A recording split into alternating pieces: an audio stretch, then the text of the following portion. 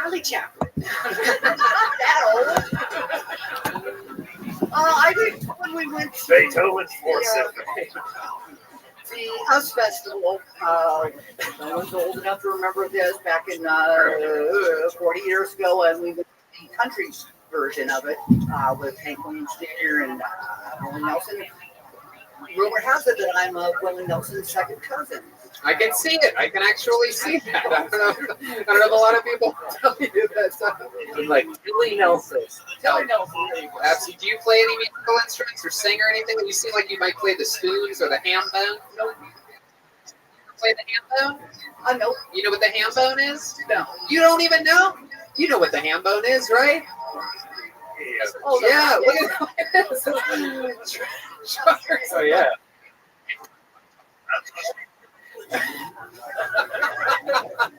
It's so stupid, but that's what it is. How long you been playing ham bone for, Truck Norris? Oh, well, since I saw Willie Nelson and Hank Williams, it's been a long time. Years. Come here. Has anybody ever told you you look like you're dressed for your first day of school? So when the band first came out, you said they were truck drivers. I thought they were truck supporters. Oh, shit. Oh, you look like the only fest you go to is the Grand Wizard of Oz Fest. Oh, my goodness. Wow. Finn Diesel trumping bombs over Baghdad back there. My goodness. So what do you do for fun nowadays, Laura Lou? What's your favorite thing to do after smoking pot? You seem like a crossword puzzle specialist. Actually, I do a lot of puzzles online. Thank you. And, with The crowd used to go crazy when I would do things like that. Yes. I don't do a whole lot anymore with this COVID thing going on. We were already 3 weeks loose anyway. Hell to get that motherfucker out of the house just go for a drive. So I just told my body, and I'm scared about going out. I'm surprised I'm even here because I'm old. When you go to your hairstylist, do you ask for the Jar Jar Binks? We gotta get a haircut. This is my style. Hey, is this another one? Is this one of Red Band's 6 impressions? Red Band's impression. Red Band's impressions. There's only 6 of them. Hey, you got a Jar Jar Bink? We're gonna get a haircut. My goodness. Impressions. Only 6 of them. Hey. Starring Aphrodite as Jar Jar Binks. Oh, I miss Aphrodite. It's been a long time. Hopefully we'll get to see you. Laura, sorry, let me get this one question. Do you do any impressions, Laura? No. Nothing? Really? That's for nothing? Never? First impression, last impression. Like character work? Yeah. Character work. Yeah. Pretend you're like a business technology. Yeah, can you do an I impression? do an impression of Bastard Motherfucker. I don't know. Oh, I love you. Laura Lou, I'm in love with you. I'm so glad that I'm behind a table so that nobody can see my complete erectiness right Well, now. yeah, Tony, can we bring up the elephant in the room? I kissed this woman in San Francisco. That's right. It leads me to believe the only thing better than kissing a year ago in San Francisco is kissing again now tonight during the coronavirus. You should give her a kiss. Give her a kiss. The crowd stands you. No, thank you. Put your beard on. Put your beard on. We got a glory hole backstage. It's okay. When we met you, your son was the actual person that signed up for the show and did comedy and failed, and you came up and did way better. Now, is your son still doing comedy? Is he given up on it? Yeah, I think he's giving up. Thank God. There you go. That's what happens when your mom's funnier than you in front of a sold-out San Francisco super show. That's basically Well, it. he had the ulterior motive doing the Mexican drum off. He did. He wasn't really interested in smiling. And that was a lot of fun. And let me just remind everybody that was one of the all-time great Mexican drum-offs. I do believe I remember. What was the big button on your thing that night, Truck Norris? Was it dildo? You threw the dildo at him? Oh, yeah. I came out with the salad bowl with a dildo inside. Right, he was eating a salad. Yeah, he was eating a salad with tongs. I kicked his ass with Pierce Guild, and I kissed his mother in front of him. That's what. How could I forget? You kissed his mother to end the drum solo. Did your son say anything about that night? You know, like on the way home, like was he upset? No, he agreed that I was a rock star. He was really proud. And you did it again tonight, Laura Lou. It's incredible. I love that you prepared a minute to actually do. You have a cool style. You keep it in your own voice. A lot of fucking cocksucking motherfuckers and all that other shit that you said. I like that. You're not trying to be something that you're not. Super cool, and I think everybody enjoyed it, right, Laura Lou? Thank you. All the way from Spokane, Washington. There goes Laura Lou, everybody. Thank you, Laura. Here she goes. No, I try to hide it.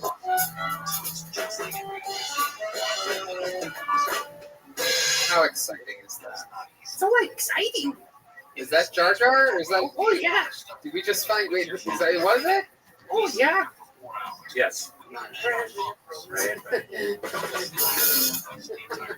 Okay, pull another name out of the bucket. Here we go.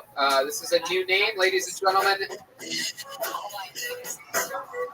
Ladies and gentlemen, first. I didn't play it. Don't you look at me. You're the leader of the band. They weren't following me. He's bad. Ladies and gentlemen, I believe it is her first time ever on the show. Make some noise for Jill D'Souza, everybody. Jill D'Souza. Hey, hey, hey! Here we go. Jill D'Souza. Hello. Do I just start now?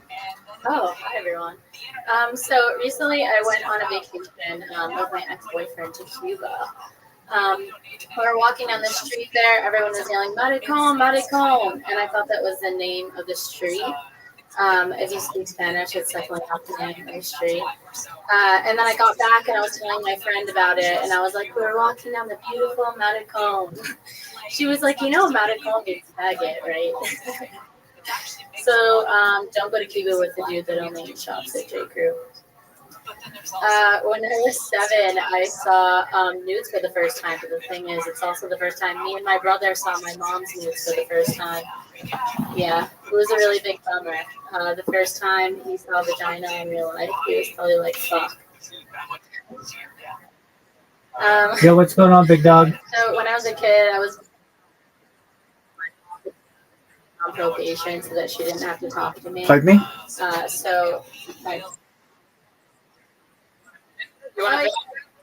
Yeah, this is all I do. I'm a certified project management professional, so I've launched apps on the App Store and Google Play, and I've had 6-figure contracts with Fortune 100 companies, so I've had some savings to be able to do this.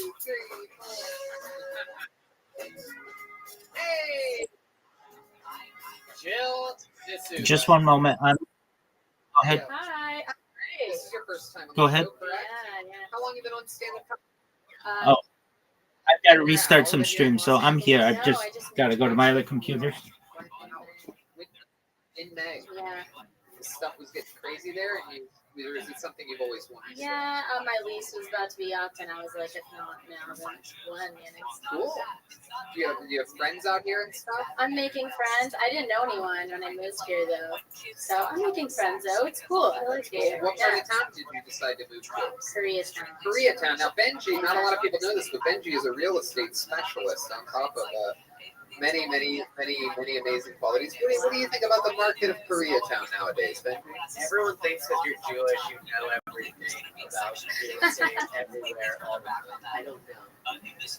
Come on! My nose starts growing. I definitely know. Let's just say, one time Benji showed me a house to Todd Phillips. He's like, you want to come over and show a house to Todd Phillips, the director of The Hangover? And I was like, hell yeah. And that was just an average day of hanging out with Benji. No, I mean that doesn't happen every day, but that's a true story. Benji doesn't look like a landlord to me. Thank you. What do you think he looks like? I thought he was Benny from Jersey Shore, like when I first saw his Ooh, look at that! You've been confused for both a Latino and an Italian so far. I'm 11%. You are? I could see that. Okay, so what's the other 89%? You know what it is. And what's your ethnicity, Jill? I'm Guyanese. Guyanese. Yeah, half white. Actually. Wrong continent. What is it? You look like Shakira's cousin. Oh, thank you. My 7th grade bus driver used to say the same thing, actually. Is that a Shakira beat?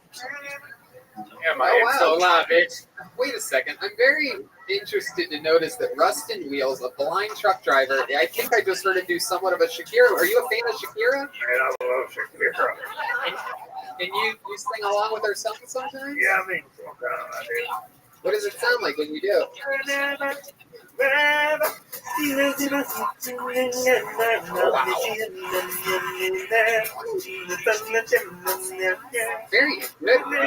Wheels. Very good. Okay. All right. Rustin. Relax. Jesus.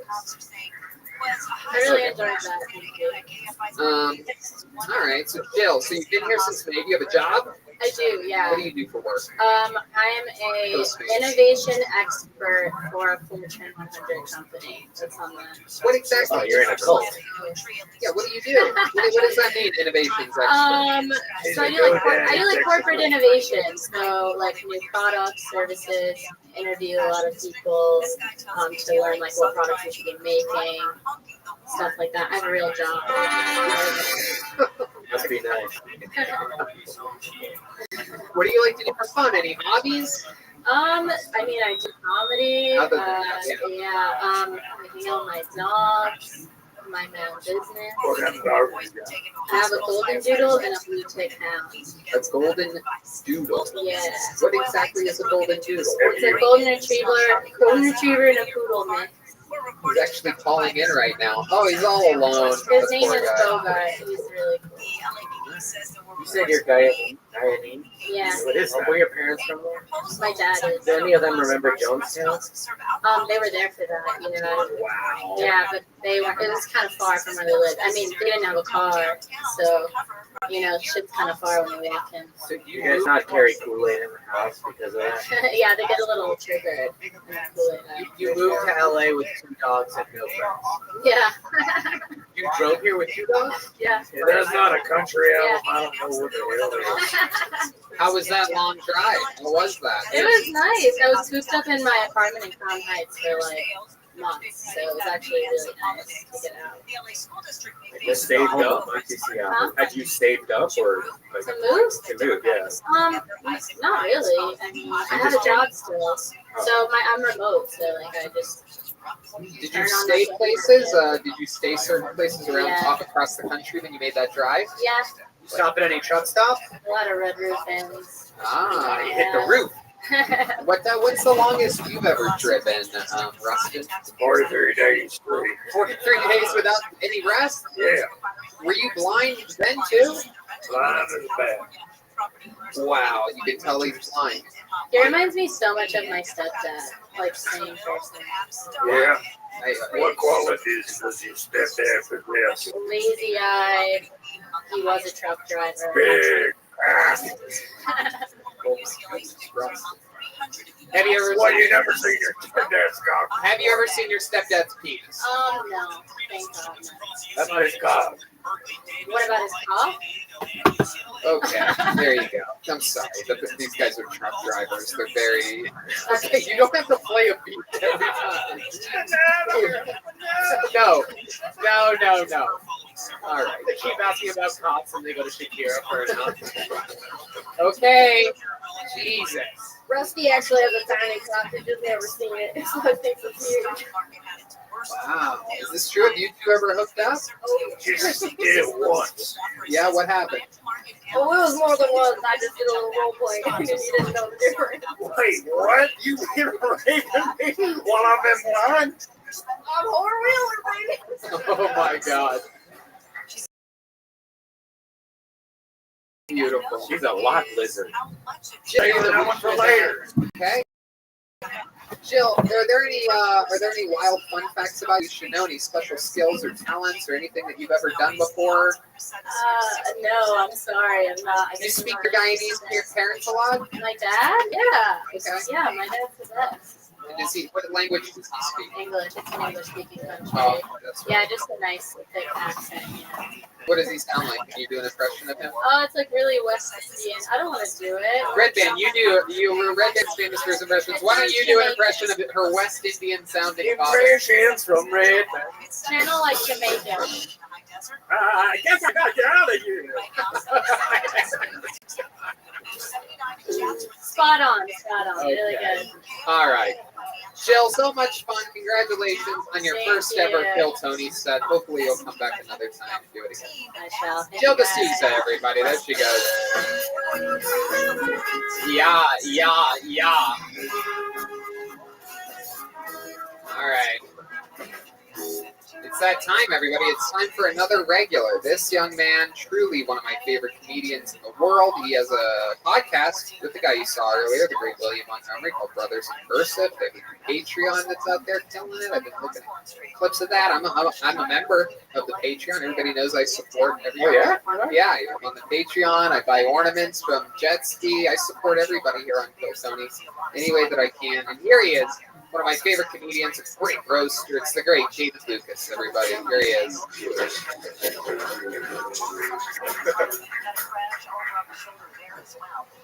I went to the strip club in Tijuana. They had some really young assholes. They were so young, they were doing homework in between dances. They were like, hey, when it's 10, you carry the one or what? I think I'm the only person that thinks Trump has a big dick. Trump has big dick energy. Nobody talks that much shit and have a small dick. When he got out of the hospital from COVID, this motherfucker got on Instagram and said, hey, America, it's your favorite president, Donald J. Trump.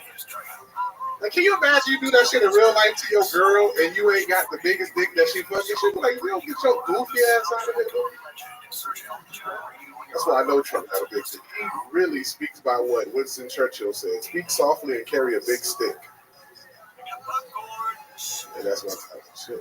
Absolutely. That's it. Did it again. Hey! Should I stay or should I go now? Yeah. Hello. What's up, bro? That was great. I love that. I got my new, what's called a new party. A party? Yeah, Like a political party? yeah. Wow, what is it? Facts for Trump. Oh, I like that. I like that. So, just people for Trump. No facts. Trump has a few healthy supporters out there. Hey, all them ex-Marines. Goddamn right. Marines, Army, Navy.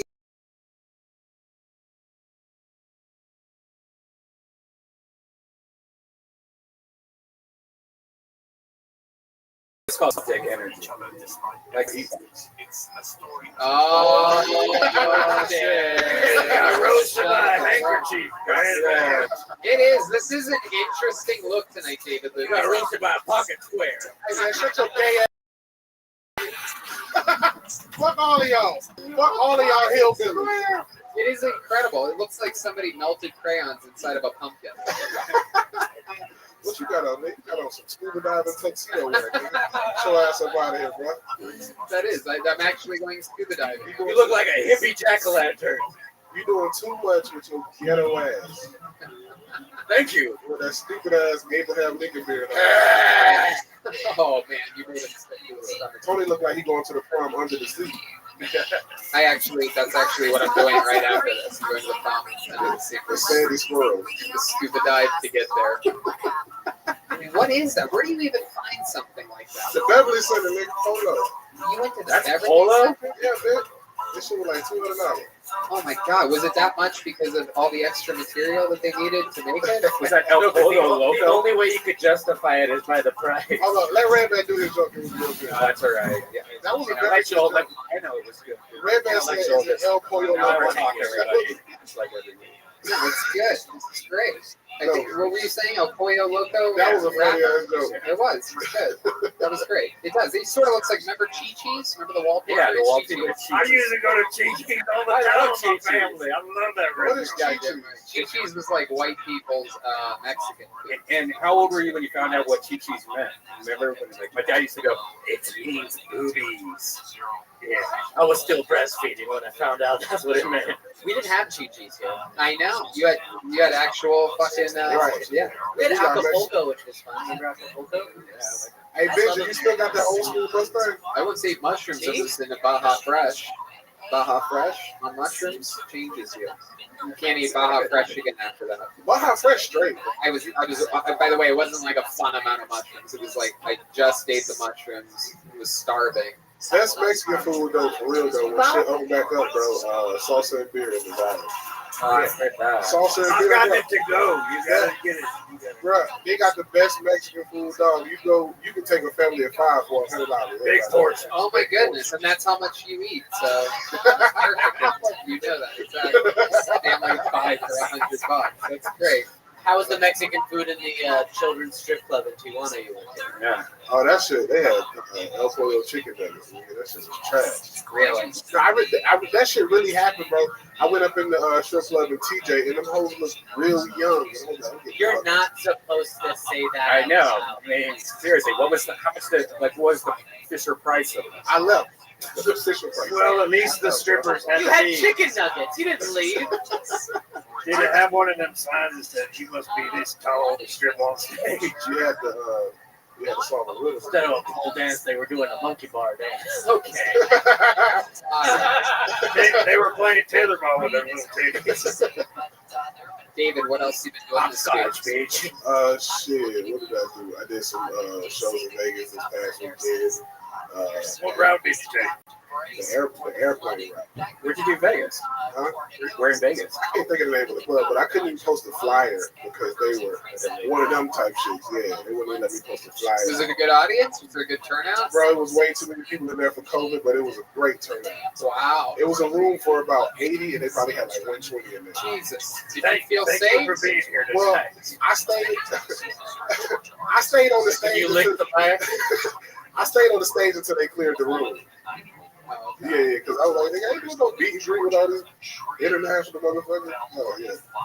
But yeah, it was like, so the dressing room was, so you came right, it's like this. You came right out of the dressing room, but you had to go this way to exit the club. And I was like, come get me when y'all empty that motherfucker. I know what club you're talking about. Oh, you did? You remember when Trump was just sitting on stage and he still caught COVID? Did y'all see the black guy in Macon, Georgia, my hometown, crowd surfing out there bit at the Trump rally? You goddamn right. Hell yeah, that thing was like that bit like it was. It's the first time it's swam. Hey, bro, let me tell you, black people in Macon can swim, bro. Yeah. Yeah. Why is that? Because we got Lake Tobesaki. What's it called? Lake Tobesaki. Tobesofke. Wow, Toby is in there. Okie dokie. Wait, can I get another shot at that? Sure, go right Can't ahead. spell Tobesaki without Toby. Not as good. All right. Is that a reference to the movie Roots? Exactly. Thank you. You got it. Why didn't everybody else? Because it's racist, Joel. You're damn right it is. I'm a truck driver, and my name ain't Joel. It's Truck Norris, bitch. Well, David, I mean, incredible stuff. I love it. I agree with you. I think Trump has big dick energy as well. Did you see the way that he danced? Hell yeah. Hell yeah. That motherfucker. Did you see people? I saw a compilation of people mimicking the dance. What's up, Pam? Compilation. They don't got it. I don't get political. You know what I'm saying? Somebody was arguing with me the other day talking. Trump had a loan. Again, I don't get political. I was like, nigga, can I give you $100 right? Like, Again, I don't get political, my friend. If you wanted to, bro. It's very, very true. He's It's a good question. The other day that said he's $1 billion in debt. And then if you Yeah, get to the middle I of the know. I feel article, like it says, can be yeah, done he's $1 through billion in technology. debt, that he's worth $3.5 billion. He's worth $2.5 Correct. billion. But they Correct. Which is the part right where liberals quit reading. All I know is his steaks are great. That's it. The crazy thing about the taxes, bro, I just like information. Don't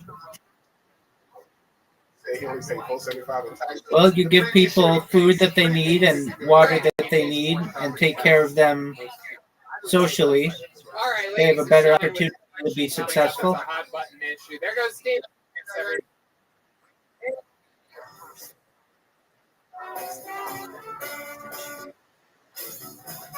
Again, I don't get political. That's a political You already discussion. vote?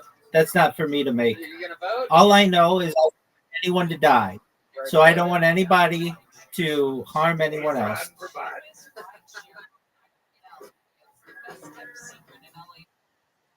Pull the name out of the book. Correct. That's fine. Through the United Nations, that's their job.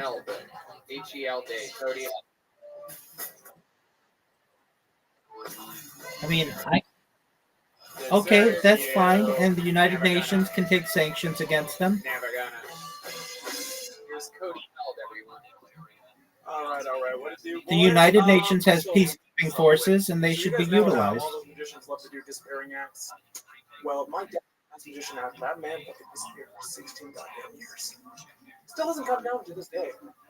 You know, he said he was going to go buy cigarettes at a Walmart. But I'm pretty sure he got lost in fucking IKEA because he is still gone, man. I'm telling you.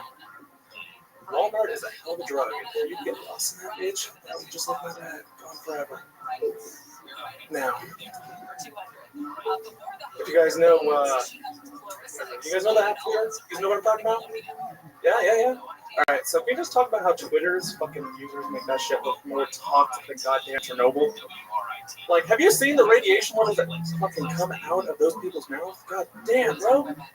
My ex was less toxic than that. Holy shit, like, and that bitch told me to fucking kill myself. She's fucking lying. So, and there's my time.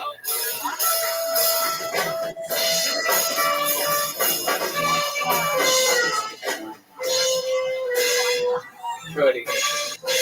How do you think that went? Oh, fucking terrible. Why do you think it was so bad? Because he didn't grow up with a dad who like taught him how to. See, right there, just like that, bro. Daddy issues. Fuck your life. What's in your ear? Definitely not headphones. Is that a headphone? Totally. Is somebody whispering that to you right now? Yeah, totally. It's the FBI agents telling me to fucking say this retarded ass shit. Cody, why do you look at the ground when you talk like He's that? blind like me. Actually, quite literally, this light is fucking killing me right now. Look directly in it. That's what you're supposed to do. That's how you get used to it. If you ever want to make it, you gotta look directly into the light. Bro, do I look like? And if you ever get in like a car accident or anything, and you see a bright light, then you look directly at it. You walk towards it. You say, "Take me." Hey, you ain't gotta tell me twice, man. Right for it. What part of Orange County are you? Good question. Orange County, Huntington Beach. Boom! Orange County. Bitch, I fucking does this. No doubt about it. They can't make eye contact, and they seem weird as fuck. They have Bluetooth headphones. Holy hell, yeah. I got these Bluetooths from my grandma for Christmas last year. I haven't taken them out since. They're stuck in there. Nothing but wax and Bluetooth. Honestly, I think there's more wax in this headphone than there is a freaking camera. Well, why don't you take it out when you're not using it? Because I'm always using it. Let's be real here. What are you listening to right now? Some rock. Listening to Blue Oyster Cult. Right now. Yes. During that whole performance and on a podcast, you're listening to a song. Perhaps. So where do you draw the line? Like, let's say Joe Rogan had you on his podcast. Would you? Hey, what's up? Whoa! We got another impression. Impressions with Red Band. That's a great Joe Rogan. I was gonna say, who's that? Joe Rogan? Gotta get on it. All right. I mean, you guys don't mind, I can do an impression too. Oh yeah, who can you do an impression of? Aussies, Yeah, Australian people. Russians. Okay, Aussies. let's hear your Australian impression. This should be amazing. Oi, cracky, hey, you got a fucking crock over there. You see that, motherfucker? Okay, let's hear some Russians. Boys. I got Hold on. I promise. This crocodile's Russian, mate. You suck. All right, here we go. Come on, dude. Do you see the fucking AK over there? Fucking another stolen AK. That's a motherfucker that's seen more wars than your fucking entire generation. That's Russian? That's Russian? Sounded Irish a little. Totally Irish. Go on, look at That was Scottish for sure. Scottish. All right, can you do a black guy? Go right ahead. Jump right into it as fast as you can. Boy, matey, I'm coming to get you people right now. Boy, matey, shut the fuck. Fucking send you the goddamn Crocs, all right? Wait, what was that? Oh, that was fucking. That was Aussie? That sounded Russian. All right, listen. I get my fucking races mixed more than my goddamn family. Now, do an impression of Ozzy Osbourne. I can't. That's Ozzy Osbourne if he was Australian. Go. You listen to music all the time. You can do this. Listen to fucking Ozzy. Actually, yes. That's his thing that he likes to say back. I know. Do I look like I? All the things that you are yes. By the way, Take a breath, close your eyes, pretend you're at Warped Tour. Warped Tour. I haven't heard that name in a fucking long time. All right, let's see. Aussie Damn it! Osbourne. You got this. I got this. You're playing it. You don't need to listen to it. This song, bro. All right, put on some Crazy Train. I got you. That's Crazy Train. How old are you? I'm 23, bro. 23. 20 Wow. goddamn cool, man. My goodness. And what do you do for work? I'm actually a Twitch. You're a Twitch what? Twitch streamer. Yeah, Play games. What are you streaming? Fortnite? Oh God, no. He's streaming crack cocaine. He's just a tweaker. He said, What he said, crack guy's cocaine, great. bro. I show the fucking kids how to do it in early age. It's either Animal Crossing or Warzone. What is it? It's actually CS:GO. What is it? CS:GO, Counter-Strike Global Offensive. It's like one of the oldest games. Oh yeah, it's really fucking. It's like 9. I played. You live with your parents? I mean, your mom? No, I live on my own. Really? Yeah. How do you afford to live on your own? No, that's my job. You make a lot of money twitching? Enough. Yes, I make just enough to live. Is on that my not own. the right terminology? What do you I call mean, it? hey, you can call it twitching. I'm a fucking Streaming. twitching motherfucker. You call it streaming? Yeah, that's what we call it. Yeah, he just laughed in your face like you're an idiot. And I was surprised. I was like, what's the right term? I'm an old man. Oh, yo, listen, I'm an idiot too. I'm used to these things. No, I'm not an idiot. I don't know, man. Don't get it twisted. You Old fucking man, twitcher. old man. He just lumped you in the same category, and then you didn't like that at all. Yeah, hey, don't worry. I'm an idiot from Orange County, too. What's your Twitch stream now? It's Simple Stupid. No space, no caps. Yeah, we're just a couple of simple, stupid people. Yeah, exactly. You know what I mean, Well, bro? we are. What do you do when you're not twitching? Do you have any fun hobbies? You skateboard or anything like that? Meth and cocaine. Is that true? Have you ever done drugs before? Other than weed, no. No. If we're talking about hobbies, though, I mean, games is pretty much my main hobby. Music. Wildest night of your life. What was that like? Oh, wildest night of my life. All right, I got this. So, party is about 100 people at the very least. I'm out here down in German food class, one by one. There's at least 9 of these. By the end of the night, I have found out I fucking bent the guy's support beam to his house to a 90-degree angle because I thought the fucking pole was talking shit to me. Yeah, it was a fucking wild night. I was straight running into this thing. That's it? And then what happened? One time I did cocaine and jerked off the feet porn for 4 hours. Wait, is that Joel? Dude, I do that Oh, it's the trucker guy. It's the trucker guy. Definitely not Joel. No, it's the trucker guy, man. Yo. I don't even know what people Serious truck. Yo, I do that. I do It was that. oddly specific and sounded a lot like Joel. Oh, no, that ain't him. It's I did meth and joined a Christian church for 2 years, man. Yo, what is foot porn like for 4 hours? I mean, what? Like, I mean, it's big, man. I could probably guess the size just by looking at it at this point. You know, Foot Locker's in my future. You know what I'm saying? So wait, your name on Twitch is stupid spelled with 2 O's? Simple Stupid. No space, no is. Simple Stupid. But is it spelled with 2 O's? Yeah. That's it. You have 238 followers. Yes, sir. And you survive making a living off that. Your most recent video has 8 views. Listen, I'm on a hiatus right now. All right. You're what? I'm on a hiatus. I'm taking a break to myself. Okay. A hiatus is a break from telling the truth to people? Right. Yo, listen. All right. That is actually my job. I live on my own. I fucking promise this. Do your parents pay your bills? My parents. Both of your parents are dead? Yeah. Wow. I can't believe your dad left you and still killed himself. Dude, everyone wants to kill themselves around me. You get used to it. How did your parents die? I don't know, a fucking car accident from what I remember.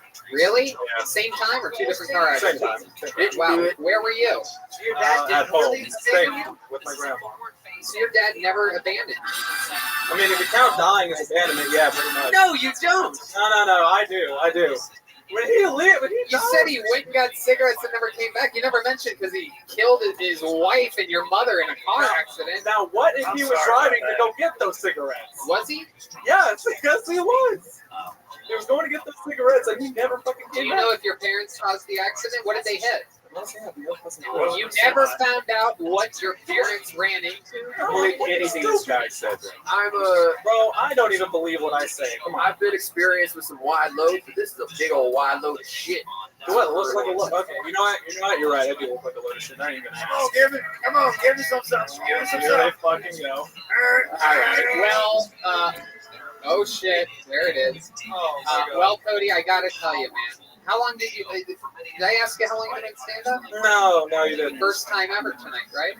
No, I wish. First time here. I've been doing it on and off for about a year now, but like, not too much. I mean, lately I've been fucking taking shit to myself. Yeah, it seems like that. So Cody, it was fun to meet you. Hey, fun to meet you Do too, some bro. more, you know? Of course. If you ever want to do it again, do something completely different than what you did tonight. Oh, you mean bombing and Something top different than you did. Just do everything different. A lot of people say be yourself, right? But I'm encouraging you, for the first time in the show's history, I'm encouraging you to not be yourself. Do anything else other than what you did tonight. Okay? All right, you know what? I'll take it. There he goes. Cody Held, everyone. Back to Orange County. Love y'all.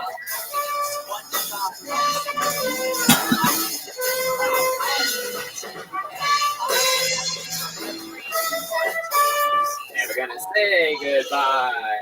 Wow. It seems like just earlier, this lady's name came up, and now I think dreams are about to come true. This young lady, a legend here on Kill Tony, famously one of the ladies pulled out of the bucket more than any other human being in the bucket's history. She has extreme luck. And she, I believe she's 72. We're going to talk with her all about it. But she started here on Kill Tony. And, you know, she got better and better and better every single time that she came out. And she absolutely loves the show. She's a big piece of the puzzle here. And she's definitely her own flavor. I present to you, Kill Tony fans, the return of the great Aphrodite. Here she is. Wow. It's the real deal. Aphrodite. How y'all doing? I need to make an announcement. I'm very proud to let you guys know that I have actually the wettest motherfucking pussy in the history of the Kill Tiny Show. I just wet this tissue up to prove that I got a wet pussy, okay? I peed on myself in the motherfucking La Jolla 2 show. I peed on myself. So that just eliminates that goddamn cardiovascular B or cardio B, whatever that goddamn name is. You stole my motherfucking concept. I'm gonna get my motherfucking royalties, bitch. I'm telling you right now. I want y'all to know. I know some of y'all words, you know, that you might get the coochie lorona of the grabbing of the pussy of the virus and the juices flying out the back of your asshole virus. But don't worry about it. Because my cousin Ray Ray is working on the crib. Yeah. My cousin Ray Ray is coming up with a good one to help get rid of this shit. It's called Bitch Get Out of My Car While Punching Your Motherfucking Face vaccine. Oh yeah, it's gonna work. It's a very strong one.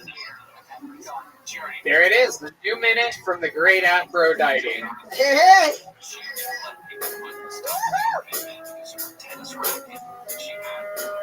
Wow. What a sweet thing you are. I'm so glad to see you again. How are you? Fantastic. I do not have the coochie lorona. So let's talk about your set. What do you mean you have a very wet pussy? Because I peed on myself. But when did that happen? On the La Jolla 2 show, you don't remember I peed on myself? I told everybody I peed on myself. On the what? On the La Jolla 2 show when we went on tour. Remember the second set? I peed on myself. God, you're doing callbacks from last March. So that means I have the wettest pussy in the goddamn kill tiny. Sometimes we recollect things in our life that we realize that other people don't care about us as other people. And one of them was you pissing on yourself. I don't hold that as a near and dear Aphrodite memory. I've got others I in just the want Rolodex. credit for the wet ass pussy in the goddamn show history. Oh, that's right. Why do you call it Kill Tiny? You know it's Kill Tony. I know, but he's a little tiny. Me? No, I'm just kidding. You talking about me? Yeah, I'm just making fun of the show title, Kill Tiny instead of Kill Tony. But why would you call it Kill Tiny? Oh, I get it. Because you're a little guy. You're a little guy. What the fuck do you mean I'm a little guy? Tony. You're mighty though. You're mighty. What as the hell. fuck is this supposed to mean? Of all the people that stabbed me in the back, what kind of Game of Thrones shit is this? I've always been nice to you. I'm mad. You're breaking out the mouse. I need some cheese. I miss you so much. Welcome back to when tiny guys find out they're tiny. Oh my goodness. It really hurts coming from you out. I'm sorry, I don't mean it. I don't mean it. Tony, her whole persona is pussy piss. Like, just relax. Coming from another tiny. You know older It's a people bold pee on piss. themselves all the time, Tony. I'm 65. You're 65 years 65, old. October 10th. What makes you piss yourself? Is it like you laugh and you pee a little? It's just I bet getting you. older, dude. You just piss when you gotta piss? You can laugh and piss. That's what I'm asking. Yeah. Yes. You sneeze and piss. Yeah. Spicy food, piss? Yeah, just the thought of kissing piss. So are you reluctant to hydrate because you're worried? You're like, I might as well be dehydrated, otherwise I'm just going to be pissing everywhere I go. Well, I try to watch it, because I don't want to see you public, peeing at home is okay, but what you gonna do with no diapers? Right. What the fuck is happening? Afro, what have you been doing during this pandemic? You're a very, very social woman. A little fun fact is that the night that everything, absolutely the final fucking night that everything shut down, you remember that night? Yes, I Aphrodite? do. Yes, I do. The final night, and everybody knows I'm a young, staunch Republican. So, of course, I don't believe in this shit. I'm going partying. I'm trying to find things to do. Anyway, I'm kidding. But I remember that the Top Shelf Brass Band was playing that night, featuring Aphrodite, and I've always wanted to have a chance to see them. The Comedy Store closed, the Improv was closed, the Laugh Factory was closed for the first time ever in Los Angeles, since I was a fucking kid here. I had no spots, nowhere to perform, no comedy clubs to hang out at, and I looked at my social media. I saw Top Shelf and Aphrodite were performing, and Top Shelf, of course, has been featured on the show many a time, so does Aphrodite. And I walked into that New Orleans-style fucking bar, and I had, all by myself, by the way, The sassafras. the Sassafras, and I had the best goddamn time having drinks and watching you sing your fucking heart out. It was so cool. Thank you, Tony. Would have thought that the Top Shelf was Aphrodite's kid. Never forget that you came out. We still thank you to this day. Hey, we'll give you something on the hell. Yeah, we'll give you something. What the hell? Oh, jeez. The Jack Austin.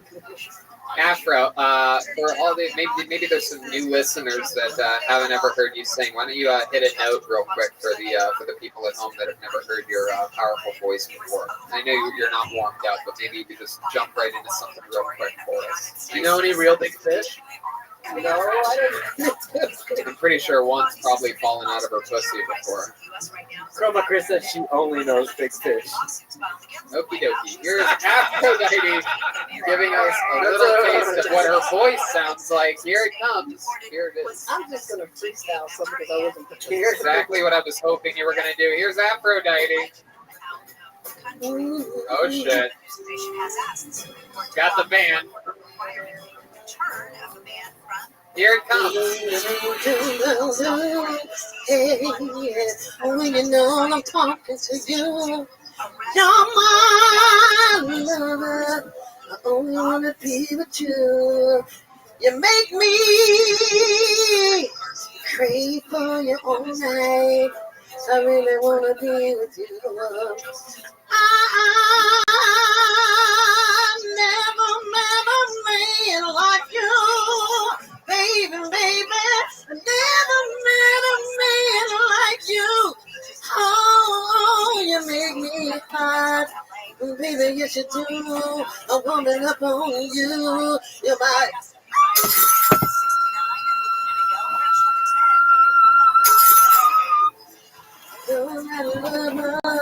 Yes, you are. Wow. Yes, you are. There You it is. make There it me is. want. Put a big button on it. There you go. Thank you guys. God, I miss you all. Wow, it's so lovely, Aphrodite. How I miss that beautiful voice and your beautiful face and your incredible fucking energy. Thank you so much for joining Thank us you. again. I want to let you know that Top Shelf Brass Band featuring Aphrodite, we're going to release a song called I Fell in Love on the 24th this Saturday. Please check us out. There's a lot more coming. I have some singles on my own. All right, that's enough of your fucking plug. All right. Aphrodite. Yes, thank you. Here she goes. Aphrodite. Aphrodite.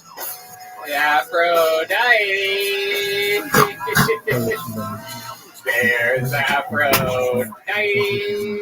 All right, here we go. Okay, it's a very, lots of ladies on this show tonight. Your final comedian out of the bucket goes by the name of Claudia Casalao. Claudia Casalao. Here we go.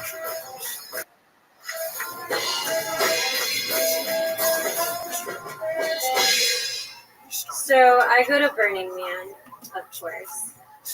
If you're not familiar, Burning Man's where a bunch of rich people spend hundreds, thousands of dollars to spend a week in a hot-ass RV in the middle of the desert doing drugs all day.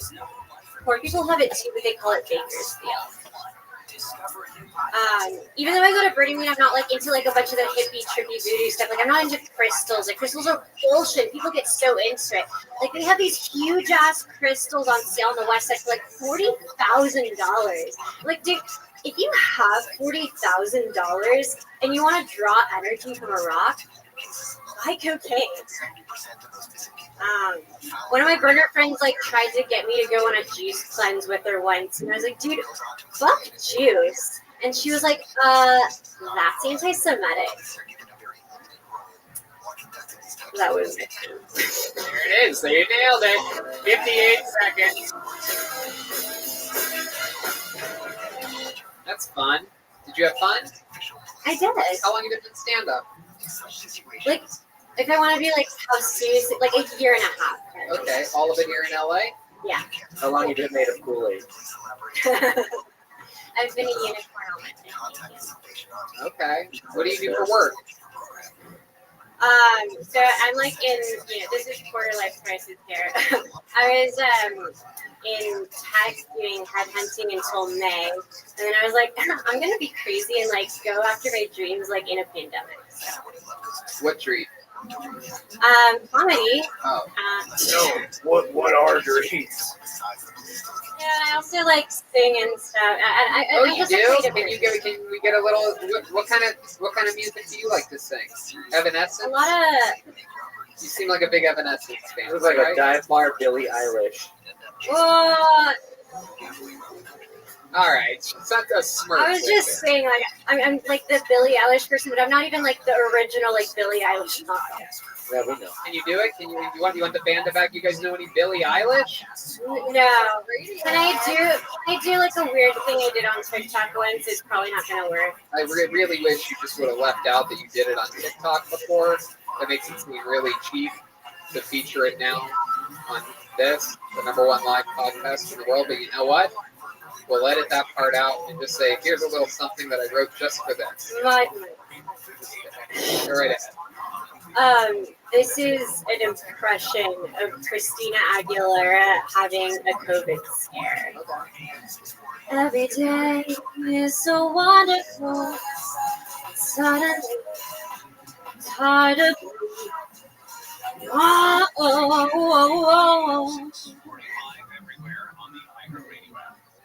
That was it. That was it? Okay, I was waiting for like the crazy part or something. It just sounded good. It sounded like Christina Aguilera. So what was the COVID part?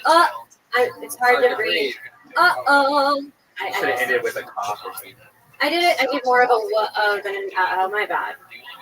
I was curious. I wasn't going to sound mad. Maybe if you sang like, I took this positive for coronavirus. That would be good. Yeah. So Claudia, what do you do when you're not singing or doing stand-up, like you're working? What else about you? You seem like you have I got COVID in a bottle, baby. Come on, let me out. I'm dirty.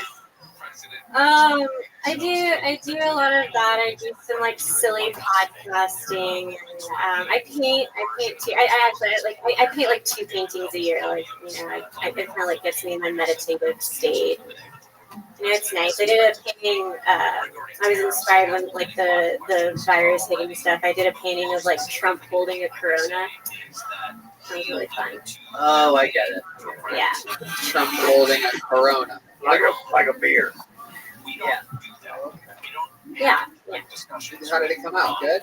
It was awesome. It was actually really funny because I don't know, I was like gonna include some like quotes and stuff, and I was like, let's like not have it be political. And it actually went to a Trump supporter in the end.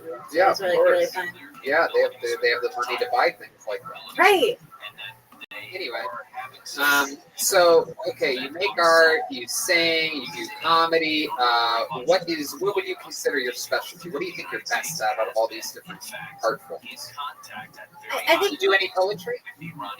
No, not really. I can't really take myself seriously. Are you from Phoenix? Is a great question, and I also, much like Joel's Orange County pick earlier, I'm going to double down on that. I'm going to even go more specific and say Tempe, Arizona.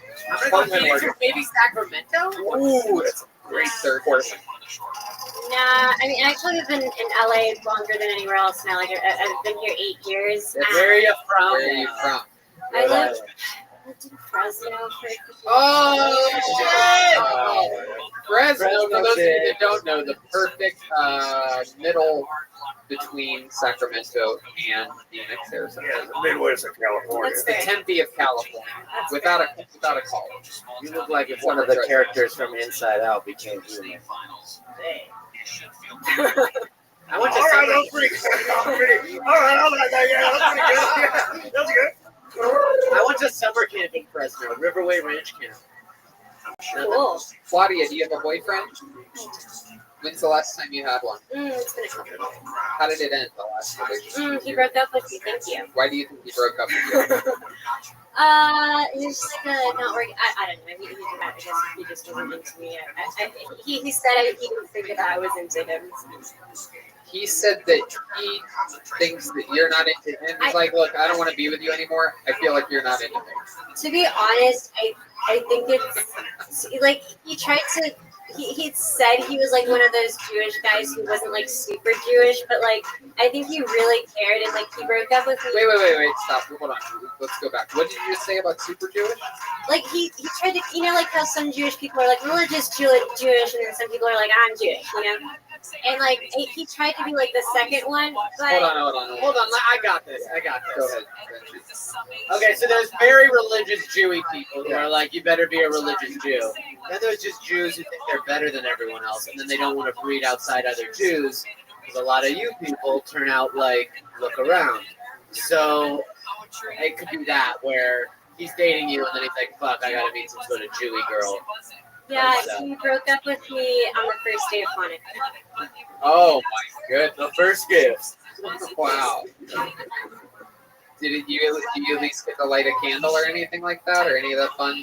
What the Jewish people consider super fun? To be fair, I completely didn't realize it was Hanukkah, so. Oh, you came over in a Christmas sweater and Rudolph antlers. She comes over, she just signed a bad loan, lot of Wave Runner, all sorts of Christian shit. She's like, what? It's Hanukkah? Let's make casserole. Isn't that what you guys do too? No, we don't. Was that the first Jewish guy you dated? Yeah. Okay. Now, Benji, a little fun fact about Benji is that you're sort of into. I've grown up. I'm not like that. Really? I know what you're talking about. You don't like boys anymore? I don't like boys. No, I like boys, but I will still date non-Jews.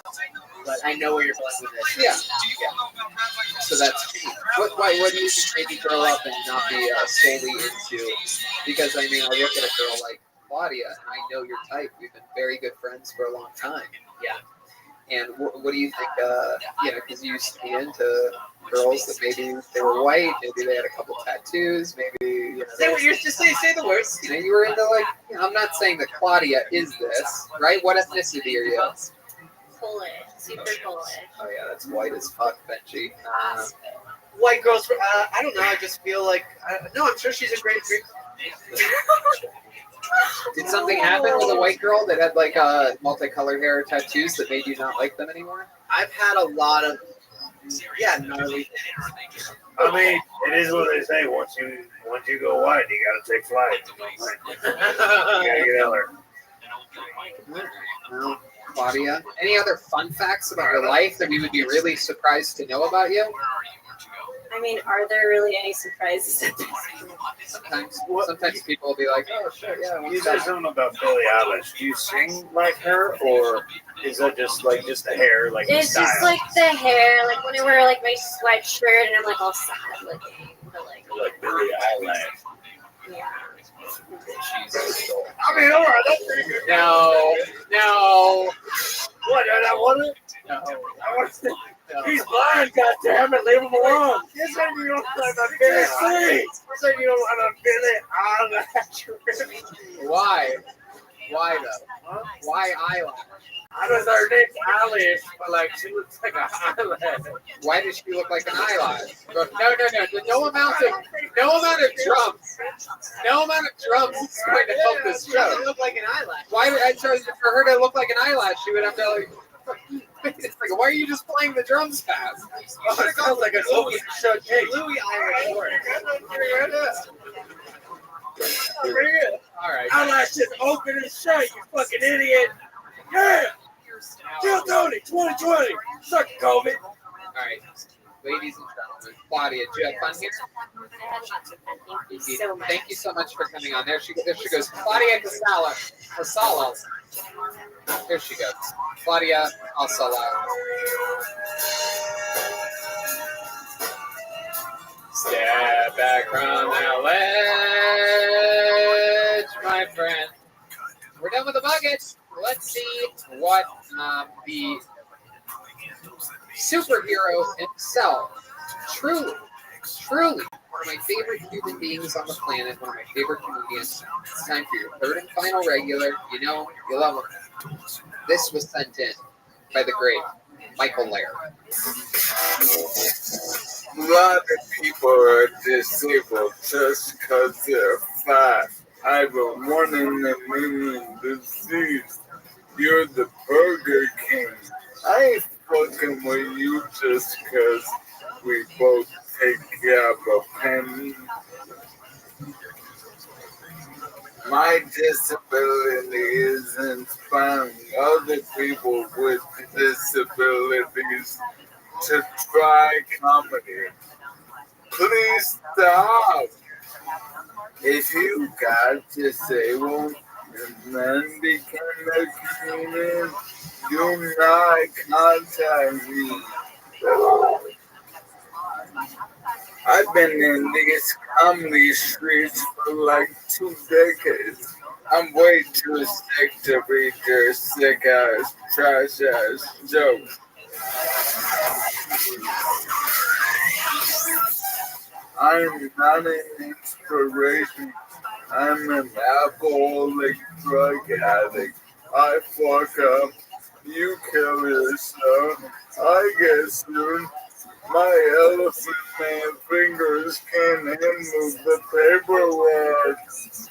I'm not your average disabled guy.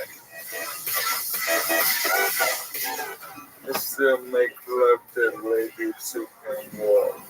Someone not faster than my wheelchair.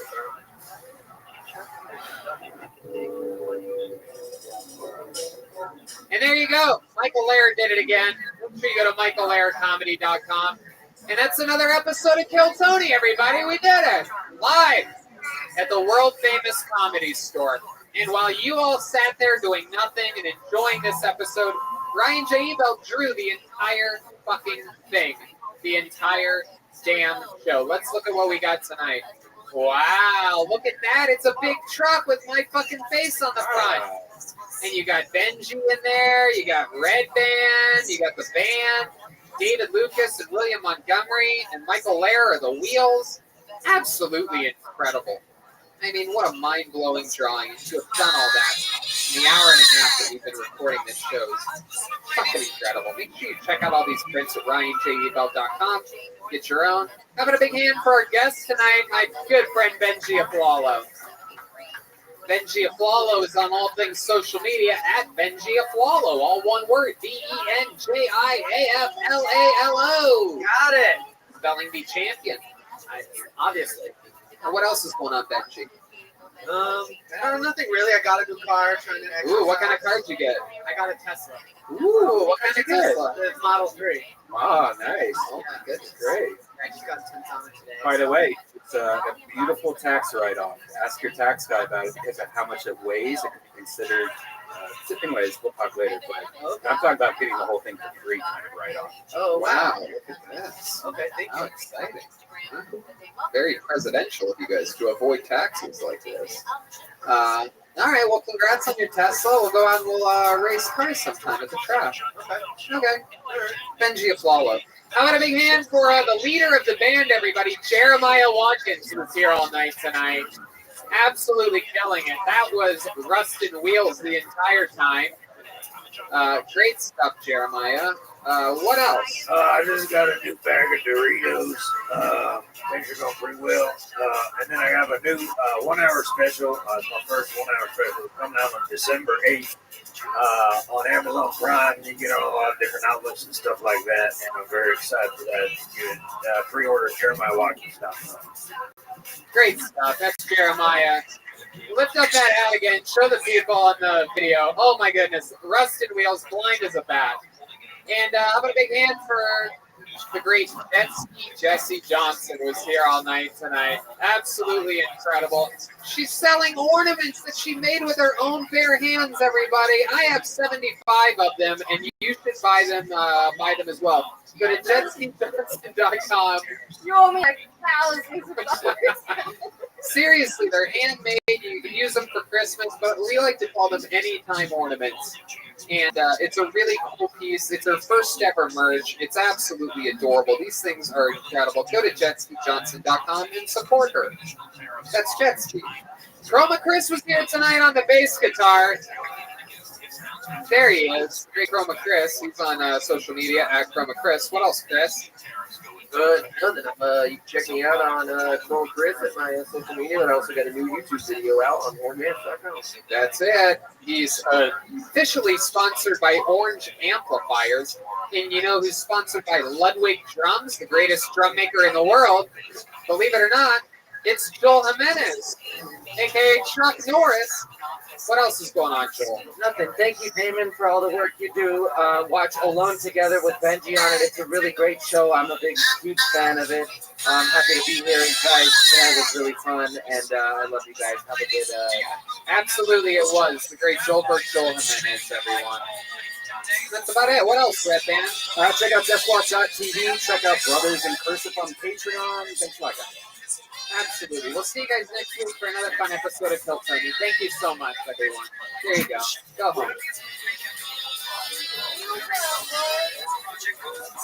Icons to Rabbi, technology Antimatter, life extension technology, my company. Rabbi talks about Rabbi truly is the total package. And have you seen that schlong? It leaves me burning. Please join me and the rest of the Closet Rabbis Discord server.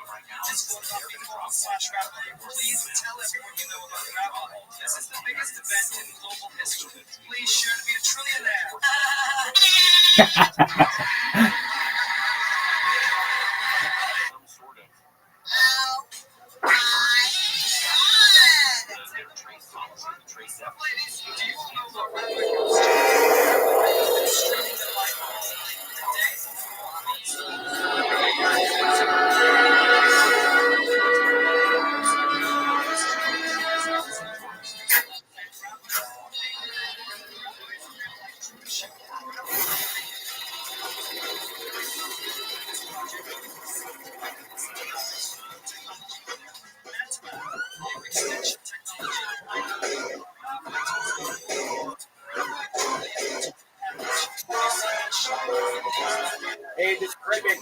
from the world's famous comedy store main room for a brand new episode of Kill Time. Give it up for Tony Henry.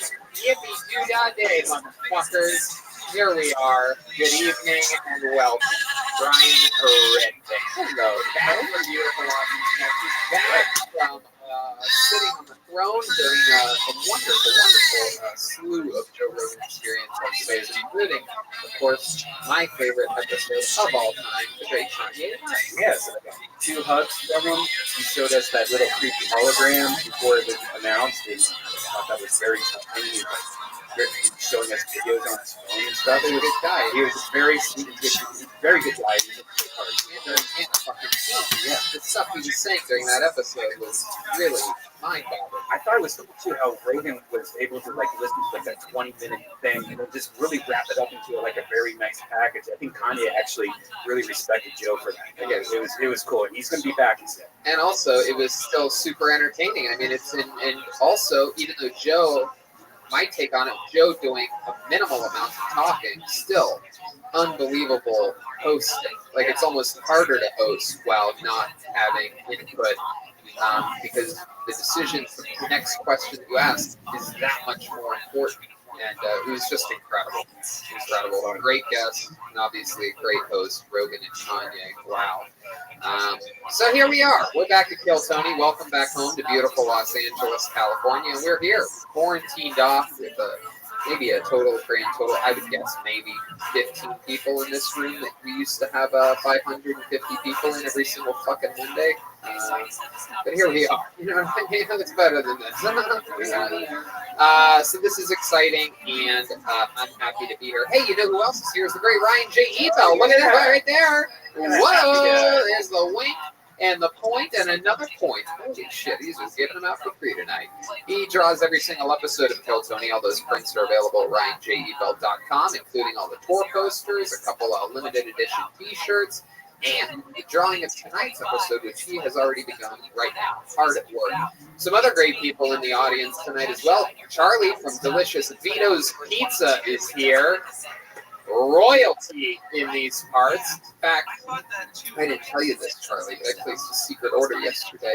The eggplant parmesan appetizer with my favorite baked ziti. Slammed it down like a champion. Gives me all the fuel I need for an amazing day. And then I chase it down with a caveman coffee, which you could do as well by using the promo code KILLTONY, getting 15% off your order. Incredible stuff. I don't know how it packs so much energy in a can, but somehow it does. And also a shout out to the great Gino from Speedweed over there. He's the man. Also the CEO of Metterbox Studios, which was a tremendous second home to us during these wild times of this unprecedented pandemic. And so, with that said, we are all set to start tonight's show. But before I bring out tonight's guest, here's a little bit more about the amazing sponsors that made this episode free for you, the lucky listener. Hiring can be challenging, but ZipRecruiter makes it fast and easy. One CEO, Ali, needed to hire for a multifaceted role at his wallpaper company, Walls Need Love. He was looking for someone who was the right fit for his team and culture, but his search was slow going.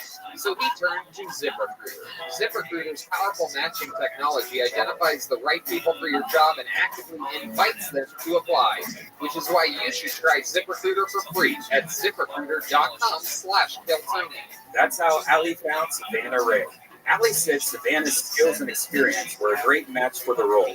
Plus, she applied within a few days after he posted the job. Through ZipRecruiter, Ali has hired everyone from head of marketing to sales director to lead graphic designer. But Ali's not the only employer who loves ZipRecruiter. That's right. A lot of them do. 4 out of 5 employers who post on ZipRecruiter get a quality candidate within the first day. See for yourself how ZipRecruiter makes hiring faster and easier. Try it for free. That's right, free at ZipRecruiter.com/KillTony. That's ZipRecruiter.com/KILLTONY. ZipRecruiter.com/KillTony. I'm watching this particularly music June 11th, and it opens up with A special report. Right behind this fence is where the body was found this morning about 6:45 in the morning. And they sure down there, this is the apartment complex. That's the apartment that the manager lives in. I wonder if John killed the guy. Kid's got to change his identity because out of county he murdered somebody. Witch doctor with this magic dust on him. Totally transformed him. He will do anything to look like somebody else. Now let's reveal that work. Oh my God. For the guy that has been taking abuse from him for the past 26 years, I hope I'm the guy that puts him away and locks him up. he is a son of Satan, the devil. He's a murderer, a killer. Now he's not Dave Vargas, he's the new Dave. Now he's new Dave. Oh my God. I know the laws, I know how the system works, and I know how to arrest somebody. So, bottom line, I'm not an idiot.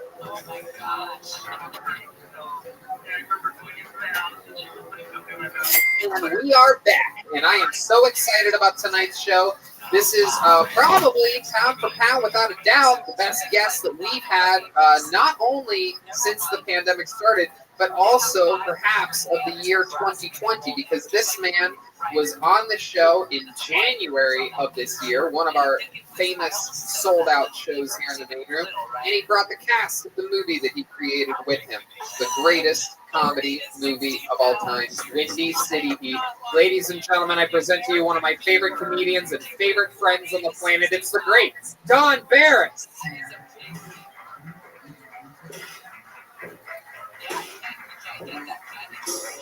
Wow, it's really him, live in the flesh on a Monday.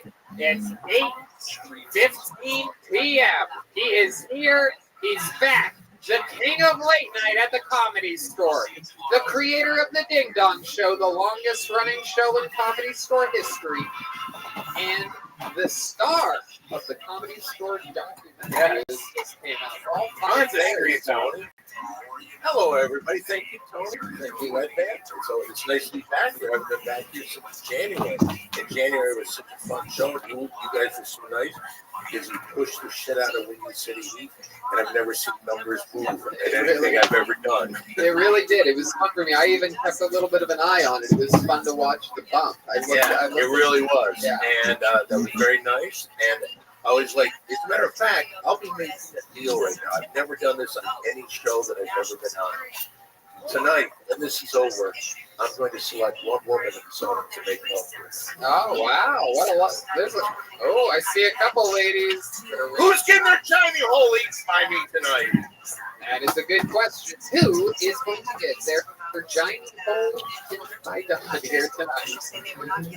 Don, I'm so happy to have you. I'm sure since it was just in January that you were on the show, you remember that we have a band on the show. Yes, I do. In every single episode, they commit to be different characters. They've been in a different sealed-off green room getting ready before this show. Can I say this before you bring them out? Yeah, I'm sorry to interrupt you because it's your fucking show and you're doing a good job. You're great. You can do whatever you want. But you know what? When you said we don't know, I saw them backstage. And they said, whatever you do, don't say anything. So I'm going to shut my mouth because I don't want that girl that I'm going to be making love to upset with me. That's right. You want that giant hole nice and ready for you. With that said, let's find out what they are tonight. Maybe it's brand new characters that we've never seen before. Maybe it's the return of some of our favorite characters that we have seen. Ladies and gentlemen, I present to you the best damn band in the land. It's the Kiltony Band. Jetski, Jesse Johnson, Chroma Chris, and Joelberg, Joel Jimenez.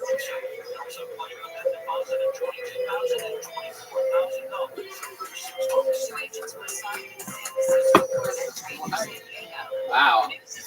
I have no idea what this is. Wow.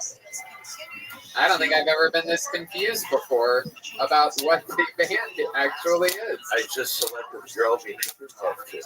Uh-oh. We found the lucky lady. Jeremiah won't like that.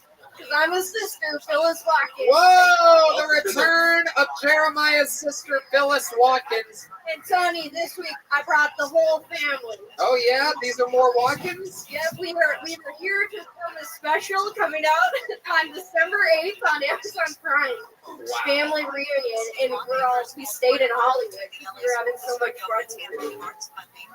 fun. Wow.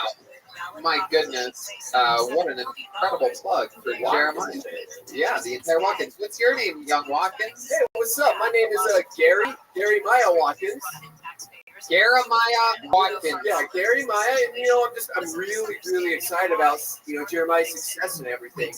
Even though I was the one who actually told him he should play saxophone. And I even got him into comedy. So wow, we're finding out a lot about Gary Maya Watkins. No, so I'm really excited about his success, Tony. You seem a little bit bitter. You're his brother? Yeah, I mean, I just got him into comedy.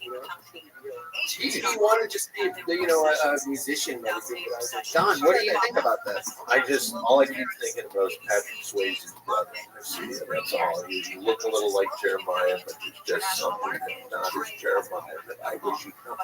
Oh, Derek Swayze, right? I get that a lot. I look like Derek Swayze. We all got nose jobs. And I'm really interested to find out how this young man behind me on the drums fits into the Watkins family. What's your name, sir? Joaquin Watkins. I just took an ancestry.com test. Blood in, blood out, 100% Joaquin. I'm here to promote my cousin's fucking first special. How are you related to these? I don't know. That's ancestry.com for 100% blood. Goodness, that is incredible. What do you guys think of Joaquin Watkins being in your family? Good. Blood, homie. Blood brothers. Jeremiah Watkins performs his first 1-hour special family reunion in an intimate comedy club setting. Be a fly on the wall as Jeremiah gets heckled by his mom, works off the crowd, shares personal stories of dating and marriage, and watches ridiculous physicality and characters, all while his family, friends surround him with exclusive family interviews. This is one of the most unique and raw specials you'll ever see. I love it. Joaquin Watkins is here. Jeremiah Watkins, Phyllis Watkins, the great Don Barris, Red Band and the soundboard. So let's start the fucking show. You guys ready for this? Before you start, can I just say one thing? I happen to see Gino on the audience, one of your sponsors. Gino, every time I see him, it is nice because every time I see him, he gives me a drink, and he doesn't have to. Gino, my man. Hello. We love Gino. Absolute Kill Tony royalty, without a doubt. And so let's just jump right into it. To kick off tonight's show, because we like to start things with a fucking bang around here, I present to you the longest tenured regular in Kill Tony history, and also a guy that in the Kill Tony part of the Comedy Store documentary was featured more than both Tony Hinchcliffe and Brian Redband, guys that have done the show for tens of thousands of hours. But or the band. This is show business. I'm just Rogan's producer. So what they said? Tom Segura kept on going, and then I started my podcast with Rogan's producer. What the fuck? The sad part is that you can see his lips say Brian Redband in a different voice. It's just like Rogan's producer. All right. Ladies and gentlemen, before you go on, I hate to, again, you're the host, but you said something that I have to touch base with. In that documentary of the Comedy Store, when it came to talking about you, did I say Redband? Sure did. I sure you and did. Joe were I too. did. Thank you, buddy. No problem. They're gone better. They used 3 videos of mine, didn't credit any of them. But thanks a lot. Look, I think it was beautifully done. No better part to feature Kill Tony than after mentioning the Argus Hamilton Tonight Show. You know, I mean, that's so fitting. Have we filled theaters around the globe with a show that started in the belly room? Sure, but why really cover that at all when you can? Why would you? Yeah, when you can cover the. I think the Argus show is wildly Have successful. you been on the Argus show? Yeah. What is Argus Hamilton? Argus Hamilton. Argus Hamilton. We don't have these yet. No. Anyway, we're going to start it off with a guy heavily featured in the Comedy Store documentary. He's absolutely a wild man. He's one of our favorite comedians of all time, and always entertaining as hell. Ladies and gentlemen, I present to you the Big Red Machine, William Montgomery. I know that dude. Here it is, 60 seconds uninterrupted from William Montgomery. Do I look like the kind of guy that would kill a journalist? Do I look like the kind of guy that would do business with Hunter Biden? Quick joke for you people. What do you call a woman driver? Beheaded. What do I call it when I throw my wife off of a mountain for not birthing a male heir? A flying carpet. My wife is so ugly I couldn't sell her to a human trafficking organization. Where in the world is Carmen Sandiego? Hopefully not in my country because you'll never see her again. Tony spends more time in a sand trap than a Saudi drug dealer. It's a golf joke. Not fair. Unbelievable. What a performance. What a performance. What a way to kick off tonight's show. William Montgomery delivering jokes as how would you describe this character? What are you here tonight? An Arab sheik. An Arab sheik. Heck yeah. And was that perhaps your Halloween costume? It was. It's the $300. My goodness. He looks like the Virgin Mary if she wasn't a virgin. He looks like a Virgin Harry. The Virgin Harry. That was Jeremiah Washington. Virgin Harry. Virgin Harry. What did you do for Halloween dressed like that? Where'd you go? I actually did a show. David was on it. How was it? I dominated him in the show. David did pretty poorly. That's true. It's a little disappointing. Oh, we're going to have to follow up with David about this in a little bit. What made you pick an Arab sheik for Halloween? I don't know. I've always been intrigued by the Muslim religion. Yeah, what about that religion intrigues you? I don't know. Just all the Muhammad stuff. I'm really a big fan. You're a big fan of Muhammad? Correct. In what way? Like, why are you a big fan of Muhammad? He used to eat a bunch of deer meat, and I'm a big fan of deer meat. What, have you ever eaten deer meat? I was on the phone with my dad earlier this week, and I told him I was getting Indian food, and he was like, "What are you talking about? Deer meat?" It's like, no. Like the dot type of Indian, not the feather type of Indian. I was shocked. I was like, "What the fuck are you talking about? Deer meat?" William, did you know our producer's name is David Deermeat? I love David Deermeat. Our producer, man. David Deermeat. David Deermeat. Oh my god. I love David Deermeat. Also, you look like I could bum a Camel cigarette off you. You got one? Yes. Yeah. It is an interesting look. So you ended up doing a show for Halloween. Did you dress up with someone? Did you go to that show with a date or something? Yes, with my lady friend. With your girlfriend. What was she dressed up as? What was she dressed up as, William? Didn't dress up as anything. Whoa, this seems like she seems as much fun as we've always heard. She is. Probably shouldn't get into this subject. Oh, so she listens to the show just to find things to complain. We really should get into this subject. Every single episode. Please, let's not get into this subject. You're gonna get in Please. trouble. Let's stop. I love this character, the Saudi guy who's afraid of his life.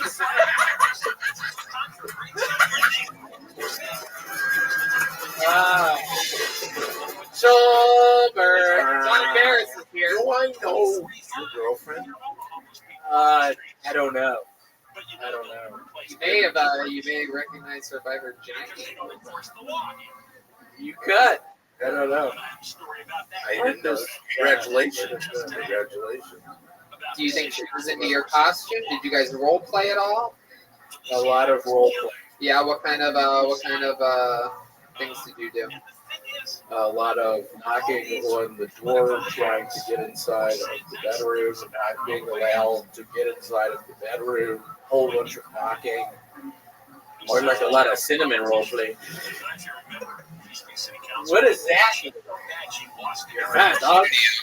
know, we heard last week that he was so drunk that he shit himself and it fell on the floor. No, I didn't. We don't need to talk about this one here. Yeah, we do. I had no idea about this. This is one of the perks of not listening to others in cursive, is that I find out all the best highlights like this live on the spot, and you get to see my genuine reaction to it. So you had a heavy, serious drinking problem. Drinking again. And then you took a few weeks off drinking, or at least you said that you were while coming in here sweating profusely. I'm hot as shit in this right now. I bet. I'm sweating bad right now. I bet you are. You're completely in character. You're a real Arab sheep. So explain to us how you ended up shitting your pants. Or, I mean, hopefully it wasn't during Halloween because you're not really wearing any pants. I was wearing this outfit. It took me a while to take it off. Wow. To think that you even went to the extent of smelling like an Arab man, too. Yeah, he went trick-or-treating, definitely looking for 72 virgins. What is that? Explain to us how you shit your pants, Roy. This is great podcast.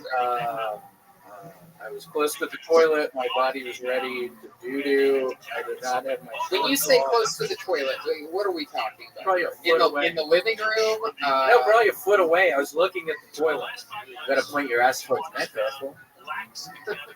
So, what were you doing? Why were you looking at the toilet? I was trying to take the stuff off. What stuff? And I couldn't. It's My an clothes. outfit. Oh, your outfit. He's been wearing that for a week.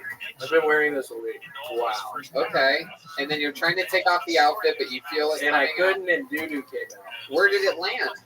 In my shorts and also on the floor. One of the pairs of shorts that you got here on this show? Yeah, new pair of shorts. Did you wash them or did you throw them out? Washed them. Oh, disgusting. Just throw them away. I'm actually wearing them right now. William, we got you 40 pairs of free shorts.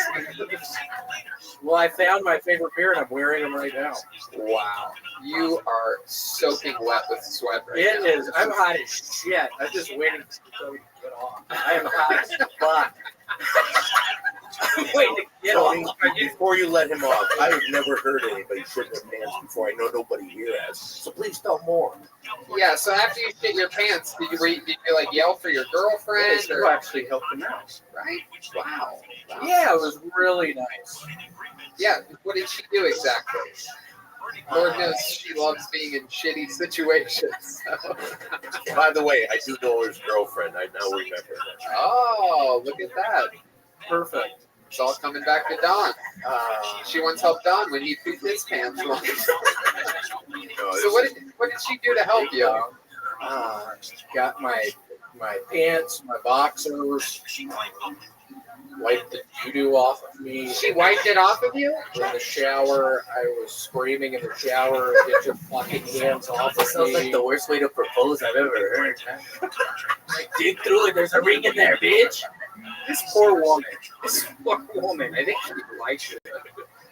I know, I do feel kind of bad after everything, after all the shit. Let me ask you this. Here's a final Genuinely, question. oh, before you ask the final, can I ask Yeah, the question? You can ask the final of question. course. You go right ahead. Have you ever done anything else this close to embarrassing your girlfriend? Anything else, like shitting your pants? Anything else? Maybe masturbating like that? Yeah, all kinds of stuff I think, but I don't know. Right now would be a good time to tell us. Go right ahead. No, I don't know. This isn't a good time. I think the worst feels it's a good time. You You guys can tell by think their. so? I think everybody wants to hear it. I'm kidding. I don't even know what I don't know. Wow, I've never seen you this stumped before. I don't know Normally, what I would say. improvisational guru, and it appears as though we have found the Achilles heel of this era. Yeah. Here's the question that I had. Yeah. I've been dating this girl a while, very what we would describe as a tumultuous relationship. Don's getting a phone call. It's William's girl right now calling Don. Can you please stop fucking bringing me up during pancakes? Okay, so here's my question for you, William. If your girlfriend, who you've been with now for what, 8, 10 months, a year? How long have you guys been together? I don't know, year and a half. Year and a half. Boy, does time fly. Let me ask you this. If she shit her pants a foot away from the toilet and opened the door and was like, William, I shit my pants, I need your help, how would you react to that? I would slam the bathroom door shut. I would get in my fucking car. And I would. There you go. That's what I thought. Perfect answer. That's it. That's a way out right there, ladies and gentlemen. The great William Montgomery, everybody. There he goes. Hey!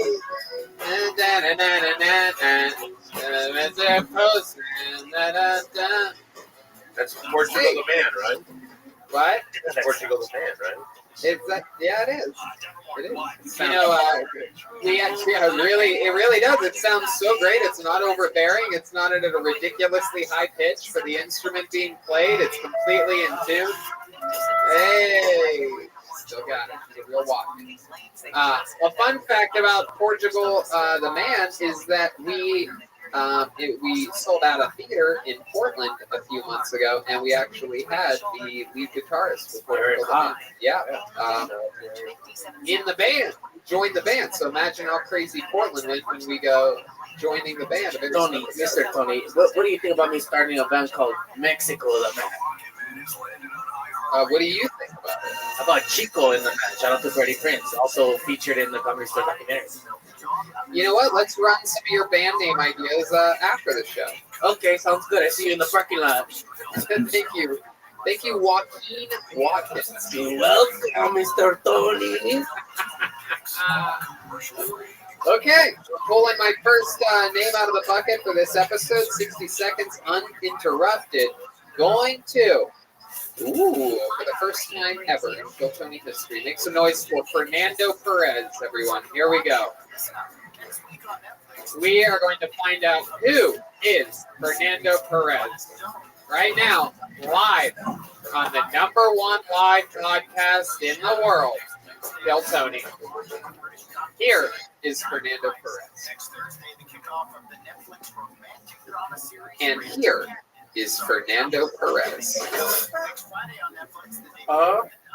Well, I feel like if I knew who Wolfgang Puck was, I could make myself come off as a lot smarter than I am. I'm a little too white for Mexican kids. Honestly, a little too white for white kids too sometimes.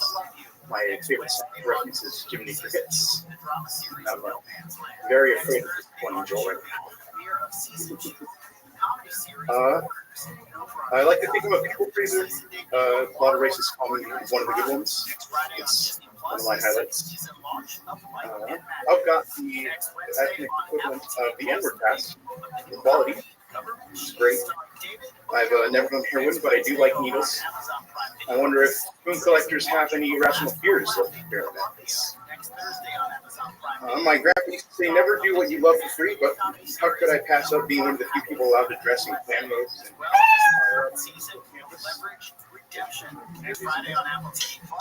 There you go, Fernando Perez. Wow, Fernando, I must say you have the delivery of a book-smart human being.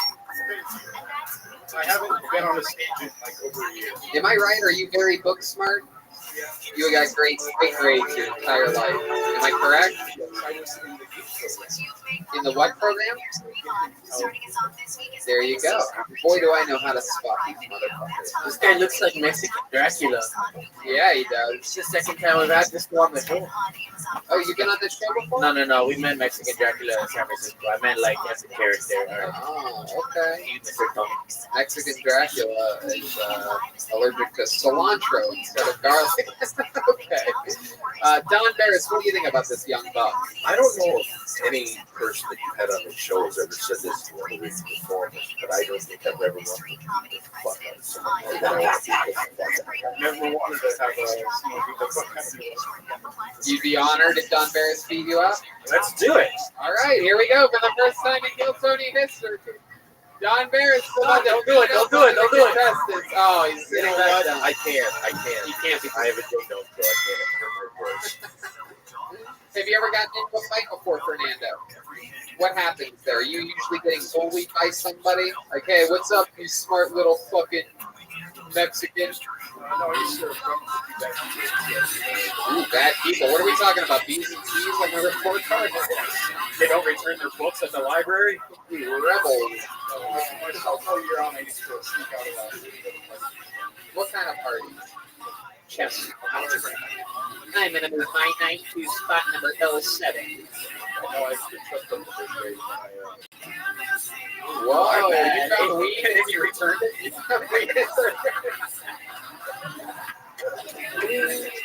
Excuse me, officer. I found this and I just want to do the right thing. Well, what did you do with the weed that you found? Put it under a microscope to study its medicinal benefits? The trichome is amazing. No. Like what? Marijuana and what? Coke alcohol, like Coca-Cola. Yeah, no. How did you get into You got into cocaine? How old were you? Or he's Latino. Me too, dog. Hell yeah. So how did this happen? And how wild did your youth get? It's crazy to think that you've done cocaine. I haven't. Yeah, I know, right? No, I'll admit it. When you grow up, you're insecure, you know, these chemicals give you, they let you escape your inner self, dog, like your mind. Like, if you're worried, like, cocaine makes you like a god, eh? And you drink that fucking Dos Equis, homie, and you're the best. I've been there, dog. I've been there, dog. Thank you, Joaquin. Thank you. Tell us more about how you got into this. What's your first time doing cocaine look like? Take us back to the night. First time I was with one of my friends and another friend of his. Yeah, what are you guys doing? Always three people. Hold on, Joaquin. Just relax first. Let's get a little bit into this story.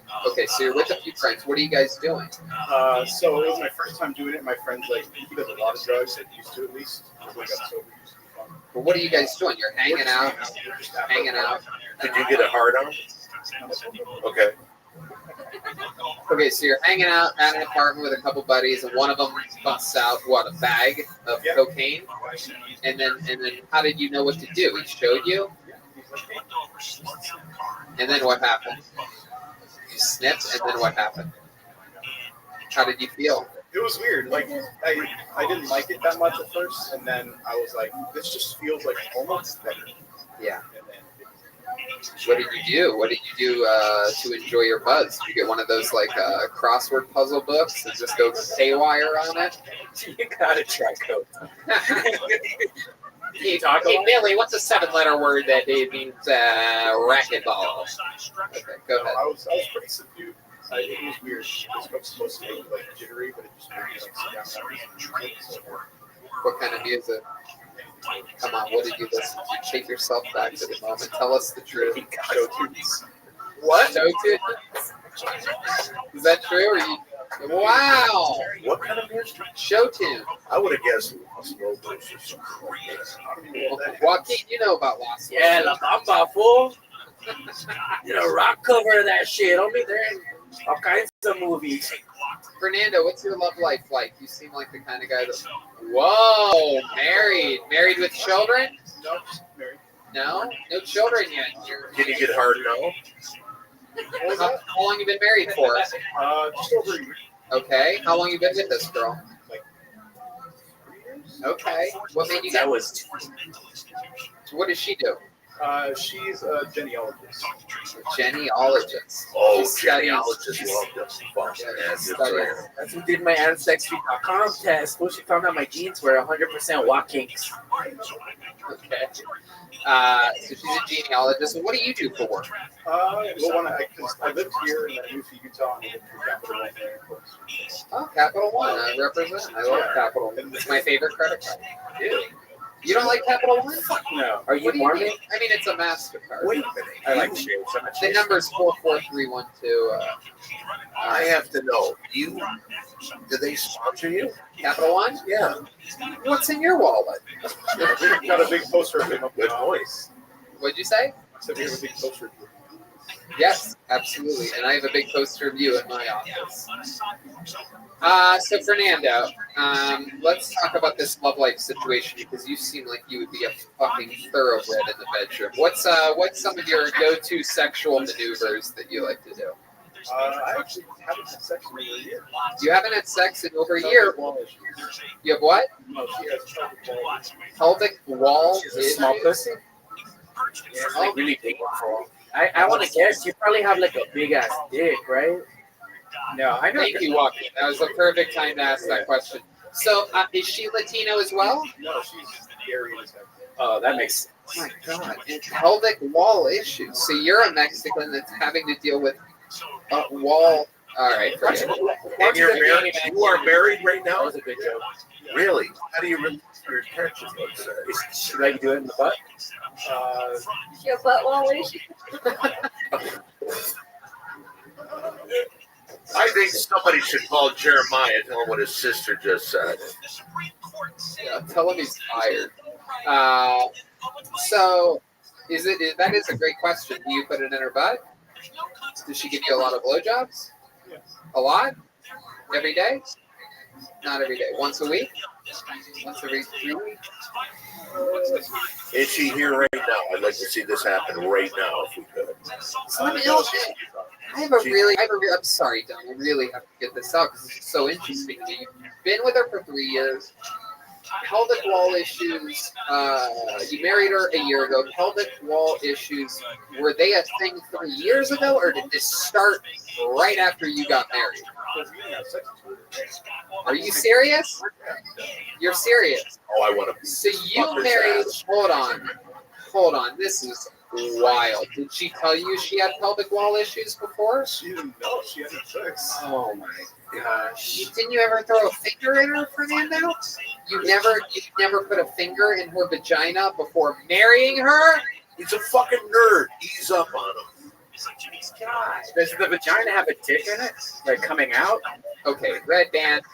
Can I just say he said threw a finger? Well, yeah. As if he's pitching a dedo. Let me throw this finger in you.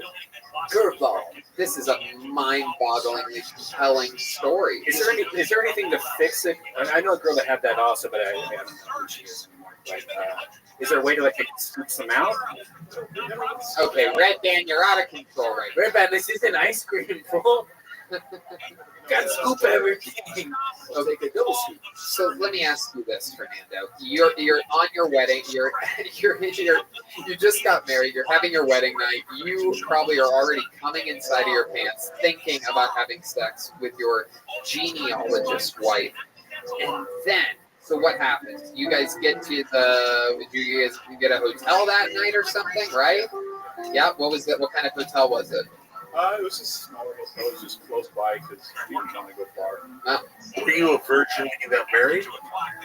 Oh, yeah. Remember those days? Yeah, I have. Okay, so then what? You guys get undressed at some point. You have a couple glasses of wine or something like that, right? You have some champagne. No, you didn't even drink. You guys were like, let's just do this. You get cut naked, both of you. And then what's the next move? You go condom or no condom? Oh, she has an implant and tight walls. Like, what's the point of her having an implant if she can't have sex? She was preparing for it, right?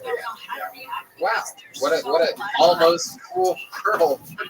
Yeah. Is there anything good about this girl? Can you say one nice thing about her? Yeah, you couldn't think of one thing, could you? Oh That's a long my pause. God. It's got a good finance rate. Wow. Fernando, you might just be the only person that we have on the show for the rest of the show. This is so fucking interesting. We're at 12 minutes. Let's see his dick. Pull out your dick. Let me see if that thing looks good. Okay, so Fernando, so you go no condom. She has the IUD, right? Oh, the implant in the arm. Okay, the little fucking baby Terminator. So then what? You at this point, do you do something? Perhaps some foreplay or something? You guys make out, and then what do you do? What's your next move? Ooh, you both. Wait! Stop! Everybody, Look, stop! verify the fact I'm rock hard. That Go is ahead. it. Don's cock is throbbing right now. It looks like there is an entire heart transplant about to take place over here. So, hold on. The shower. Why do I feel like you guys took separate showers on this? Together? And then you guys were like holding onto each other by like the waist or something? What? Yeah, we could come to the show. But no, we got out of the shower and what kind of foreplay? I want to know about the foreplay. Hold on, Joaquin. I need to know. I need details. Yes. So you fucking remember? This is the one time you almost got laid by your wife. Drunk? You guys drunk? No. Were you coked up? Bring back the coke. Yeah, a little white wedding. No, she's more. Nice day to start again. So what happens now? What kind of foreplay, Fernando? What are we talking about here? Just different things. Nails on the body and Did you say nails on the body? nails on the body. Okay, good. And then we started the fingering, and then His mouth on the body is so much better. Kiss my stuffy. Kiss me right there. Kiss my belly button. Get that belly button licking.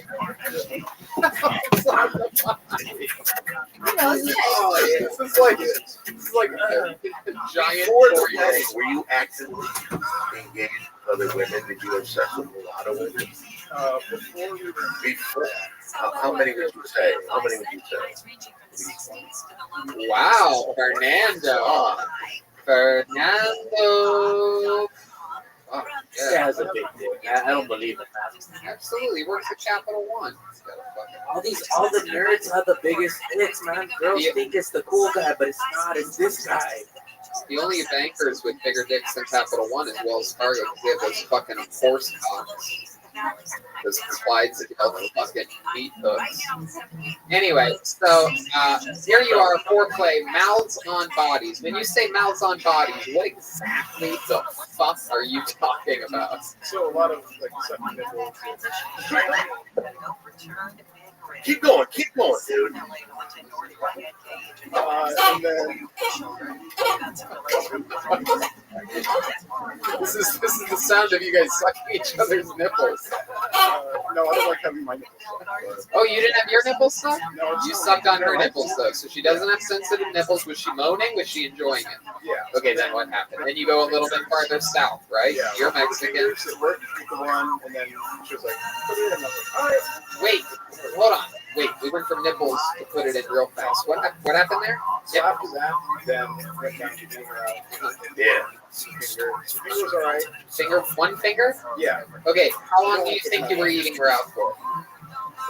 7 minutes. That's a very specific guess. That's a good number. Did you pull the classic when you put the finger in, you work a little bit, take it out, hold it up, and so. Did you? No, it's a good move for anybody, for the kids out there. So there you go. She says, put it in. The moment of truth happens. You take your raw dog, little fucking genius, fucking teacher's pointer stick, and you prepare it for insertion. And then what happens? She says, ow. And I'm like, you good? You stop. He's like, let's try it again. So we did. And then, yeah. So we're like, What all a right. fucking life you got the rest of your fucking life, dude.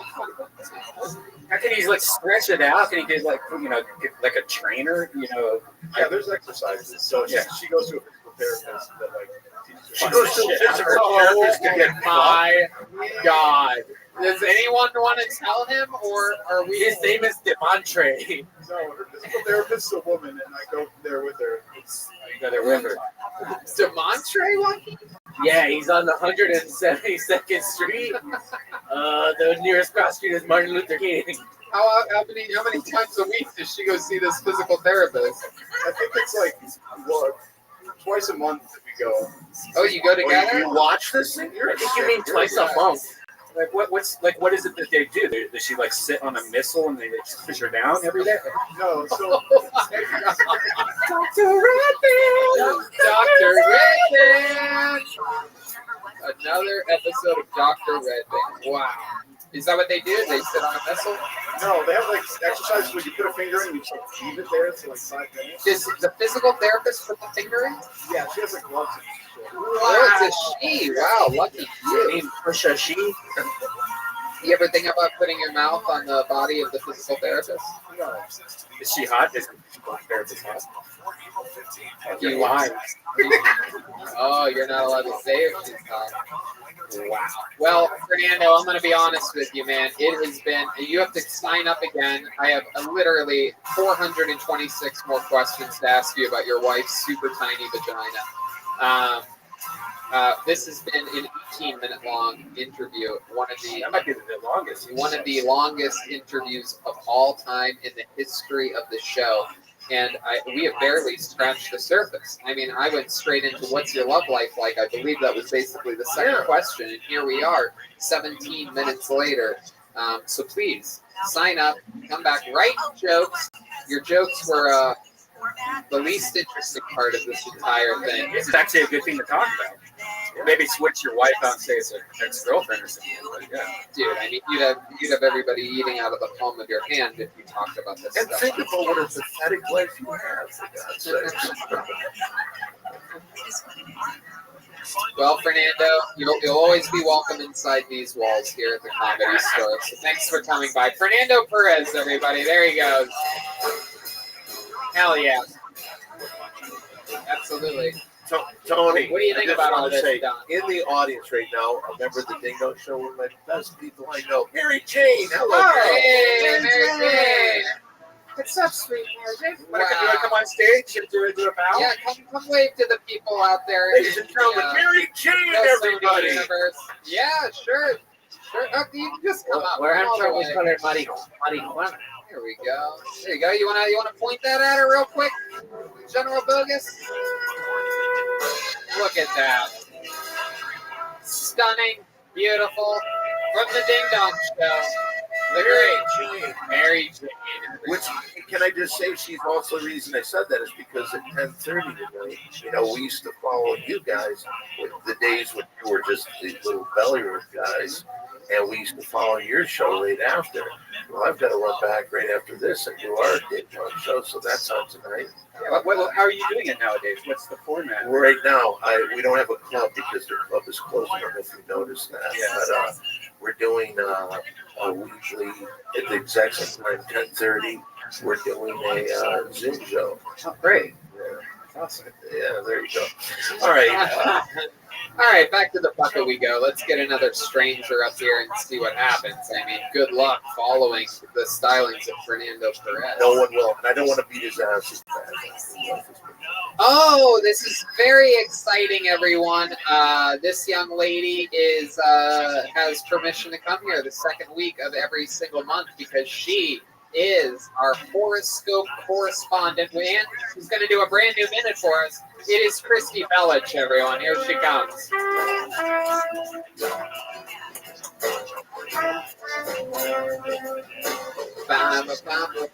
Here is Christy Bellich. So my day job is an astrologer, and this year in 2020, I keep getting a lot of text messages that are like, "Hey, Christy, what do I do about business this year?"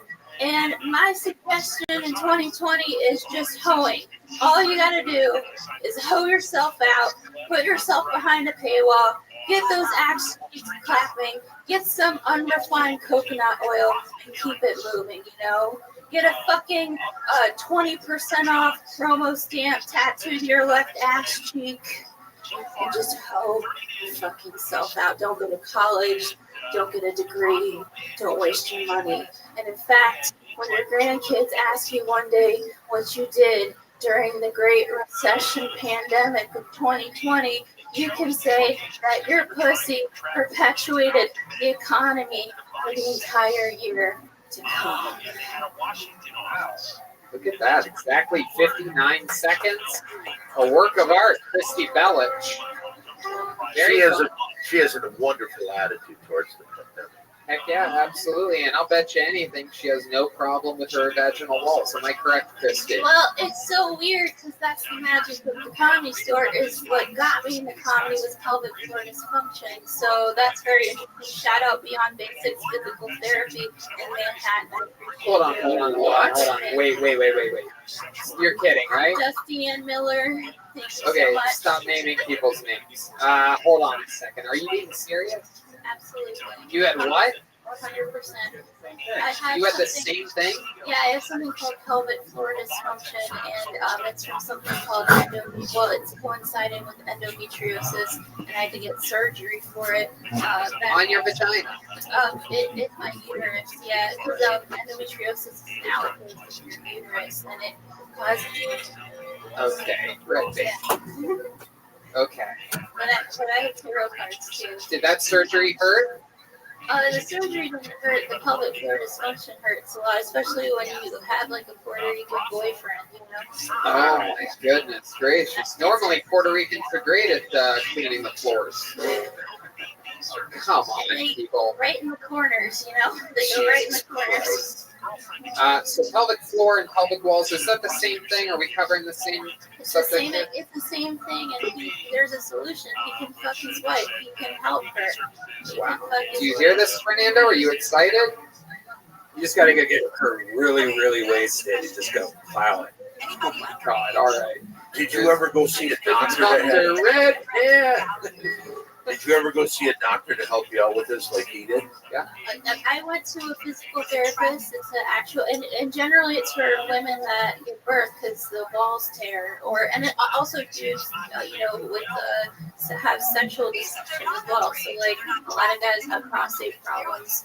Will go to the same exact kind of physical therapist as well. Like what kind of prostate problems? I think I might have that. What are we talking? Why? What are your symptoms, Joaquin Watkins? Just like prostate stuff. Like what? Like it takes me really long to pee. How long? Like longer than a normal human. Like I'm back there a while. You're like, where's Joaquin? He's back there. He's peeing like a long time. Where is this guy? Wow. But like I don't have health insurance. Like what is the issue? You can get free health insurance right now. Are you going to read us our futures or something cool like that? What about my prostate problems? That's what we're gonna ask about. We're gonna ask. Christy is a special astrologist. She's worked on us before on this show. She's always been spot on. She brought some cards this time, and we're going to figure out if we can solve Joaquin's prostate problem. Yeah, what's really funny is I was in Tucson, and I with my friend Nikki were doing shows. That is funny. And, these cards Oh wow, look at that! That's actually the vagina of someone with a pelvic flora problem. So, and I brought y'all. So these are gifts to y'all. So let me know what questions you have for me for the tarot. Okay, well, okay. What would be a good question to start? Red Band announced this week that he has bought a house in Austin, Texas, which is about to be the new hub of comedy in the United States of America. And a lot of people are moving there, including perhaps even myself, including perhaps even the entire show of Kill Tony. So my question is this, for your tarot cards, is that a good maneuver for us? Is that a good question? It's a beautiful question. Okay, perfect. And how about card number 7? Okay, Red Band, stop messing. Here's what I'll do if you just 7 degrees. Jesus, here we go. You already got one in this episode. Shut up with your 7 shit. Is the Austin thing a good move? Pick a card. So what I'm gonna do? How often do you do this, Red Band? So How do you know I'm what she's gonna pass doing? these baby wipes to y'all. Oh my goodness. There we go. This is it. And what I'm gonna do? Nothing better than a shea butter baby wiping. I'm gonna shuffle the cards, and then I'm gonna give y'all instructions. So everybody, while I'm shuffling the cards, have a word or an intention that you're putting in, like and preferably positive, kind. So the word I'm putting in is compassion. That's the word I'm going to put in as I shuffle these cards, and or your intention. I just keep thinking of the N word. Is that a bad word to? I mean, you know, if that's a positive word for you, absolutely. You know, positive and negative are the same thing at the end of the day, right? Okay. I got a question. If I think COVID, is that positive? Well, I mean, it's depending how you look at it. If you're positive with COVID, you know. One word. Let's keep the ball rolling. So, okay, let me know. Think of your words. Let me know when to stop shuffling, and I'm gonna pass the deck starting with Brian. And each of y'all have your own cards. So this is your card for the rest of 2020. This is your. Do we get to keep it afterwards? Wow. So, Brian, since your question, tell me what. Jeremiah's gonna be so mad he missed out on a free thing. I got a question. Is this scary? Like, should I really think this through, or? Jesus, that is so Mexican of you, Joel, to be afraid of the tarot cards. Is Joaquin? Is Jesus going to be mad at me for these? I want to think what I'm thinking. And then Whoa. all those cards are your message for the rest of the year. So basically, drugs told me to do this when I came here the next time. They were just like, this is, instead of doing a regular tarot reading, this is to give you guys these cards. So these are goddesses. I switched my goddess with this as a scholar. Yeah, no, mine's super hot. Says I'm going to die before the year's out. Who's your goddess? What's your My goddess is Makhig Labdron, the diamond-hearted. And what's the little oracle message at the bottom? I see the light in my own darkness. I face my ego beliefs to feel free. You're a Leo. What's a Leo supposed to face in their life? The refrigerator. Leadership. Leadership, loyalty, strength, and they're ruled by the sun, which is the positive and negative of their ego. So your answer is you have to face this like a lion. Ooh. Yes. Lion on an e-bike. What the hell?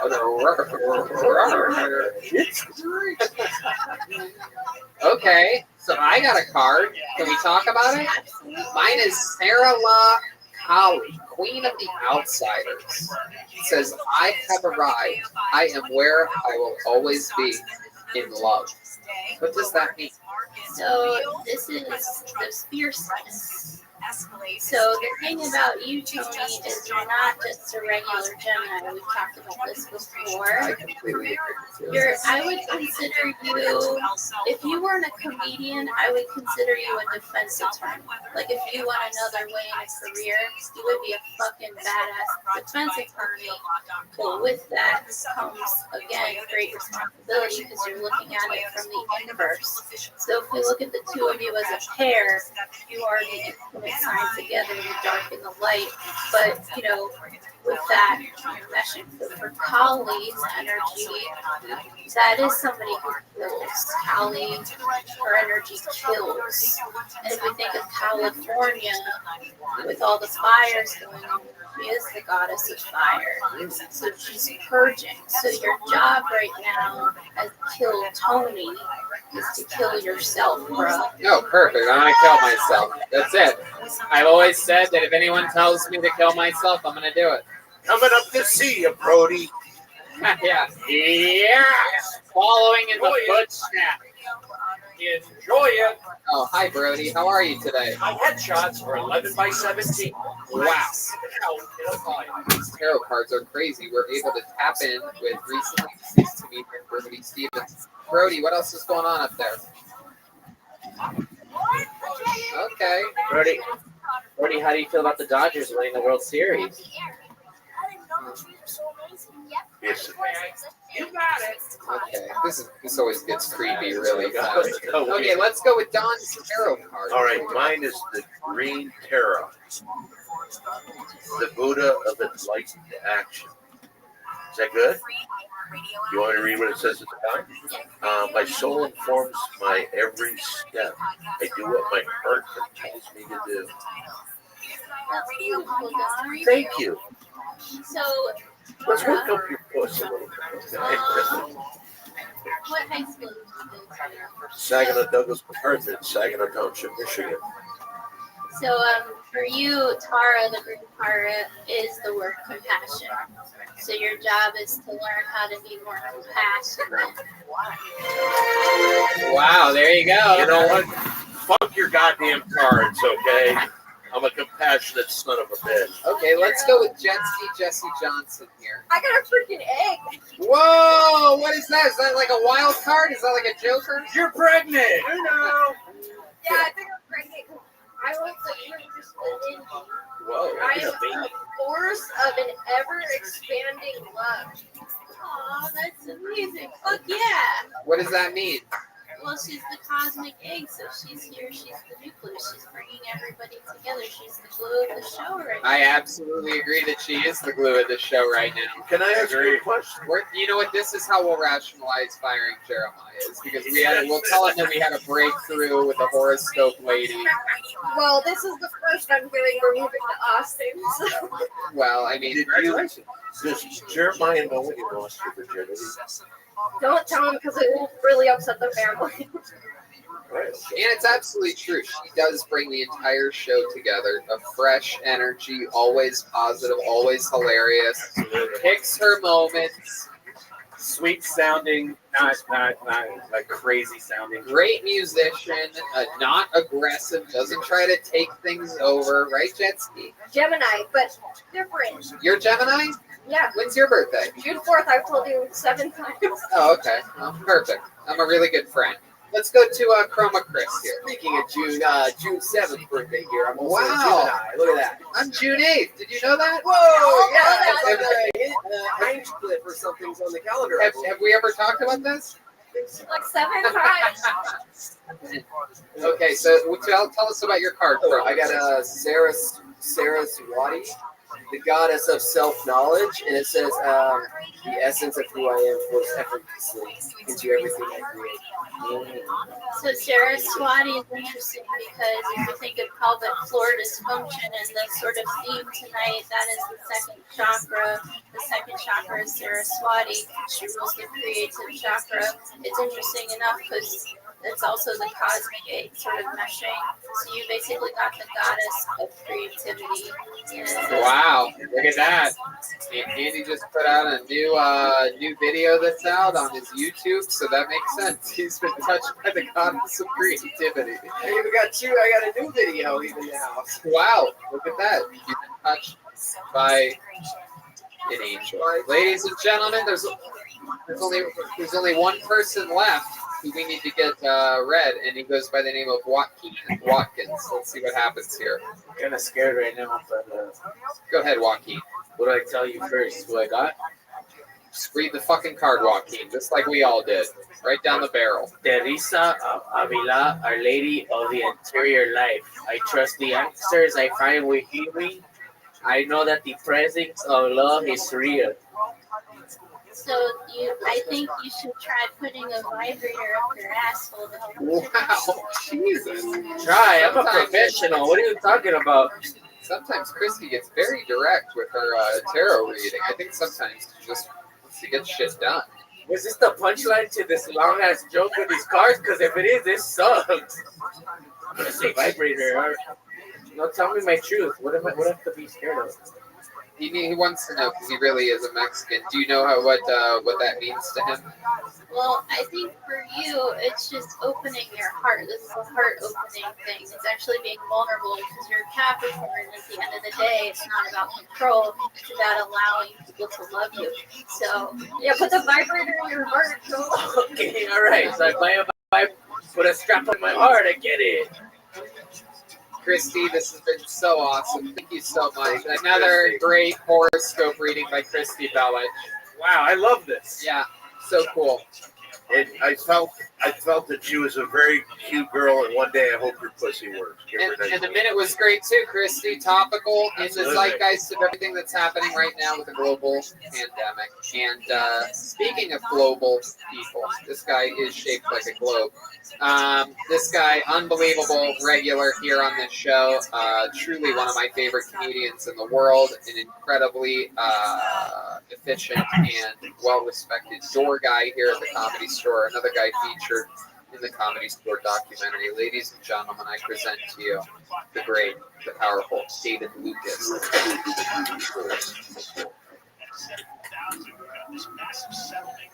There's a new study that says that shrooms can reset a depressed brain. It's like, who the fuck wants to reset depression? I'm at my adult depression. I just accepted that I was fat. You think I want to go back to my childhood shit? I think time travel is only a happy scenario for white people. What the fuck am I gonna go back in time and do? Get hung? I don't know, man. I'm black. I go back in time and find out that dinosaurs like to eat niggas. Oh, my bad. I go back in time and find out that dinosaurs like to eat black people. My bad.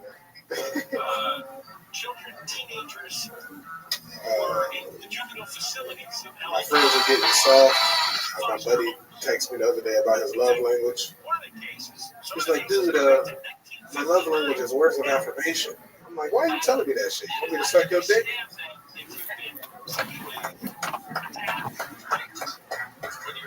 Heck yeah, got it all in a minute. Squoze it in, just like he squoze into that sweatshirt before tonight's show. Hey, David Lucas.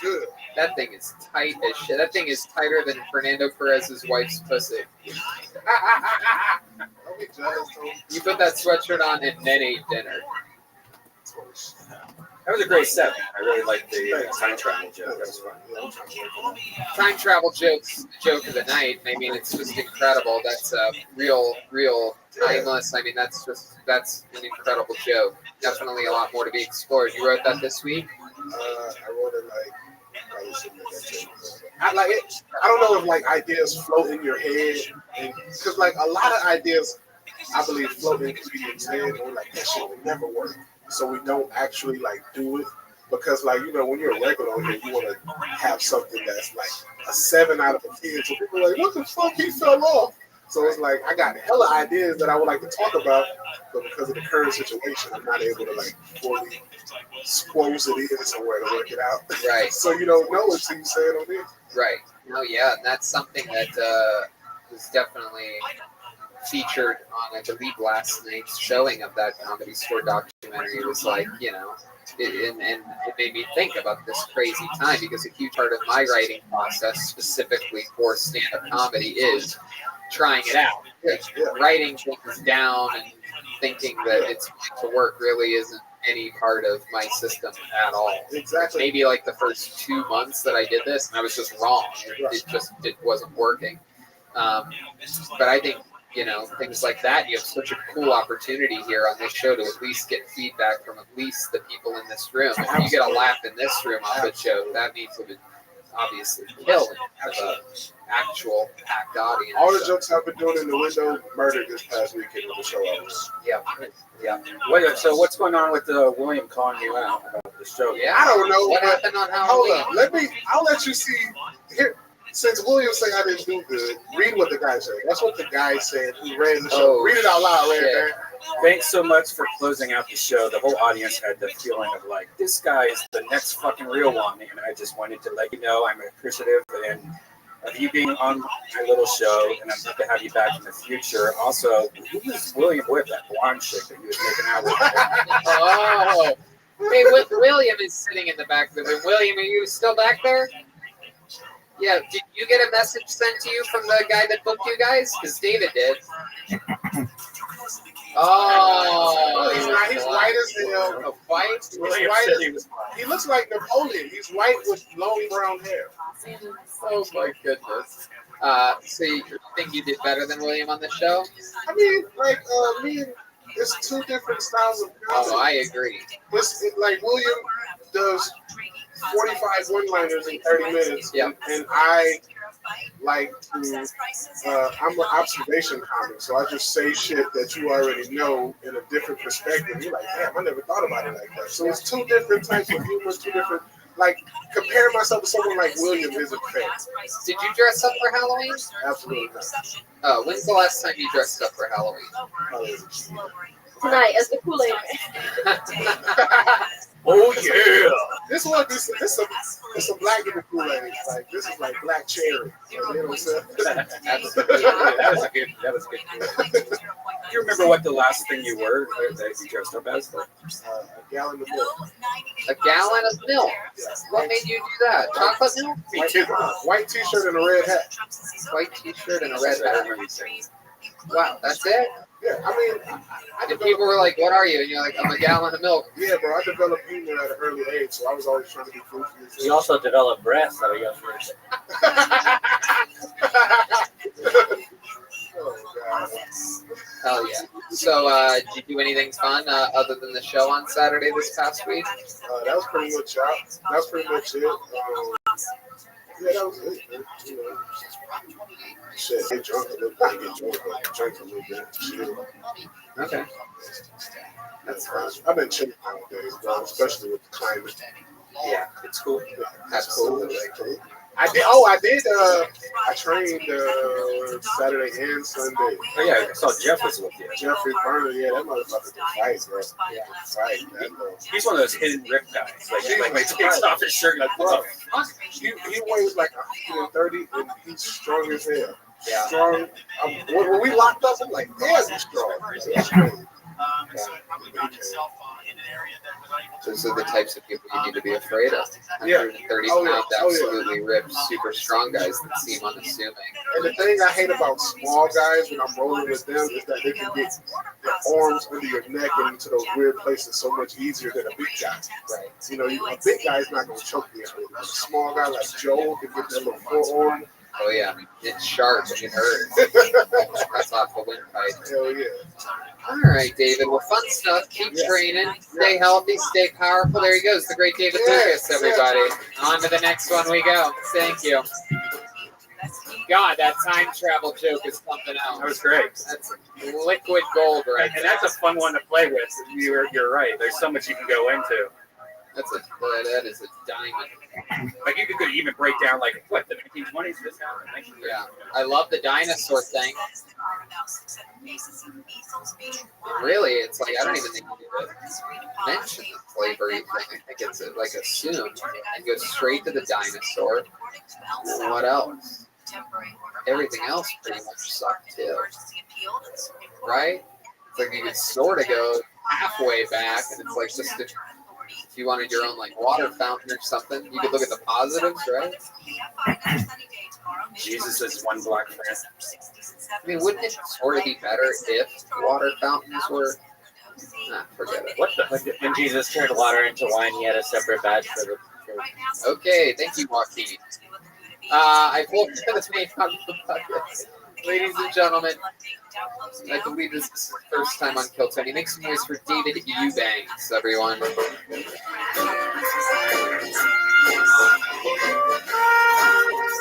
Hey! Look what they've done to my song. Here is David Eubanks. I kind of grew up in a different family. I have gay dads and two dads, and when you grow up in that kind of household, you get a lot of questions, especially from kids in high school and middle school. Oh, Dave, is it weird if you hear your parents having sex? Is that weird or awkward? Of course it is. For the same reason it's weird for anybody to hear their parents fucking. Like, no kid is out there cheering on mom and dad like, yeah, dad, give it to her. Come on, mom, you can take more. Wait a minute. Dad's not supposed to be home for another hour and a half. And the FedEx man sure has been here a while. And I have heard my dad's fucking, yes. But they never say anything out of the ordinary. It's all the normal stuff people say when they're making love. Harder, deeper, Carl, glad you could make it. Come on in here, pick a hole, start pumping, Merry Christmas. You know, perfectly normal things. And my dad's been fucking for a while. 25 years, they've been going strong. Means they're good at it. I bet they could suck the cork out of a wine bottle. All right, thank you. Yeah, David. To my song. Can I ask you a question before you talk to him? Yeah. All right, I will give points to anybody that can name what famous commercial used that song in their ad. There was a very famous company that used that. Look what they. I'm gonna go with Dove soda. Nope. It's a hint, John. All right, Coca-Cola. Oh, okay. Oh, that's a good hint. That is a good one. Go with Coca-Cola on this one. Or C-Cola. David Eubanks, welcome to the show. This is your first time here, correct? Yes. And this is true. You have 2 gay dads. Yes. And you hang out with them a lot? I haven't seen them in recent months. They've been kind of just hanging out by themselves. They live down in Redondo. I live up in Thousand Oaks. Oh, okay. And Yeah. what's your mom like? She's super cool, super chill. You guys are close? Yeah, my mom's super cool. She's like a totally sporty, outdoor type woman. So she's like. How old were you when your dad came out of the closet? See, here's the weird thing. I don't know. It's always been rumored that everyone in my family knew my dad was gay, and that they tried. My mom and my dad tried to make something work that they just couldn't necessarily make happen during a time when it was really not okay to be gay. Like the 80s and 90s and 70s and stuff like that. So I officially knew about it when I was 5 years old after they split. Okay. Yeah. All right. What was that like for you? Were you always cool with it? It was a brutal divorce. So it was a really tough thing to kind of go through as a kid. But it is what it is. It's just divorce. That happens to a lot of people. Right. Absolutely. Yeah. You ever do anything cool with your 2 dads? Yeah. They took me to Vegas for my 21st birthday, and that was a ton of fun. We went out and partied all night long. Oh wow. Did your mother ever remarry? She's actually engaged again for the first time in Straight guy? Yeah. What if she's just a chaser? Wow. And what do you do for work, David? Currently, I work at REI. Oh, sweet. Yeah. REI is what? We buy the outdoor canoes store, and like outdoor kayaks, stuff like that. Oh, okay. Wow, Joaquin, what happened to your accent there? Oh, kayaks, buy a boat. Okay. And how long you been doing that for? Just a couple of months. I actually moved down here in June. I used to live up in Humboldt, and I moved down here in June. Whoops. How do you like Humboldt? I loved it up there. It was great. That's what 3-4 hours north of San Francisco. Oh, I thought you were gonna say 3-4 hours north of here. No, it's 10 hours north of here. About 4 hours, 5 hours north of San Francisco, depending on traffic. You can get out of there through Santa Rosa and stuff like that. That is far. That's closer to Oregon than even is San Francisco, isn't it? Yes, and it's still an hour from the Oregon border. That's crazy. Yeah. Wow, only an hour from the border of Oregon, which is only 3 hours from the southern border of Washington, which is only 2 hours from the southern border of Canada. Correct. So technically, it's closer to Canada than it is Los Angeles. It's bananas. The drive from here to there is 12 hours, along a good day. You drove today? No. Okay. You live in Thousand Oaks now. Yeah. Why did you set up camp in Thousand Oaks? It was just where the living situation was. Nice. And his fathers are gay. Right. So let me ask you this. You did a joke about hearing your gay dads have sex, but have you heard them have sex? Yeah, me and my stepbrother used to try to turn the TV up really loudly so we couldn't. Yeah, I bet. You know what sucks is when your 2 gay dads are having sex and you turn the TV up really loudly, but it's accidentally gay porn on the TV, and it just sounds like 4 dudes having sex instead of just. To use a Brody line, did you ever smell them? Yeah. Is it humid in your apartment? I bet their bedroom smells like William Montgomery shorts. Halloween. Shit, hey. So that's fun. Is your dad the dad that made you? Is he the top or the bottom, you think? Bottom. Wow, look at that. My goodness. What's that like to know that your father gets fucked in the ass? Okay, no, it's okay. You don't have to. Have you ever tried it? Have you ever tried it? Good question. No, my girlfriend stuck a finger up my asshole a while back, but I wasn't a fan. Wait, what happened? You stuck your finger in your ass and what? Yeah, we were like trying to do like new like sexy things, and she wanted to put her finger in my asshole because she was trying to convince me it felt good, and I heard that it did, so I let her rip. So, Who told you that? Who told you it felt good? Gay dads. The gay dads. Taste the rape. Oh. Listen, son, if there's one thing I gotta tell you. He sat him down, but then was another man. Let me tell you about the birds and the birds. Okay, so yeah. Let me ask you this, and this is a serious question. As a child, did your friends know that your dad was homosexual, and did they give you a hard time about it? Some of them were really cool. Some of them were really not my friends, like but kids in high school and like middle school and elementary school. They just when they figured that out, there was like a lot of teasing and stuff like that. And also, no, we don't call it a hard time in a gay household. Yeah, you came from a broken home. Yeah, well, okay. David, I would say this guy was not as interesting as the guy that had the girlfriend that can't fuck, but still very interesting. That's actually funny you mentioned that. That's exactly where I was going with this. When you guys, when you and your girlfriend decided to start being experimental, you mentioned that she stuck a finger in your what David Lucas would call a booty hole. Now, what else did you guys do that was experimental? I think the listeners of this show would love to know. That was pretty much it. We tried like different drugs while trying to fuck. What kind of drugs? Mushrooms. That's a fun one to do while having sex. That's one of the worst ones. No, it's awful. Oh, you're a monster. So like fucking in different places, like outdoors, like camping. Like we did a hike in Sedona, and we tried to fuck out there. Hell yeah. It's not good. There's flies and shit. Like right. Yeah. Nothing sexy about it. What ethnicity is your girlfriend? Jewish and Puerto Rican. Wow, look at that. Jewish and Puerto Rican. Yes. Goodness. Wow, what a... Your father ever turned you on to poppers? Yes. No, my dad's pretty like mainstream, like Anderson Cooper gay. That's what he calls us two dads as poppers. Oh, look at who topped my joke. Oh my God. Watkins. Wow, what a star. Wow. So tell us one more fun fact about you that we would be surprised to know. You have any special skills or talents? I majored in wildlife biology up in Humboldt State University. Oh, okay. Yeah. Wildlife biology. Just trying to figure out why two guys are doing it. You're like, does this happen in nature? Yes, it does. What's the most interesting thing that you learned at your time up at Humboldt studying wildlife biology? That I love stand-up. Oh, okay. That's an emotional... Yeah. Who's your comic hero? If you could say Kill Tony is what I would have To be fair, I did really love your part in the Comedy Store documentary about the late nights. Like, I really respect that. That was awesome. Wow, look at that.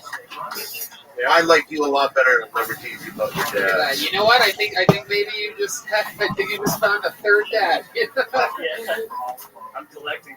There you go. Well, thank you so much, David, for coming on. Very fun stuff. David Eubanks, ladies and gentlemen. Look what they've done to my song. Hey, hey.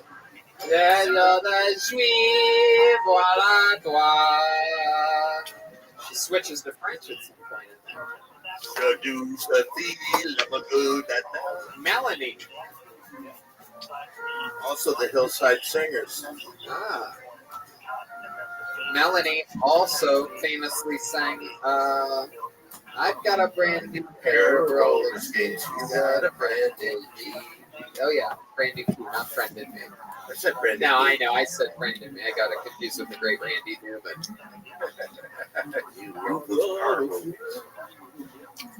With the road key. All right. This young man has been on this show numerous times before. He famously has had sex with William Montgomery's girlfriend. Ladies and gentlemen, here is Mario Conti. Is there any way he could just talk about that sexual encounter the entire time? Thank you. I'm Italian, so I grew up with a really racist grandfather. But I was a kid, so I was too young to know that he was racist. So up until I was 10 years old, I thought the family living down the street were actual raccoons. Like when you're 5 and you hear your pappy say the colors, you just think he's talking about crayons. But you don't find out the truth until like way later. Like I didn't even know they were called Brazil nuts until a year after he died. And like it was his favorite nut too, dude. Like you couldn't just like walnuts. What the fuck? Like he died of lung cancer though when I was 12. He smoked a carton of Camel non-filter cigarettes every day for like 30 years. Yeah, he loved smoking, but he would have hated that he died with black lungs. I told that joke to my mom because it's about her dad. She was like, he wasn't racist. They all talked like that back then. Like, it's like, yeah, Mom, so they were all racist back then. There it is. Perfect timing, Mario Tanti. Mario Tanti does it again. How's it going, Mario? Good, I'm going great. Good, Don. I don't want to talk about it more than he doesn't want to talk about it. It's okay. We won't talk about it. Update us about your life or anything that you want to talk about with us. You've been on the show numerous times. You know how this part works. Yeah, I started taking yoga a couple months ago. Started taking yoga? Yeah, I started taking a yoga class. Okay. Yeah, I got so fucking bored. How's that going for you? It's all right. It makes you feel good, doesn't it? It does make me feel good. I enjoy it. Where do you take it? Yes, yeah, right in my. This has nothing to do with it. Lucky Williams' girlfriend. You do it at Pan Pacific Park? Yeah. That's my park. Yeah, I see Rick back there. I see him walking every Yeah, morning. that's our. You see the juggler guy that's always there? No, I saw Alex Super there. Alex Super walking the He tightrope. was filming a skit the other day. It was like with 3 dudes like pumping air. Okay. Are they dads? Yeah, that park also has stand-up comedy shows that they do. It does every Friday and Saturday. Yep. You ever do those? I go to them. I'm on one Saturday there. Okay. Who books that? It's all Rick. Oh, Ben Hurwitz is his name. Yeah. Ben Hurwitz. I'll be there next week too. What have you learned at yoga when it comes to the people that do yoga? What have you learned? People watching there. White people are terrible. Just people in the park in the morning are just like not my kind of people. You say white people are terrible? Yeah, most of them. Have you ever hung around people of other races? Yeah, I mean most people are terrible, but like okay. But white people are terrible. White people doing yoga in a park. Yeah, but I'm one of them now, so it's like, yeah. Are you? What ethnicity are you, Mario Tanti? I'm Italian. Really? Yeah, they just said it. It's Italian. Huh? Mostly. Seem very Italian. I'm not like I just finished watching The Sopranos. I'm not like that Italian. But well, I mean, I've seen it before, but I just rewatching it. Yeah, no, I did that too. But yeah, I'm not Italian. I'm like watching it. I'm not fucking Italian enough. Like they're just like really too no. Yeah, you don't have the swagger of an Italian. It's not about like not being Italian. It's like you just don't have like the Italians are normally ridiculously cool. He looks more like a Luigi. I know, taller, not fat. Mamma mia! There he is. Did You know, I watched The Sopranos recently, and Italians are like pretty Armenian. Yeah. A lot of people are saying that you're reminding them of Luigi. Do you get this a lot? No, but I think it made fun of their name a lot. Oh, you did? That's so sad. How sad. Luigi. You up for this? You have a princess right now, Luigi? I don't have a princess. I'm working on it. Here it comes again. You don't have to cue up the sound effects, Mario. We're just going to do them. All right, here comes another sound effect coming right at you. How many years sober do you have now? Because I know you used to love heroin and stuff. I mean, I haven't done heroin in a long time. How long? You did? 24 or something. Fucking Italian does heroin. Yeah. He hadn't even thought about heroin until you brought that up. I know, dude. Well, this year's kind of making. Tony Soprano's nephew did heroin on the show. He did. Yeah, but that's I remember when that show was out, I was like stopping right around the time when that was like airing at the same time. So like I was like with my family like watching the episode. And look what ended up happening. Yeah. Christopher Moltisanti, played by the great Michael Imperioli, who was Spider in the hit movie Goodfellas. Keep it going. Who had a very big heart. who had a very big line in Goodfellas? Okay, forget it. Was that a trivia? It was. Ask me. I didn't understand the No, question. no, Who had a no. very big line? He did. Yeah. Right, what was his big line? Why don't you take that? Or no, that was Joe Pesci. You know what? You know what? You know what, Tommy? Why don't you go fuck yourself? Oh, you're gonna let this fucking guy out? You gonna let Very him talk good. to you like that? I really thought I could show it to a noise back. No. Now I know Goodfellas, absolute front to back, every single word. That's what I used to watch on every sick day when I was a kid. That's how frightening my childhood was, is that when I was 9, 10, 11, 12, on sick days, that's what I would watch every single day. Thank you, Walkie. Just showed it to my girlfriend for the first time. Well, her mind must have just been going. So jealous of her. I know, there's nothing more fun than getting to see movies like that for the first time. Absolutely insane. You know what I just showed somebody for the first time a couple weeks ago, and it was an absolute blast, and it always is that way. It was the great movie, Windy City Heat. Oh, fuck it! Who likes to fuck? Yeah! It's my tagline. Mario, we're going to keep it moving here. Thank you so much. Another great minute. Very fun as always. Come back again soon. Mario Tanti, everybody. We got one name left in the bucket. We're going to get another quick one up here. We're going to knock it out very quickly. And then we have a very, very special surprise. Ladies and gentlemen, your final bucket comedian of the night for the very first time ever in Kill Tony history. Put your hands together for the comedy stylings of Lisa Landers. Here we go. Hey, what's going on? This is Lisa Landers. Thank you. Hey, I'm Lisa Landers. I have this really familiar look. Kind of like a Mormon housewife. But I get mistaken for people all the time. Even for celebrities. I've gotten Lorna Dern, Amy Poehler, Macaulay Culkin. On the iHeartRadio app, #1 for music, radio, and podcasts. Macaulay's known for its food. This week's iHeartRadio countdown of the top TV streams. So, as I drive around, I see a lot of people wearing masks in their cars. Wearing a mask when you're alone in your car, kind of like wearing a condom mask. You can do it. You don't really need to. I still got a couple more minutes. There you go. No, that's good. 53 seconds of Silent Thunder by Lisa Landers. Welcome to the show, Lisa. Thank you. Of course, we're happy to have you. How long have you been doing stand-up comedy? About 3 years. Where are you from? What part of Ohio? Cambridge, Ohio. Is that near Athens? Where is that? It's right where 70 and 77 come together. 70 and 77. Interstate 70 running east and west through Columbus. It's like east It's, of yeah, Columbus. east of Columbus, close to West Virginia. Have you ever heard of a place called Michigan?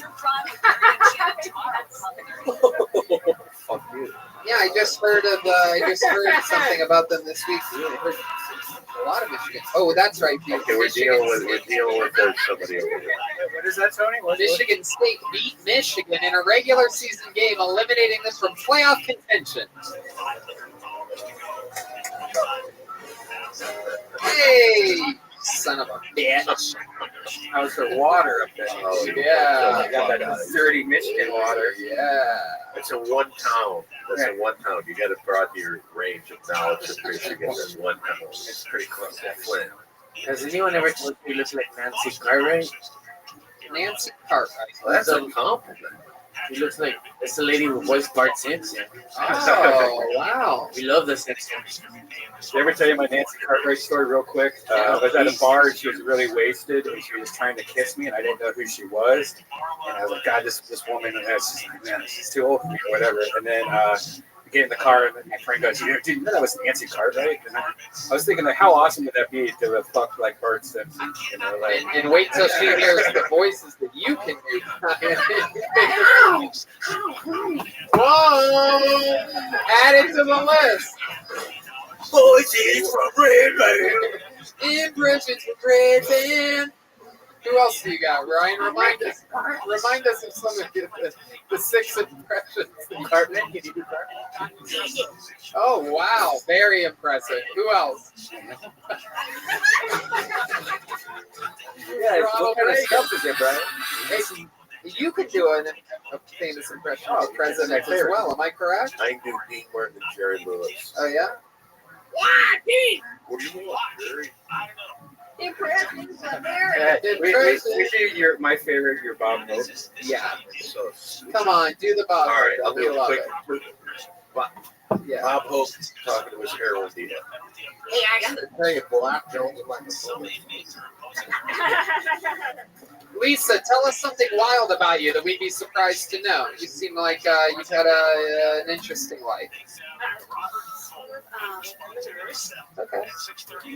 I'm thinking though I might need a physical therapist. Yeah. Oh. After today's You have a little bit of an issue down there? I love this. This is like a gynecology episode of Kill Tony. Women just coming here like, do you have anybody I can see? I have a cunt failure night. We need one of those chairs where they just strap their shoes into a I used to have one of those. Oh, red. Come on. So what else would you be surprised to know about you? You ever been in love? I have. I've been in an off and on relationship for the past 3 With Melissa Etheridge, am I correct? No, I'm kidding. You ever been with a comic before? You ever been with William? William Montgomery? No. Saw him earlier in his Arab chic. Who shit his pants? That is true. It's not fair. She might have loved him. Oh my god. Okay, so did you vote? Yeah. Who'd you vote for? No. Can't all be winners. Okay. What was my next question going to be before this? Now you don't even care about her anymore. Tony's next question was, why did you vote for Trump? Did you start comedy in Ohio or did you? No, I started here. Okay, what do you do for fun? Well, stand up. What else other than stand-up? You seem like the kind of lady that likes to ride a tandem bicycle by yourself, or perhaps, you like to build things out of hollowed hooks. Got a good laugh from Ryan J. Ebelt. I don't know where everybody else is here. I wish that I had something that was terribly interesting about me, but I'm very plain vanilla. Like, what'd you do today? You woke up, what happened? I got up. What do you do? The very first thing. You walk to the Kitchen. And what do you do in the kitchen? Make coffee. What do you have, a Keurig? No, just Regular coffee pot? Like a hotel coffee pot? Yes, just a plain old Mr. Coffee. Oh my god. How many tattoos do you have? Do you have any tattoos? No. Okay, so you make the coffee. What do you do while the coffee's brewing? Oh, what kind of supplements are you taking right now? B12, iron, zinc? Of course, all the things, vitamin D. Are you on Centrum Silver or are you still on regular Centrum? Depends on what's on sale. So then what? You take your supplements on an empty stomach? Yes. With a glass of water? Yes. Sink water? Refrigerator? But refrigerator like the glass against the thing? Right up. That's one that connects directly to your faucet? No, It's like a four-person bread. I piss into a glass and then I shove it in my ass. Okay, thank you again, Joaquin, for that. You're welcome. Okay, so you have your filtered water, you take down your supplements, the coffee is almost done brewing. Yes. Then what do you do? I pour myself a cup of coffee. What do you do when you drink? You just lean against the kitchen counter. You look out of a window. Do you stare at the floor? You look at your own feet. What do you see out of that window? Tell us what you see.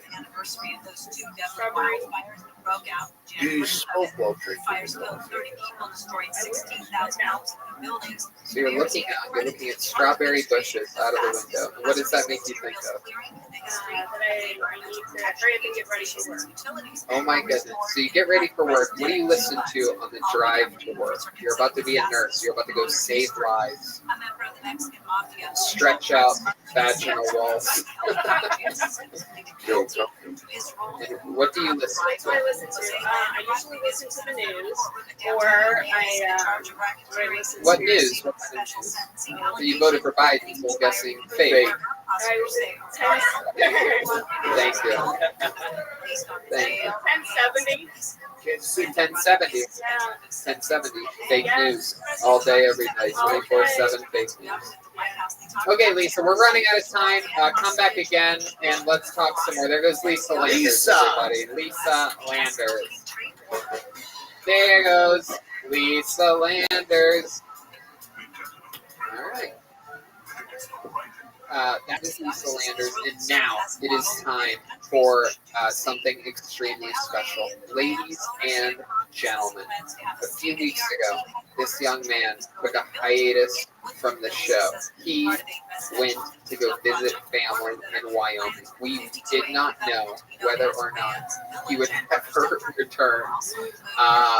The story is absolutely incredible, and anyway, without any further ado, ladies and gentlemen, it is a pleasure for me to bring up one of my favorite human beings of all time, one of the great comedians in the history of Kiltony, a legend from Chicago, Illinois, originally from New York, New York. Ladies and gentlemen, it is the great Michael Lair, everybody.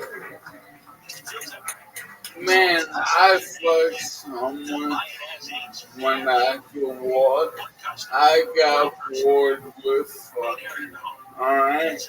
I traded fucking for woodworking. You know how mad that makes a lady when she's like, oh, Nike, let me. And I'm like, nah, bitch, let's make a table. 90% of my life is carrying fucking shit to myself. So I'm problem. Every time I take your shit, it's like a scene from that documentary, Free Solo. Trying to find a place to stick my hand between the drywall and the walls. God. I spent most of my life able-bodied and racist. Now that I'm disabled, I understand what Puerto Ricans are so mad about.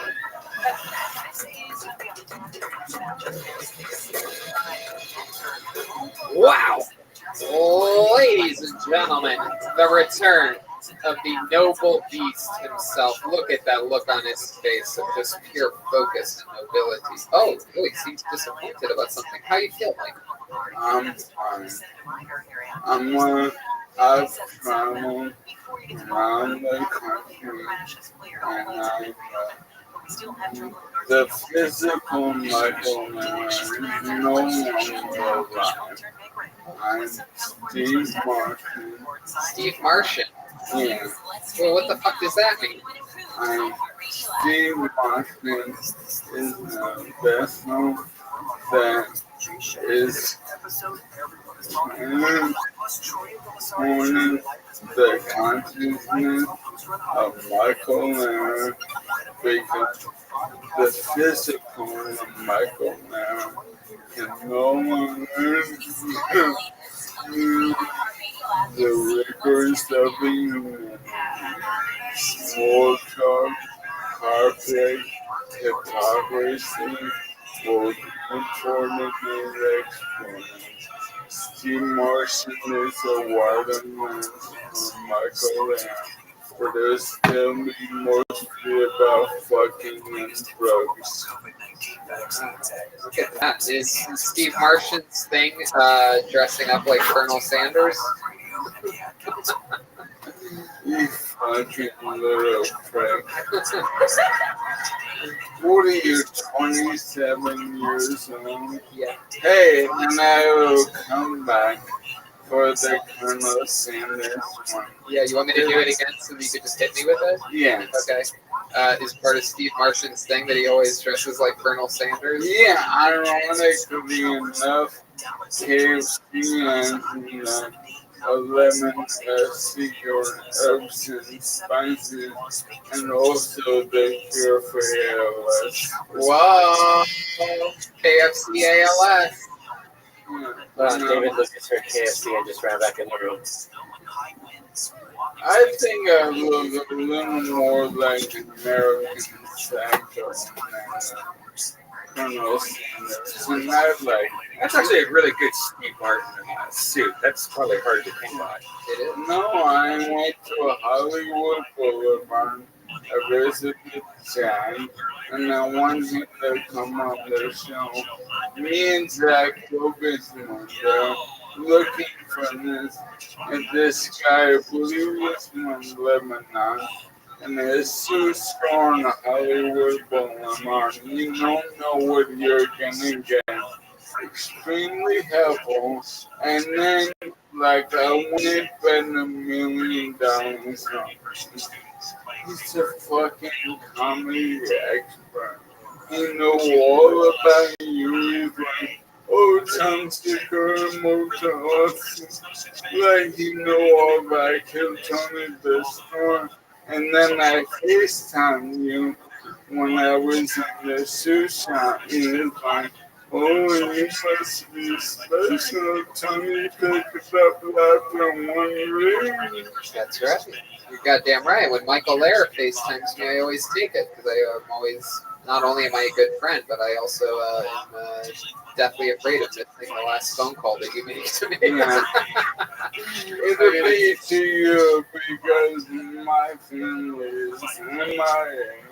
Oh, really? No, I'm MIA, like the girl that sings Paper Planes? Yeah. Okay. I don't know why I thought that would be funny. There's nothing funny about it. There's nothing funny about it. Favorite joke of the night, man. That's fun. Thank you, No. But I did go to Wyoming to visit my dad, and beforehand I sent a wheelchair, and that was very small, so I could use it around. You sent a wheelchair ahead of time to Wyoming so that you could use it at your dad's place. Yeah, exactly. And they did not tell me it would not fit in the back. The wheelchair does not fit. How small is that bathroom? Like just through the door, or? It was the most narrow style house you've ever been in. Wow. So I stayed at the hotel, and then one day I woke up and my phone was dead, and I didn't have my charger. I'm probably 12 minutes away from everything. And I'm like getting on the computer trying to find someone to bring me a phone charger. You know, I'm alone in the hotel room, can't walk, you know. Wait, what? You can't walk? Yeah. Talking is compromised, can't sign my name. So I'm messaging everyone. Coletta's calling my family.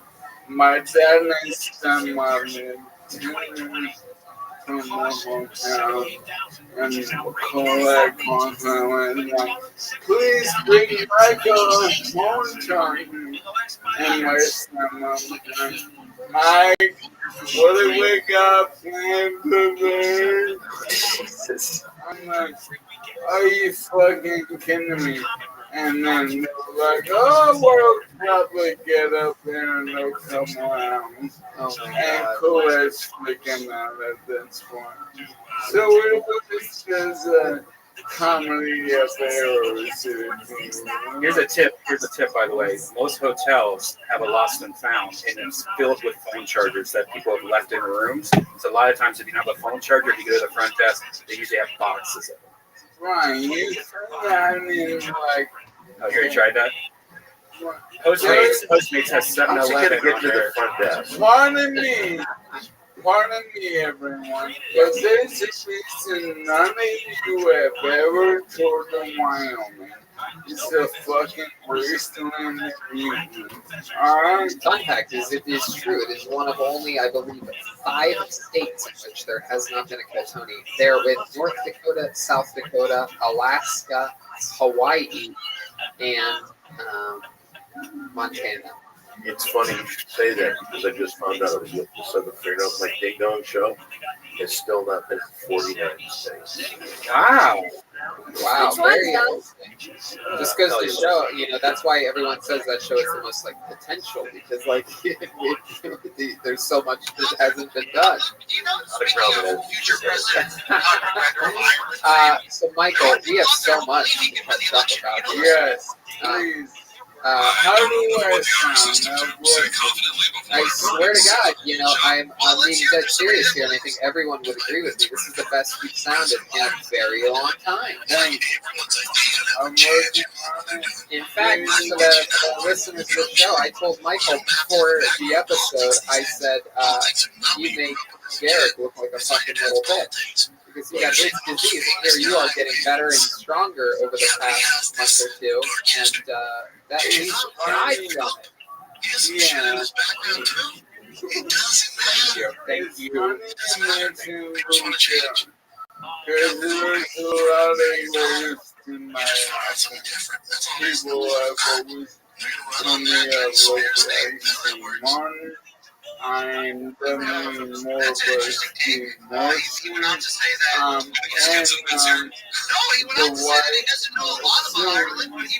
People have always told me I look like money. I'm definitely more of a Steve Morrison.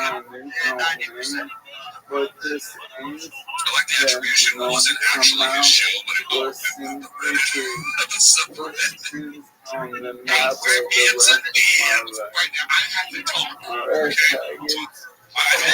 We talked about it last week. Now, I am, and also look at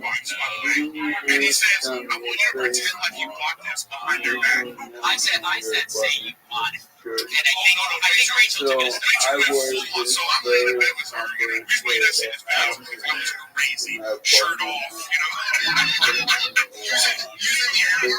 everyone watching, what they're going to see in my body. And she did it the way she always does when she spends too much money. It's like, okay, why would you even feel how much you spent on this? She was like, I'm still gonna make you fucking laugh. $5,500. I'm gonna do this. No, you didn't. God damn it, Michael. You are a fucking inspiration. You are the beating heart of this show. I am so glad that you are back. I cannot wait to continue to play every single Monday. You bring so much excitement to this fucking show, and also so much power, hope, and inspiration. And we love you. Welcome, Michael Lair.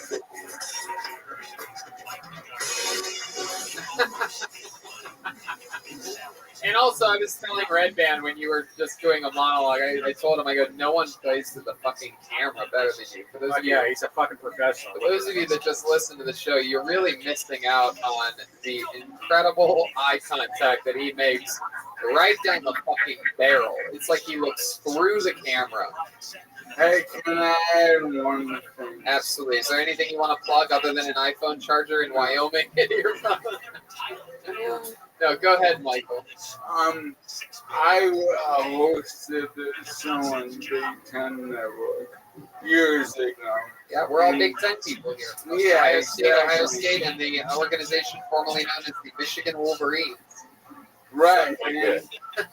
Michigan week, every week we would go to a different school. in Michigan week, I got pink eye from a stripper's butthole flexing. Fuck yeah. Yeah. Hold on a second. You got pink eye from what? A stripper's butthole flexing. The dirty Michigan butthole. No, it was in Chicago, Indiana. Anyway. It's safe, Michigan. No, but I think I done the Michigan episode of Big Ten Tagging on the Big Ten Network, and I want you to find me. It's obvious I have pink eye. Well, luckily, you know how to handle it. You know how to handle it. Oh, there he is. He's doing a reenactment of what it was like when he had pink eye. My goodness. Who would guess that a guy like you would be capable of getting a disease like that? Okie dokie. How about one more time for Michael Lair, everybody? He's back. That's another episode of Kill Tony. Here's the drawing from Ryan J. Ebel. He drew this while you all sat there doing less than nothing. Look at that. Wow. A very special Halloween drawing. Oh, and look at Don. Wait till you see this. Wow. You're going to see it. Got Right Don's down the sex middle, right right? underneath my chin. Look at you. Looks exactly like you. It's absolutely incredible. All those prints are available at RyanJEbelt.com. Guys, how about a big hand for Don Barris? Oh, yeah. Don, what do you got going on? What's happening? Well, follow me on Simply Don 1. That's number 1 on all this shit. Also, go to Simply Don, the podcast network, and we have our big 3 premium channels. It's really doing kick-ass business. Finally, Don Barris with it. Yeah, you're goddamn right, he does. All the time. Thank you so much for coming on here. We love Don Barris. Thank you, Tony. Thank you, Red Man. Truly the fucking pulsing top of the comedy store. I mean, just a big dick monster. How about one more time for Don, everybody? Guys, look at this. The leader of the band tonight, the great Phyllis Watkins, was here. Phyllis, what's going on with you? Check out my brother's special December 8th and Venmo at Jet Ski Johnson. Yeah, Venmo Jet Ski Johnson, all one word. And also, she has ornaments for sale. Go to jetskijohnson.com. Get your Christmas ornaments, but they're really anytime ornaments. You can keep them around 24/7. She makes everything by absolute hand, and that's Jet Ski Johnson. Guys, how about Chroma Chris on guitar tonight? Chroma, tell us about what you just released on YouTube. Yeah, so you can, my Little Bro special's coming out December 8th. You can download that and watch that. But also, you can go to my Instagram, Chroma Chris. My band, Dracula Swamp Rats, just released our Jam in the Band session, which is up now. Sweet. Follow him on social media at Chroma Chris.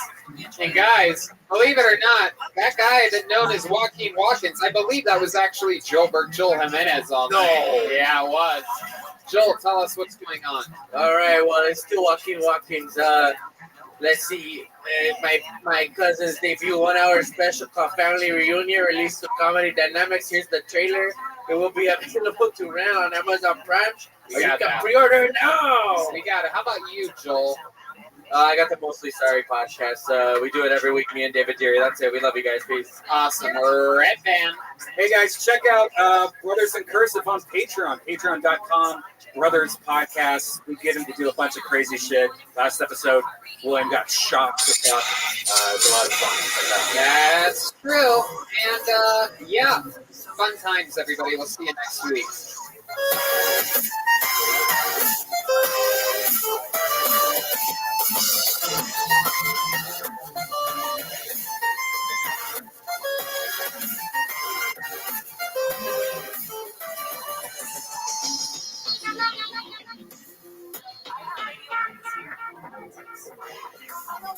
Less than 1% of water on Earth is drinkable, and humans are using it faster than nature can replenish it. Reduce the amount of water you use in the bathroom by taking shorter showers and turning the water off while you brush your teeth.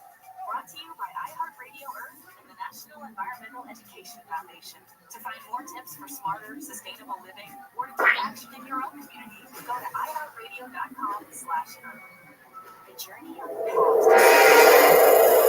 Hey,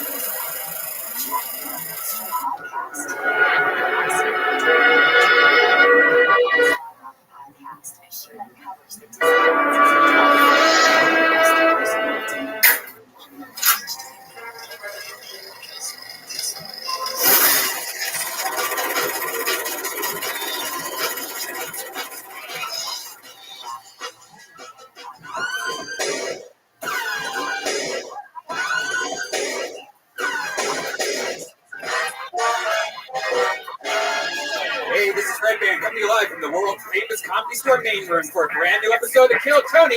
You know Tony Hitchman. Yippee-doo-dah-day. Here we are again. Nothing more exciting than this. Brian Redband's here. Hey, what's up, buddy? We're live at the Comedy Store. What an exciting time. People still clapping. Very scattered clap here this evening. Fun to be here. We're going to get through it. Hey, look who else is here. The great Ryan J. Ebelt is here, everybody. Whoa, when that light hits him, he comes to life, and there's the patented Texas gun straight to the camera. Whoa, 2 shots. Look at that. Ryan J. Ebelt draws every single episode of the show, and all those prints are available at RyanJEbelt.com. Every tour poster, every episode of the show, all your favorite guests, and limited edition films and t-shirts available there. And of course, also films and shirts available at JustSpot.tv and a bunch of other fun things over there and everywhere. And yeah, we just ate a bunch of delicious pizza from Vito's Pizza on La Cienega. My goodness, that place is just incredible. The great Charlie brings it every week. We just love that place. Heard he brought David some nice pasta. Yeah, David Lucas, because he oversteps boundaries habitually, it seems as though he's planted in Charlie's ear, hey pal, if you could bring me my own dish of pesto pasta. And you might be thinking, oh, David's trying to lose weight. What kind of protein does he have in that pasta? None. It's just pasta with fucking pesto all over it. Literally the worst thing that a guy trying to avoid carbohydrates could possibly order.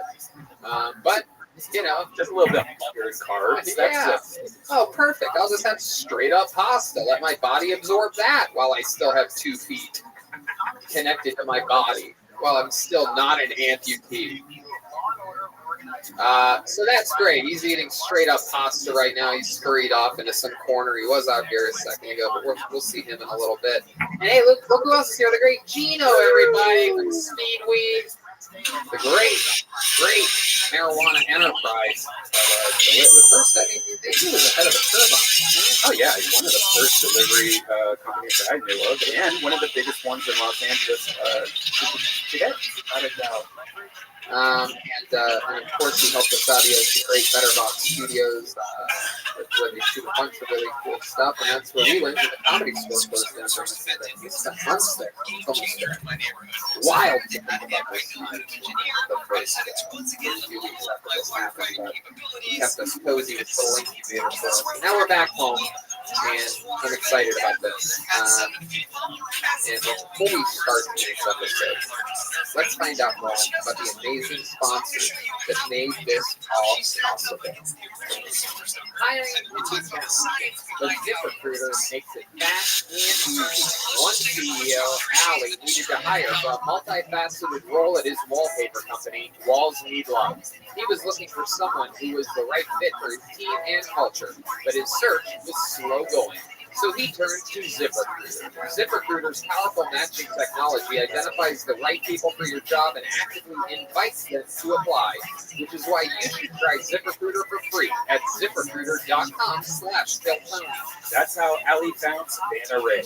Allie said Savannah's skills and experience were a great match for the role. Plus, she applied within a few days after he posted the job. Through ZipRecruiter, Allie has hired everyone from head of marketing to sales director to lead graphic designer. But Allie's not the only employer who loves ZipRecruiter. That's right. A lot of them do. 4 out of 5 employers who post on ZipRecruiter get a quality candidate within the first day. See for yourself how ZipRecruiter makes hiring faster and easier. Try it for free. That's right, free at ZipRecruiter.com/Deltone. That's ZipRecruiter.com/KILLTONY. ZipRecruiter.com/Deltone. Hey y'all, now more than ever, you really shouldn't put off seeing a doctor when you're not feeling well. And I know that with everything going on, it can be difficult to put your health first. Seeing a doctor can be a real hassle, plus it's scary nowadays to go in there. There might be people in the waiting room coughing. It's frightening. That's why I use PlushCare. They make seeing a doctor so easy, I do it right from home. PlushCare provides virtual doctor appointments through your smartphone or computer. I just pick a time that works for me and book an appointment right online. I don't have to sit on hold forever to make an appointment or leave the house and sit in a crowded waiting room like Tony just said, and to be exposed to who knows what. With PlushCare, I can be diagnosed, treated, and even have a prescription sent to the pharmacy of my choice if needed within minutes. PlushCare accepts most major insurance carriers and is available in all 50 states in the doctor's care. They're here to help by discussing treatment options and providing prescriptions as needed. And they're available anytime I have questions. And if you need a regular checkup or have questions about mental health, PlushCare doctors are available to help. Schedule an appointment today to discuss your treatment options. You know, I did this, Brian, and it was super easy. It turns out I had a little case of food poisoning after eating some diabolical sushi, and I was worried, and I took care of all of it over PlushCare. With PlushCare, I don't put off seeing a doctor, and neither should you. No more excuses. Make your appointment today. Go to plushcare.com/Tony. That's PlushCare.com/Tony. Plushcare.com/Tony. And we're back. Yippee doo-dah day, am I excited about tonight's show. Boy, oh boy! I mean, it feels like there's just hundreds of people here. This reminds me of what we did as a routine without even thinking about every single week. It's just so normal and common to come out to a packed, crazy audience. It feels the same. It really does. Sure. It's only getting better, too. We'll be open any day now. Yeah, any day now here in beautiful Southern California where, you know, the COVID chart looks like a fucking looks like that game on The Price is Right. The fucking mountain climber guy. Magnet roller coaster from Cedar Point. Yeah. No, it's great. Except if it ended at the top.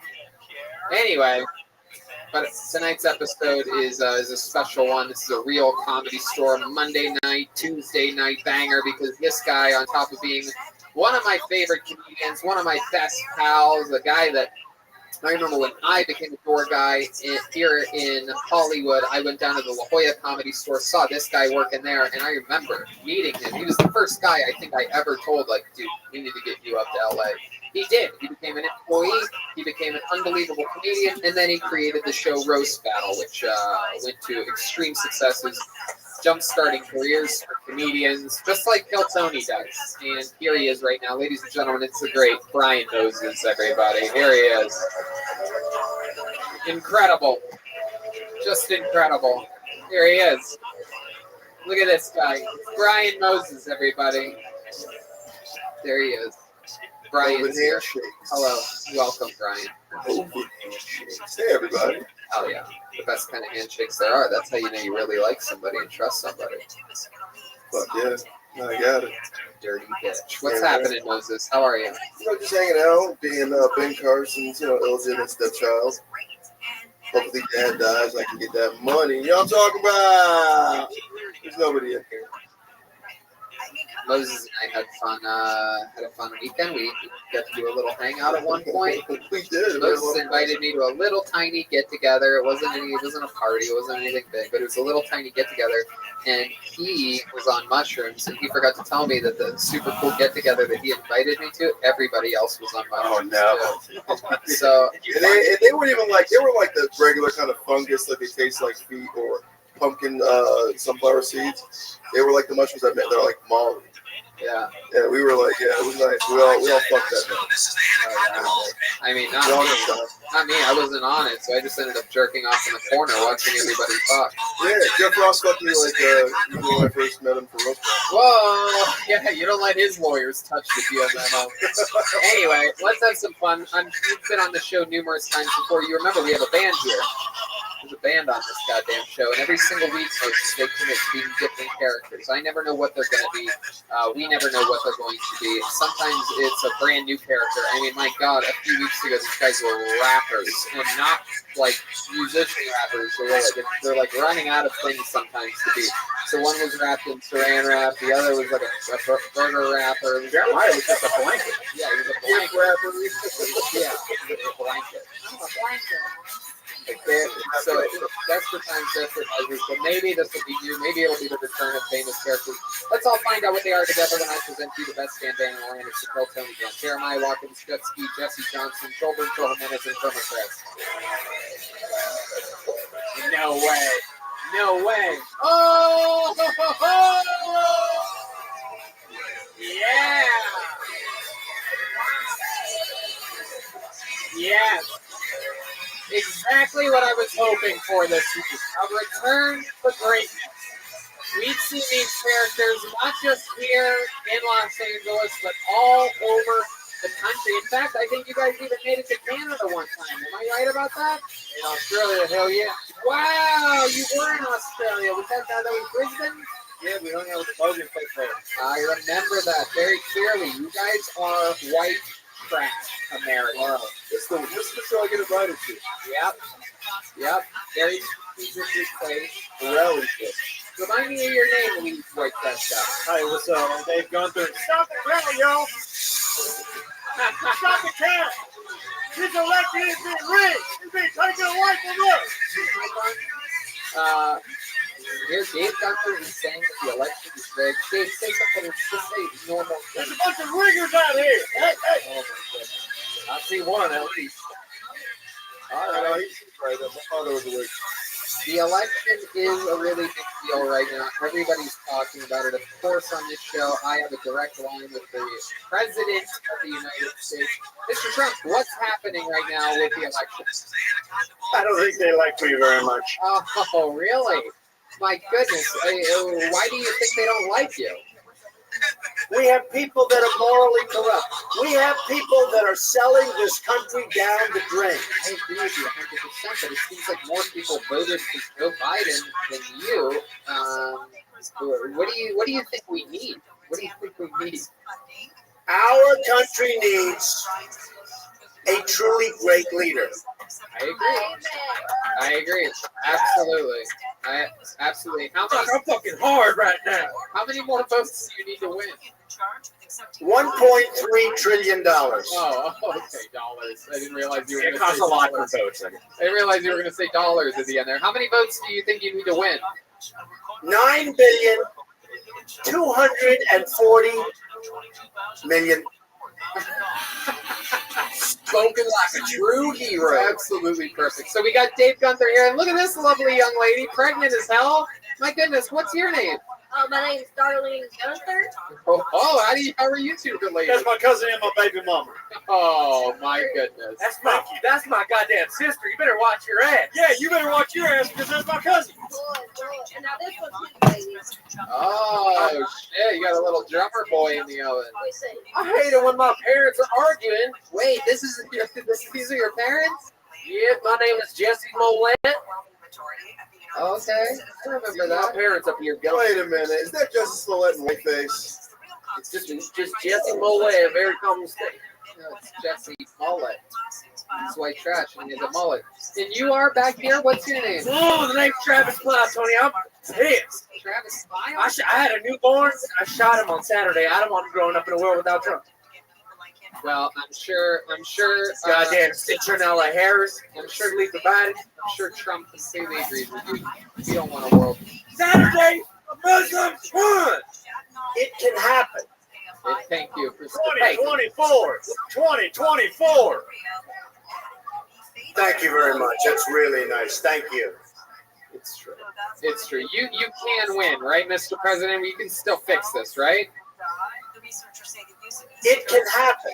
Yeah. What do we have to? What do we have to do to get to that point? Do you think? We really do have to get going.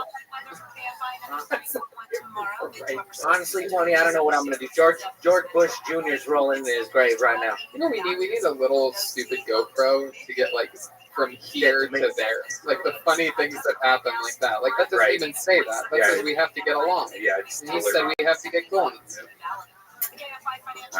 What a wimp, Weasel. Travis, what, drummer boy? I just said George Bush Jr. is rolling in his grave. What's your name? Travis Blau. Yeah, like what I did to his cousin. Whoa. Did I just hop by myself? Yes, I did. Okay, all right. Let's keep it moving on. So we have white trash people. Brian Moses, a perfect fit. The balance. I mean, this is my demo, so you are see you guys again. You are as black as they are white. So this is what, everything's perfectly even. Let's get the show started, ladies and gentlemen. You guys ready for this? To start tonight's show? Great. As always, we like to get things started with a bang here, so I put a leadoff hitter that is just so much fun. He's one of everybody's favorite rising young stand-up comedians, and he's here for you right now with another super creative minute and another fun interview. I'm positive of it. Ladies and gentlemen, one of the best, the Big Red Machine, William Montgomery. There he is. Ladies and gentlemen, here he is, William Montgomery.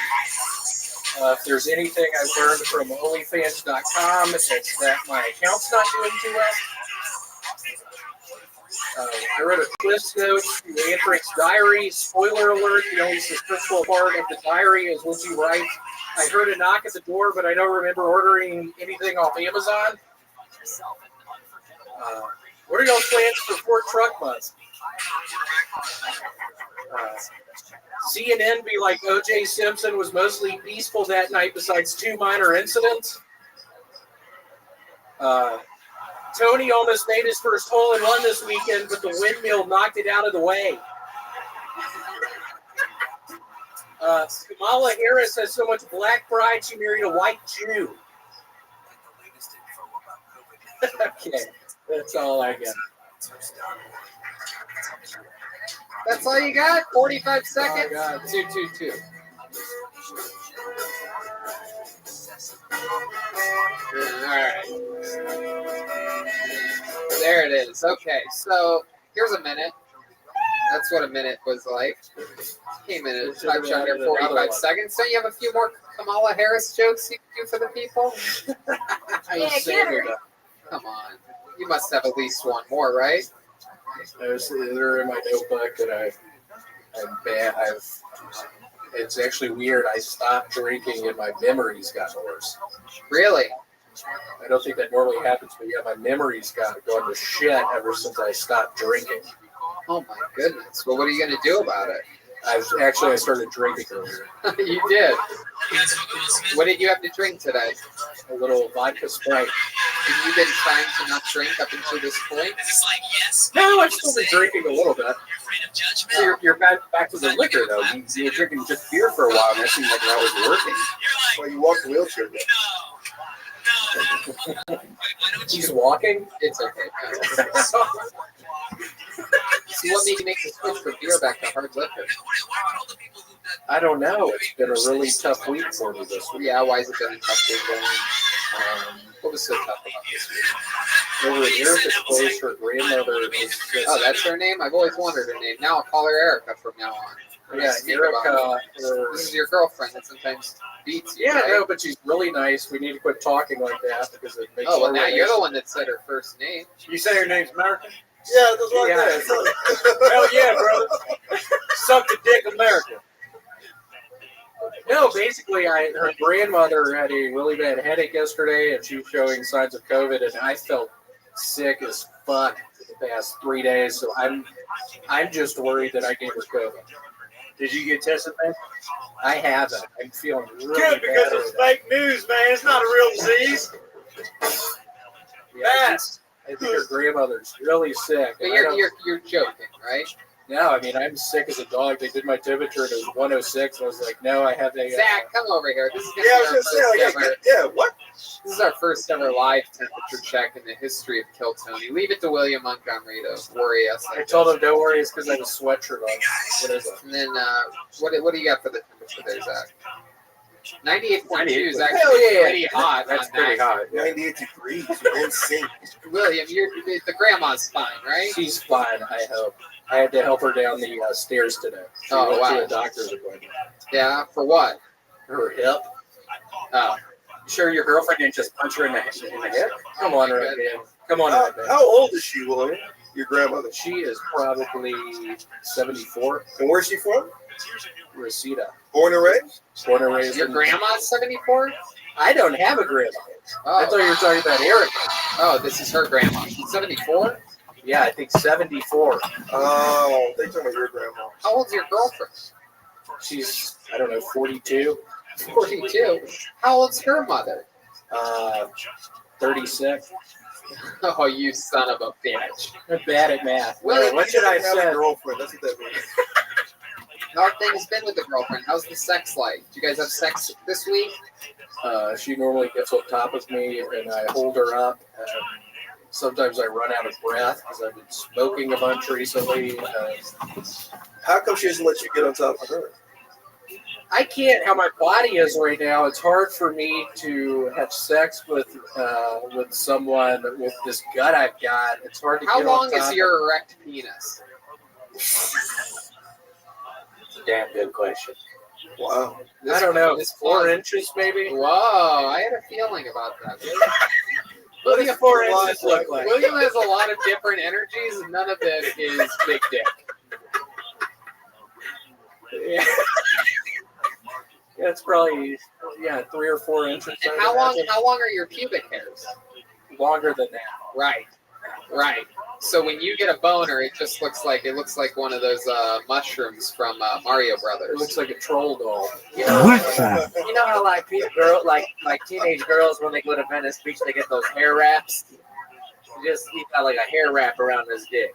Yeah, I'm real glad I took the time to say that. Goodbye. I thought it was great. White power.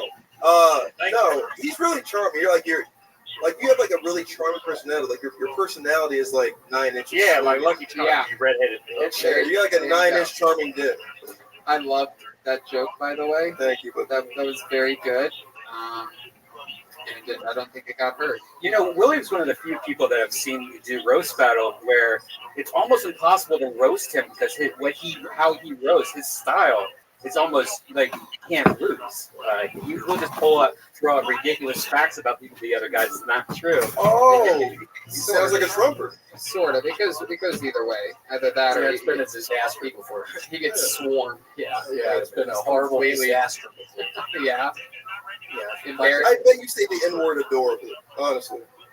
Do you think so? You have that kind of like look about you, like you say it, but it's like I'm kidding. William, let's go back. It's like to a troll doll with a diamond tummy. Because we don't often get to talk about your sex life, and we already opened up this can of worms. Yeah, let's keep talking about it. So you have what a lot of people would say is a small penis. Do you go down on your girlfriend? Do you perform oral sex on her? Is that something? First off, I'm thinking this isn't going to go over well when she sees this. Oh God, you got to stop worrying about this abusive girlfriend. Oh, No, not the way like just to hit me. No, don't do that. You're gonna get beat up, dude. Nothing bad. Listen to the sound. Oh, that's a baseball bat. Oh no! Oh, it's starting around two. I'm on that. And new. Oh my goodness! Wait a second. Oh no! It's a bowling ball. A bowling ball? Oh my God! Okay, do you ever perform oral sex on her? I have before. Yeah. How many times do you think? Is this something you don't like to do very Probably often? for 30 seconds I've done it. Wow! Look at you. Yeah, whatever. I'm a ladies' man. Wow. Wait, this is a regular. You guys know how he fucks, don't you? Don't you ask him every week how he fucks? No, we don't. We like to keep these things. We let the tension build, and then all of a sudden, just one day, I over attack the subject, and then they feel completely raped afterwards. After I get all the truth out of them, because they didn't think I was going to keep asking about it. That's why I like to move forward, like we just did a second ago, and now we're going back to it. And they don't expect it, so they start being honest. Yeah, I learned this for all like from 45 Jim Can't. seconds.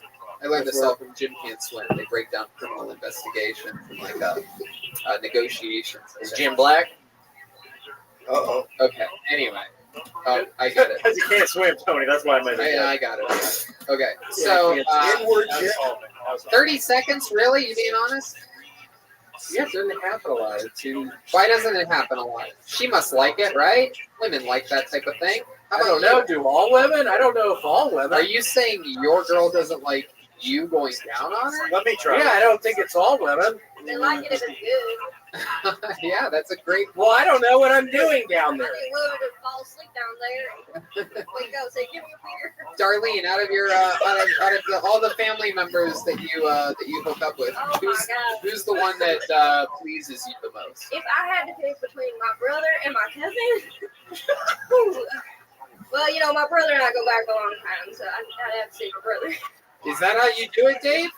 Yeah, like the Geico Gecko. Just Wow. Tony, first time I ever had Whataburger was between her legs. I'll tell you that. Wow.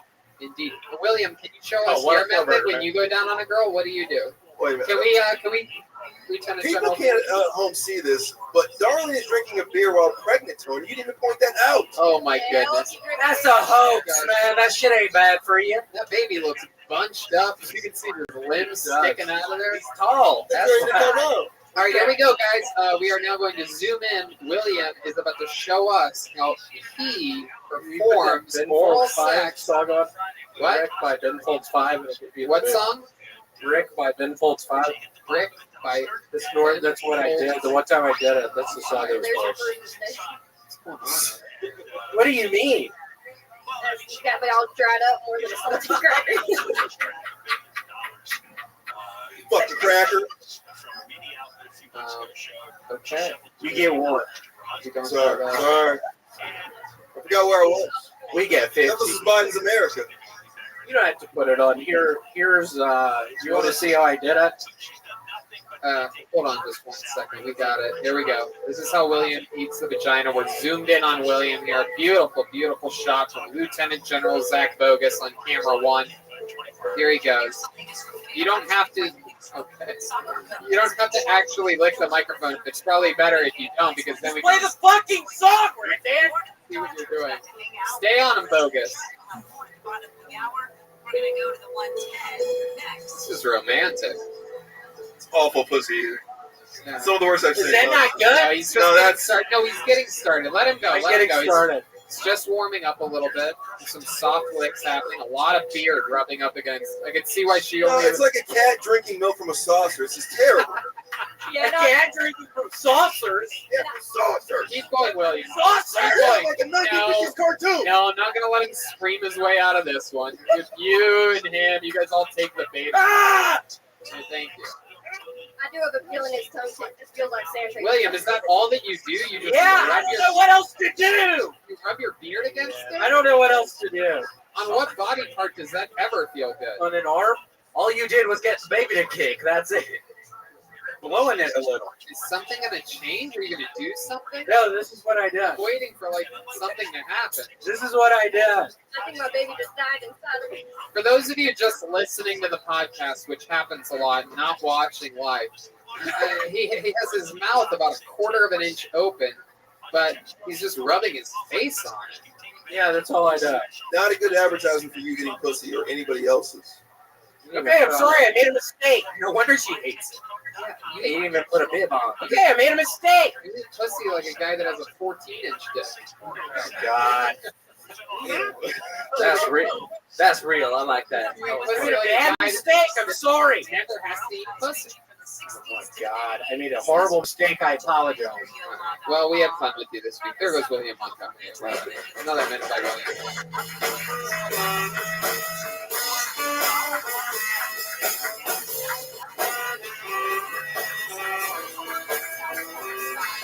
All right.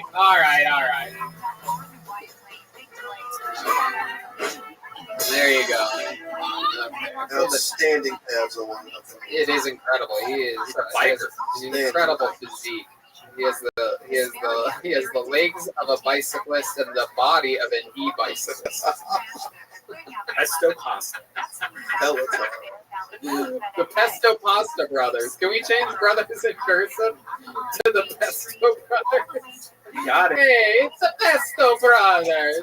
Charlie, put in a special order for me. Oh, David, you're gonna get it tonight, dude. You're fucked, bro. Charlie, you making this guy side orders? I caught it. I was talking with him at the table before the show. He had his arm on it, like he didn't want me to see what it was. He was trying to hide his pesto from me. We'll talk about this in a bit. I pulled a name out of the bucket. This is a complete stranger we've never met before. He signed up here tonight. Ladies and gentlemen, making his Kill Tony debut. Make some noise for John Manford, everybody. Here we go. John Manford.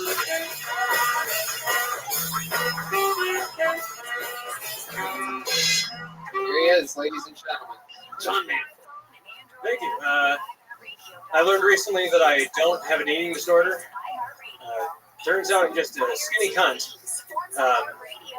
My doctor told me he's an Australian guy, and if you didn't know, in Australia, cunt is their word for hypochondriac.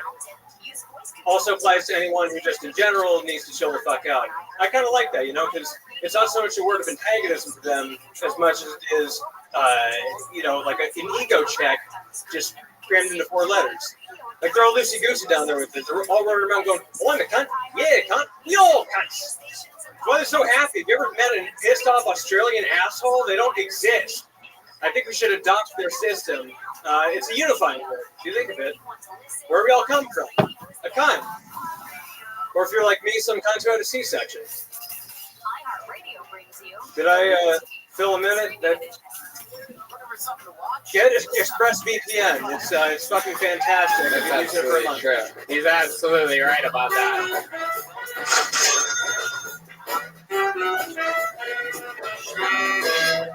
Heck yeah, John Manford. How's it going, John? It's all right. How long have you been on stand-up?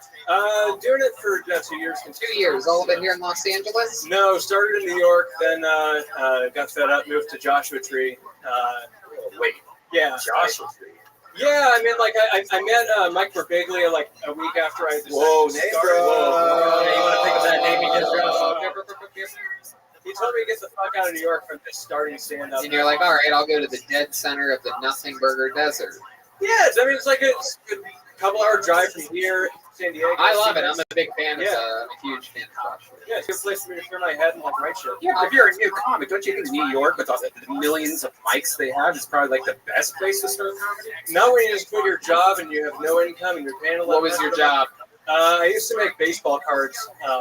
I used to run an ad. And Raj, you work for Tops? You Yeah. seem more like a bottom. Oh! You see that? Baseball card joke. Baseball card. Yeah. I've been waiting 13 years to do that joke. I've been waiting for someone to tell The me. name of that joke is called Gay Collector. That's right. There you go. It applies.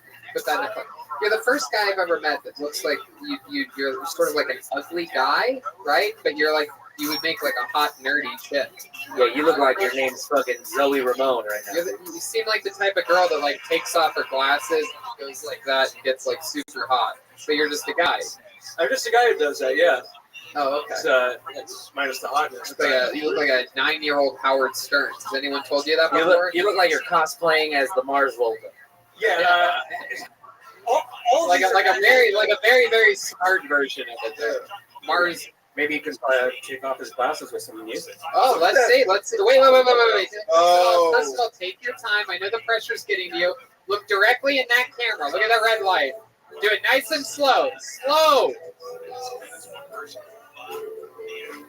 All right, no, that's bad. Hell yeah. Oh my God. You tried to be funny. Honestly, without your glasses, you look like Robert Rodriguez, the Night Stalker. Why did Go with that look like the first time he's ever tried to take off his glasses? Like he was born with those glasses as a baby, and they've been glued to the side of his head. Yeah. But this was the first time he ever pulled them off his face. Stuck to my hair, it hurts. I can't see. I thought I was supposed to make it hot and sexy. Yeah, you were, but you never looked at the camera. I told you to look directly down the barrel of the camera. Oh, fuck. Well, I started. You look like David Letterman's bastard child. Woo! Can we give him a second try, Tony? I think you'll get on. You gotta look down the barrel of the camera for 5 seconds and then do something. Let's go, You're Bill. already- Stop. Listen to the direction that I'm giving you, okay? Yeah. Once I say go and you hear the music start, you look at the camera, right? You don't do anything. You just make love with your eyes to the center of that camera, okay? And then you slowly go for the glasses and do your own thing starting then. But take your time, relax. Every time I say go, you just fucking reach up, start fucking abusing your glasses like you're William Montgomery's girlfriend. Wait. I didn't say go. Okay. And go.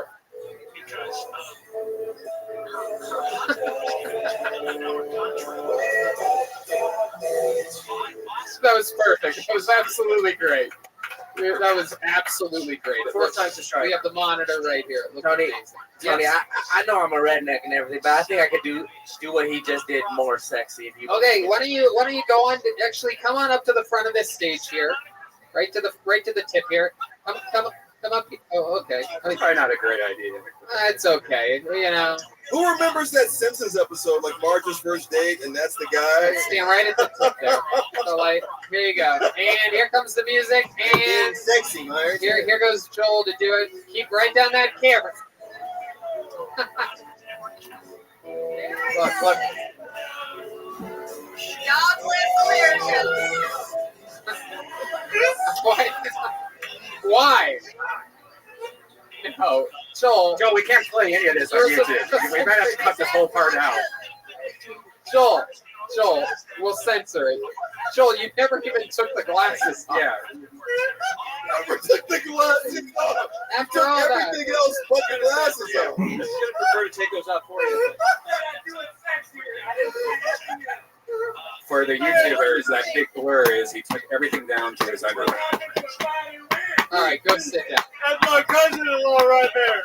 Go sit down. I think I got pregnant. Okay. I think that was objectively hotter and a little more annoying than how Thank you, John. Thank you so much. So now you live in Joshua Tree. Do you live by yourself? Yep. And what's a normal day in the life of John Manford like? Well, first of all, it's Hanford with an H, but I was going to say, John Manford sounds like you're a Terminator and you made that name up. John Manford? Yeah, no, that'd be like some serious overcompensation. But no, I basically like I just get up, go to sit on my couch, I'll put on a record, make coffee, and just like write shit or play guitar or something. Yeah. You play guitar? Are you a good guitar player? Yeah, not bad. Okay, what do you know how to play? Anything good? Yeah, I mean, I play series for Boots. I've been playing since I was 8, so Wow. 22 years now. No, listen, honestly, let's talk about Joel disrespecting the flag with his underwear. That was 100% respect. No, come back over here. I pledge of allegiance like that. I want to see that flag again. No. I was going to kneel at the flag. It's okay. We don't kneel in this household ever. So I can't suck your dick? After the show, guys. So, John, tell us something. This flag needs a bowl, Moses. Can we make an exception? Kaepernick. Okie dokie, and we're back with our guest, John Hanford. It's about the guests here, not the band, and we're here with John. John, tell us something that we would be surprised to know about you, about your life, your entire life's history. Well, let's see. I used to work in. I used to be a baseball scout. I used to. For who? Organization. I used to. Boy Scouts. Mets guy? I bet. Okay. Mets, yeah. It was the Mets? I worked for the New York Mets in Is it 2014. Yeah, they are really bad. There's some guys. I mean, like They had a comedian as their scout. They're awful. You know you have trouble taking your glasses off, but we've seen the Mets, and when you were scouting them, it seems like you didn't put your glasses on, Jack. They're notoriously a horrible baseball team. Thank you, Brody. Brody's a baseball team. He knows this. I played baseball in Alaska. Thank you, Brody. Thank you so much. It's like he's still here. Speaking to us from the heavens. He's way, way, way up there. Where are you, Brody? I Runyon Canyon. Oh, okay. There you go. So, John, how about another fun fact about you? Have any special skills or talents, like other than playing guitar? You magic or anything? No, I write. I'm a really good cook. I cook a lot of yakisoba, Japanese stuff. But I mean, like another fun fact would be remiss I didn't mention. I built my own guitar. Wow. And you're the lead singer for Journey.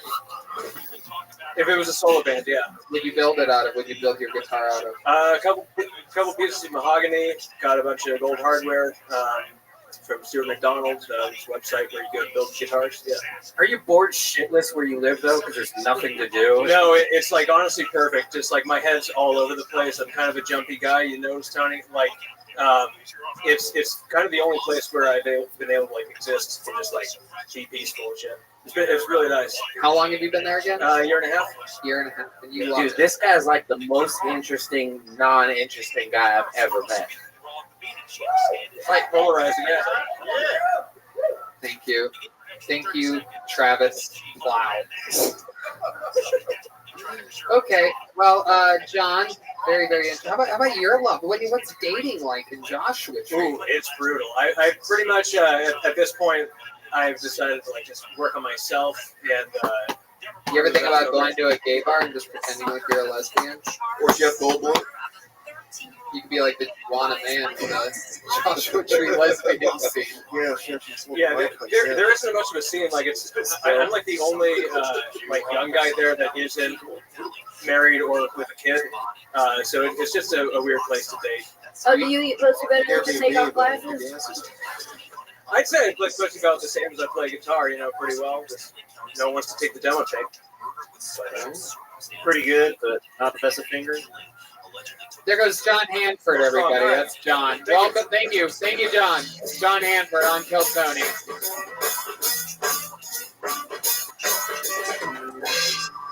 Okay. How about one more time for John Hanford? I pulled another name out of the bucket. Ladies and gentlemen, your next comedian goes by the name of Hugo Galaxy. Here we go. Here comes Hugo Galaxy.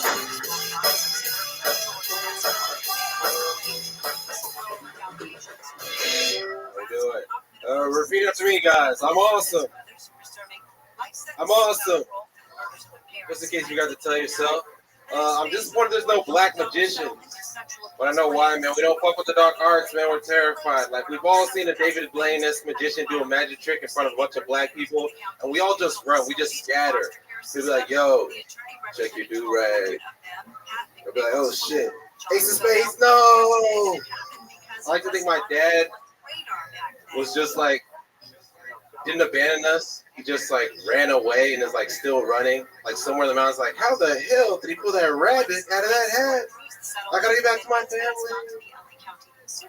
I was sitting out eating and I listened to this guy talking to his girlfriend. He's like, listen, I only have sex with you if you want me to. I only have sex with you if you want to. I'm like, yeah, because the other way it's called rape. That's what I got. Oh yeah, there you go. 55 seconds. Yeah. How sweet it is indeed to be loved by you. Welcome to the show, Hugo Galaxy. Thank you. So, can you, let's go through that last joke one more time. That last joke that you did. Can we go over it one more time? Yeah. Can you do it again? Oh, I heard people eating, and this guy was talking to this girl. He was like, I only have sex with you if you want me to. I only have sex with you if you want me to. I'm like, yeah, because of the way it's called rape. The guy said, I'll only have sex with you if you want me to. Only have sex with you if you want me to. Why do you think That's like an R&B song. That's like an R. Kelly song. Oh, yeah. I'll only have sex if you want me to. Rape. Why do you think he was saying that to this girl? Was it like a first date or? I don't know. Like Where were you at? Do you remember where you were eating? I was at Popeyes. Churches. How was Popeyes at Churches? Chick-fil-A? Where do you have any guesses? I know Mike won't believe to stop reverting back to 1962. Okay, everybody. He was at KFC because I think it makes money, okay? He's a mainstream dude. Look that up. It's like Gary Clark Jr. He does. He does. Oh, there's a jalapeno pizza in Burbank. Oh, our senior pizza Burbank correspondent Brian Redband is here. He's driven his e-bike past it. That's right. Good choice. Have you tried that pizza place? Actually, I have, yes. So what's it like? What's the report? It's okay. There's a lot of Burbank pizza places that are very similar. They're all kind of like average, but it's okay. Do you live in Burbank? No, I live in Weehawken. Wow, what made you go all the way to Burbank for a slice of pizza? I used to live in Burbank. Oh, for how long? Like a year. Until the riots started. Yeah, the famous Burbank riots. What were your cross streets in Burbank? Can I guess? Yeah. Wait. No, stop. I'm going to go Lancashire and Chandler. No, it's Victory and Verdugo. Ooh, oh, okay. Cross streets should have been Burbank. I know exactly where that is. There's a taco place and a gas station right there. Yep, I'm just kidding. There's a taco place and a gas station. on everything on Victory, there's a taco place. What's a taco? Travis Plow has never heard of a taco before. What do you do for work? I wait tables. Where at? The shit cake. Wow. It's still open. I heard they went out of business. No, they got the patios open. No, I mean like the whole company. I heard. That's what I heard. Yeah. Really? No, not I. You ever heard that? You're It's my first day. You know slavery's over, right? I hope not. You hope it's not over? No, I hope they didn't close. Oh, I hope slavery's not over or I'll lose my job. It's gone. So how long have you been a factory worker for? Shit. Like 2 years? My goodness. And you know that whole menu, huh? No. You don't? Not at all. Are you sometimes surprised by what people order? You're like, we have that? I am. So like we've been in COVID, and like today is my first day back. Oh shit! Congratulations! Wow. So you worked the lunch shift today? Yeah. 5 wins, niggas going back to work. Look at you, sir. With a good denim on too. Look at you, all that denim on. Look like you're Canadian. No, it was my first day back, and I guess they had a new menu rollout. I didn't know anything. Wow. Did they make it smaller? Because I know the menu right now is like 500 pages. Like I had a job there in the first day of like work. They gave us the menu. Like you have to memorize this thing, and the thing is so big. I was like, "Fuck that!" and I walked out. Yes. Red Band was like, I already have it. You were the smart one. I'm a big fan of. I got a photogenic memory, but don't you worry about it. Okay. So, is there? What did you do before this job? No, I come from the Bay Area, so I was just up there doing like odd jobs. Trapping. Odd jobs? Just like construction. Nigga, are you a mobster? Yeah. Are you Tom? I worked in white bills over there. waste management, ran my own bar. Yeah. He's a real one. Okay, that's fun. And now you live in West Hollywood. What's that like for you? That must be a big change from being from the Bay Area. Yeah, all of LA is a big change. It's cool. I wanted to be like in the city, like before the shit happening. So I feel like. So which home was in Kevin? No, it's cool. Like I'm 2 miles away from the Comedy Store, like a mile away from the Improv. So that's why I really want to move. Okay. Okay. That's Are we neighbors? Yeah. You live on like wait, you live on Spencer and Willow Beach? I live off 3rd. You are Third You're way down there. 3rd and what? Tony's there. No, I don't live anywhere near there. 3rd What? and Fairfax. Wow, Fairfax and 3rd, so right by the farmers market and the Whole Foods and the Trader Joe's. Right, right there. Where Wow, they rioted. that's crazy. Did you start the riots there? I wish. Goodness, where exactly at Fairfax and 3rd? That's actually literally like right where I live, like right next to the Trader Joe's. Well, how close to the Trader Joe's? I could sprint. How fast? Well, I mean, how long that would it doesn't take? Like, I can sprint to Trader Joe's with a bag full of shit in like 7 seconds. If you walk out of your front door and sprint to Trader Joe's. If the Comedy Store is my house, Trader Joe's is like. Hugo, he's asking you how fast is your 40 time? That's a whole different. How fast can you drink a 40? White power. Do you work out, man? Oh, good question. Coming straight from Travis Ply. You got like a good body for one of them, you know. So it's like, okay, these guys are white trash. Don't mind them. They're from a different time, a different place, a different era. nah, do you work out? I want to know this. It's like you seem to like be like in shape. You say you drink a 40 fast, but like, thank you, Travis. Thank you so much. You're welcome. But also answer my question. No, yes. No, we're moving on. Thank you work out on the daily? Yes. I'll talk to you after the show. There you go. There's the payoff for all of that. I will talk to you after. Could have been good. Not Trevor Noah. Daily Show. If you're wondering what all that setup was for, I'll talk to you after the show. There it is. I'll make it better. There's a fart noise to pull. That's comedy out there. To recover a fart noise here in the main room of the Comedy Store. Oh, he's taking his. All right. It's highbrow comedy. I'm going to ask you something that I asked John Hanford and got a half an answer from. And well, your special skills or talents, something that you're really good at, something that you took the time to get good at. Man, I don't know if it's a special skill, but I can like clap with that hand. Oh, absolutely, that's a special skill, and we all want to see that. Am I right, people? Okay, and here we go. Let's see this one hand clap. Here he is. He's doing it right now. Can we get? Are we on the camera? Can we see this close up on this one? Okay, here we go. Well, I don't know if this is working.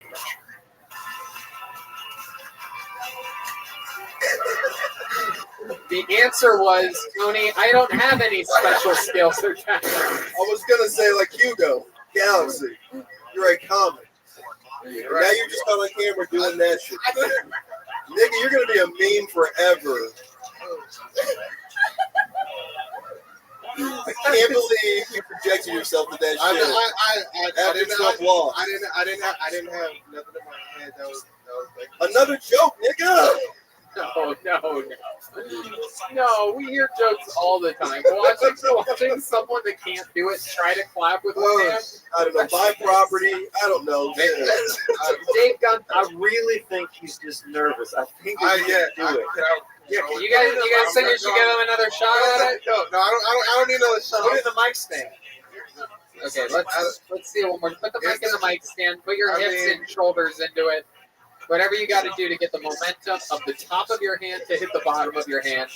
We demand. We are going to be here all night until this works. This is my favorite late night talk show. Literally, when you're like, oh, Kill Tony's a live podcast, and they keep going through a pandemic. How low can they go? This is it. We're here, still trying. It's weird, but taking the jacket off made it better. All right, here it is. This is it. This is edited out scenes from Chappelle's SNL monologue right here. Okay, here he is. One hand clap. It's Hugo Galaxy live on Kill Tony from the world famous Comedy Store. All the pressure in the world. We just got word Mitzi is watching right now. I'm sorry, Mom.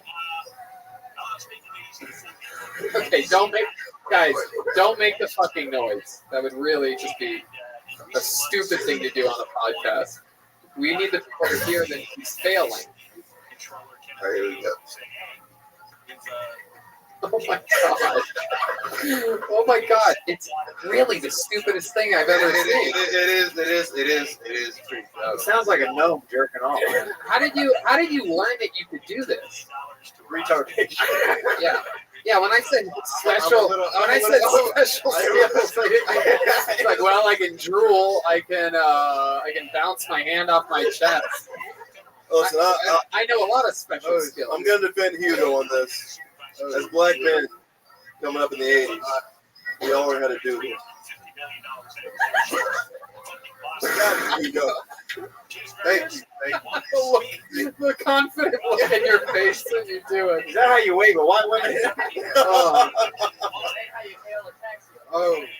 Hugo, the one hand clap made the night for me. I absolutely loved it. In fact, I'm going to clap with both hands for you. There goes Hugo Galaxy, everybody. Come on.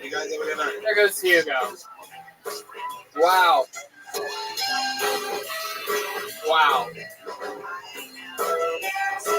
To be loved by you. All right, your next comedian, a regular on this show. An incredible force, has been doing stand-up, I believe, 7 or 8 years from the great state of Georgia. He's been a regular here for about a year, and he's here for you right now with a brand new minute of uninterrupted stand-up comedy, and then an interview. Ladies and gentlemen, the great David Lucas.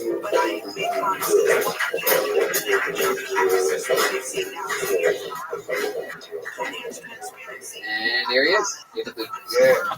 I realized how fat I was this weekend because I refused to have sex with this girl because it was 10:15 and I thought McDonald's only had 15 minutes left for their breakfast menu. And then I got there and they was like, "Sir, we serve breakfast all day." I was like, "Oh shit, nigga, well, give me 2 sausage McMuffins and a hash brown, well done." Thank you. Next speaker, please. Subarus are the gayest cars ever made. I can't believe white people to the dealership to buy a brand new Subaru with 0 miles. That shit baffles me. Why the fuck do you need a car capable of killing kangaroos?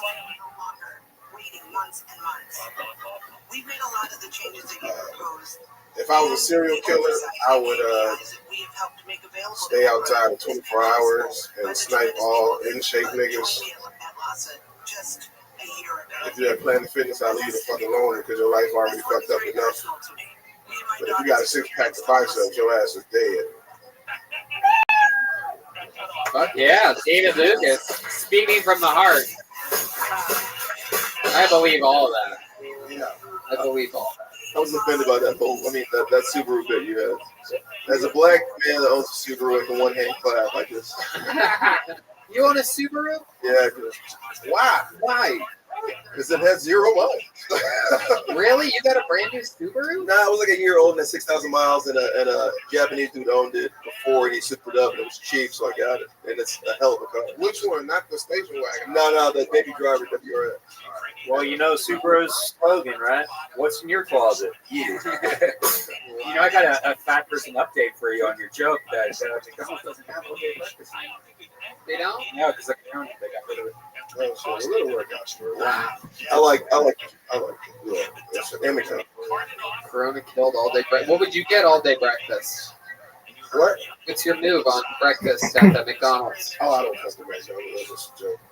You don't have it?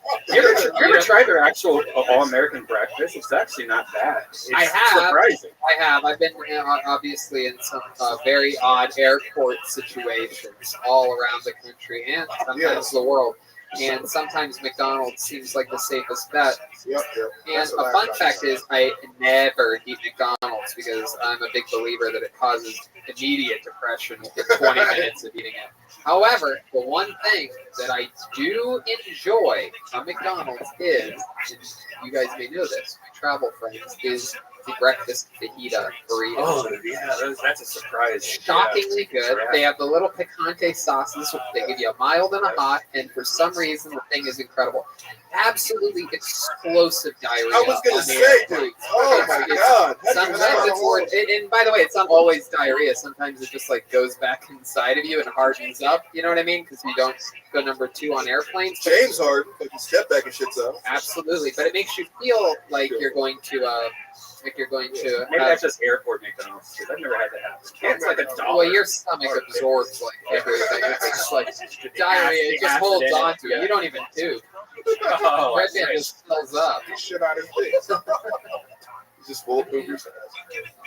So you say you don't fuck with McDonald's. Well, I don't fuck with McDonald's. What do you mean you don't fuck with McDonald's? Like that shit. Like the last time I had McDonald's, it was on some shit like you just said. I was stuck in between this airport, and that was all I had.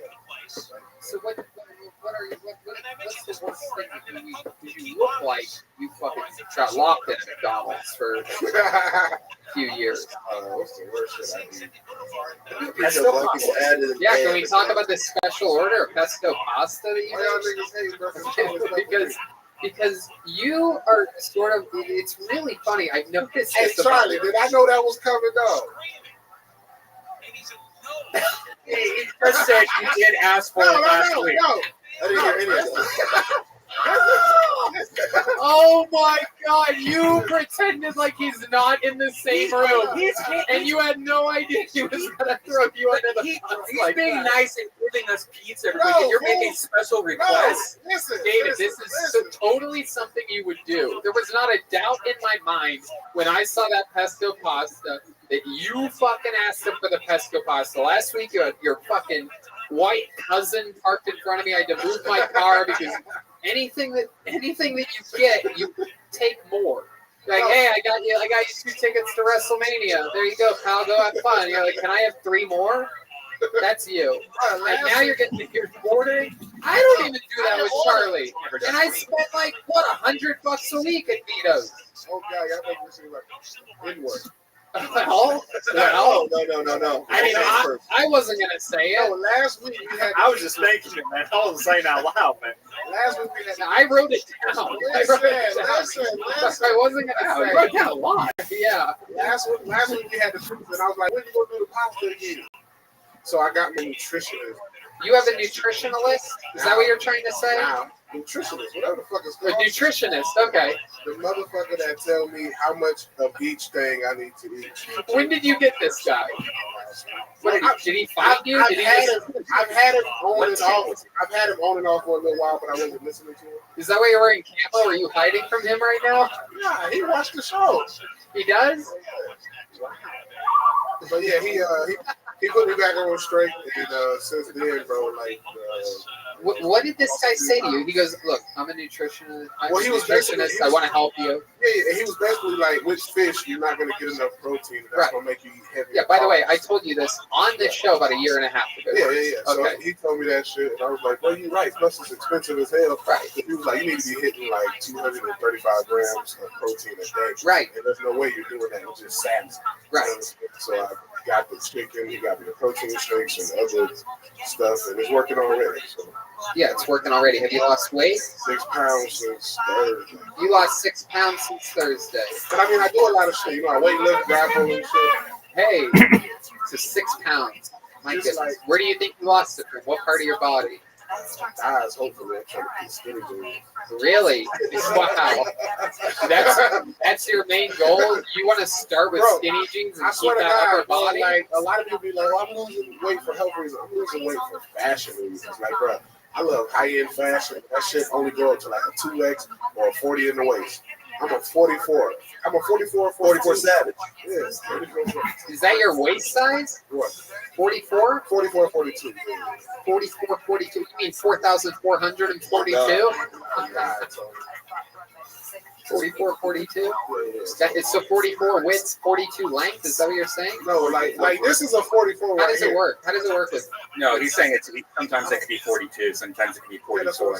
You two ever try to break pants? Oh, good. I wear 34, 36. That was a lot. Yeah, I do. Hey, right back wearing 36. I'm wearing 36 right now. You're wearing it. William, what size pants you wear? Yeah, but he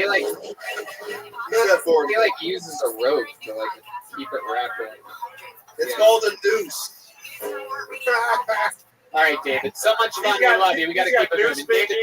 David Lucas, everybody. There goes David Lucas, everyone. There goes David Lucas. There goes David Lucas. All right, I pulled a name out of the bucket. Your next comedian goes by the name of Dan Levin. Here we go. Here is Dan Levin right now.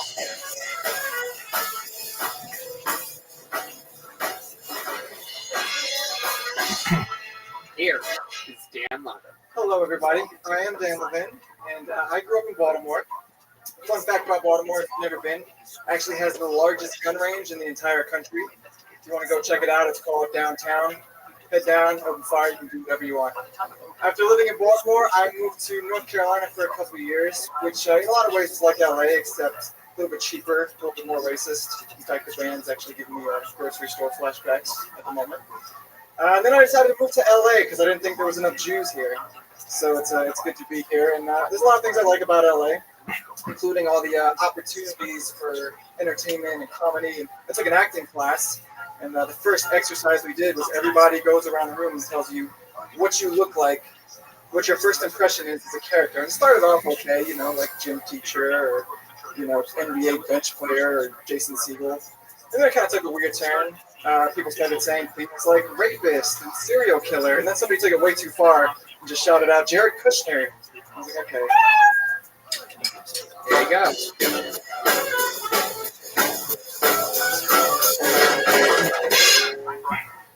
Hi, Dan. Hi. This is your first time on the show, right? First time on the show. How long have you been doing stand-up comedy? About a year and a half or so. Where at? Mostly Flappers. Okay. Is this your first time at the Comedy Store? Yeah. My goodness. Yeah. You came during an interesting time. I did. During a global pandemic. Fun 6 months. Yeah. Yeah. Uh-huh. What have you been doing? What have you been doing to pass the time during this? Working. What do you do for work? Actually, work in the news. What brand of the news? ABC. Wow, you work for ABC News. My goodness. Yeah, what do you do for them? Are you a researcher? Producer. Wow. That's great. That's a really big deal. The local news affiliate or the big ABC News? Oh, that's incredible. So ABC Live on 5? That's ABC 7. ABC 7, very good. Red Band News is local news. The police chase master. I got interviewed by ABC 7 for the Purse House show. Oh, look at that. You got put you on TV? You did. Whoa, look at that. You do have that news look, though. Like that. He does. Yeah. I don't know if that's a good thing. He does. My goodness. Nice hair. What a switch. What a switch. We went from BET to ABC that quickly. Just one little channel change away. Yeah. So, how long you been working with the news? What year is this? 2020, like 10 years? My goodness, that's a long time. Incredible. What's an interesting thing that you've done in that field? Would you break any stories or anything? What was like a highlight or something? Highlight? Well, I did sports for the first 4 years. I really enjoyed that. That was pretty cool. I got to cover the Ravens winning the Super Bowl. That was a lot of fun. I used to have to answer the phones. Got a lot of dumb phone calls. That was always entertaining. Yeah, people who call news stations usually aren't the brightest bulbs on the tree. How about for Was there any UFO reports or anything like that you'd ever see? All the time. All the time. So there's this big theater in Baltimore called the Senator that shoots up a spotlight. And anytime they shoot up a spotlight, there's immediately 10 to 15 phone calls of people who are just, oh my God, there's something flying over our house. I'm like, no, they're just showing the Dark Knight. So that wasn't a UFO. I can't prove that. Or maybe the aliens just really like that light. Or maybe really those aliens like the Dark Knight. That's true. It was a great thing. What do you like to do for fun, Dan? You seem like you have some interesting, fun side hobbies. I like to play sports. What kind of sports do you like to play? You say that like a table tennis. Actually, that's a fun story. I'm actually an international gold medalist. What? Wow. This is absolutely incredible. Breaking news here. We actually have a sound of you hard at work here. There you go. Oh, it's William's girlfriend. Erica, we learned her name was tonight. So that's great. So how many times have you got like a 300? Never. Never. That was good. I just want A gold medal, really? No 300. No 300. Yeah. What's their betting process? 250 something. Well, you got to remember the competition I was going up against here. Your last name is Moses. Damn right. The Maccabi Games. You ever heard of that? No. It's like the Jewish Youth Olympics. That's Mac. Yeah. Maccabi. Yeah, you're probably right. So it was like what is this? Jewish bowling? Yeah, it was Jewish bowling. Well, so it's like the Jewish Youth Olympics. Do you put little yarmulkes on your bowling balls? Yeah, and I can only bowl them from right to left. So. Oh, because that's how you guys read. Are you Jewish? No, you work in the news. Brian won a cash for gold medal once. Wow. $1,300. My goodness. So, are there other Jewish bowlers that bowl 300, or is that? No, it was pretty slim pickings at this time. I didn't go to Jesus. Actually. Yeah, Jesus probably. Wait, so you're from Baltimore? Yeah. How's the crack? It's all right. Really? Have you tried crack? Really? What kind of drugs you like? Moses, what are you doing? Does this guy look like, out of everybody that's been on so far, he's the only one that doesn't seem like he's tried. This is Disney owned. Yeah, from Baltimore. All you gotta do is stop and get gas. Hey man, you want some Ready Rock? Ready Rock. Wait, you know that while you're in the news. I got Wow. So you're an international gold medalist bowler. I should clarify, I made the baseball team for Team Baltimore before I ever went to bowling. But the coach was kind of a dickhead. So I still wanted to come. It was actually in Orange County. Jewish baseball player. My goodness. Can you imagine the stolen bases this guy must have? Oh, come on, Tony. Again, we run another Mookie Betts. All this baseball talk has David Lucas thinking of a Denny's Grand Slam right now. Okay, he's gone. He's crying in the bathroom. He just lost another pound in tears. Just shredding the pound. Were you ever fat? You seem like you used to be obese. Not obese. I was chubby in high school, and then I grew like 15 inches. Within like a year and a half. Wow, 15 inches, or also known as almost 4 William Montgomery penis lengths. Oh, yeah, that's a good metric. That's solid metric. We weigh things. We measure things very funny here. We measure things in William penis sizes and what is it, quarter pounders? Pounders, yeah. Yeah. Okay, so I'm like 100 William penis sizes. 17 quarter pounders. You're not 17 quarter pounders. You're good. I'd say like 58. Here's a real question. You're from Baltimore. You're a white guy. You kind of have this thing. Have you ever rapped? Ooh, good question. Every Baltimore white guy go raps. I knew you did know. Well, I mean, like, never like on my own. I never like a drunken karaoke. Okay, you build your own raps in line to me. I do not have my own raps. I don't. Come on, give us a little something. We know you have some Jewish raps, without a doubt. I'm not ready for that. It's like the Jewish rappers.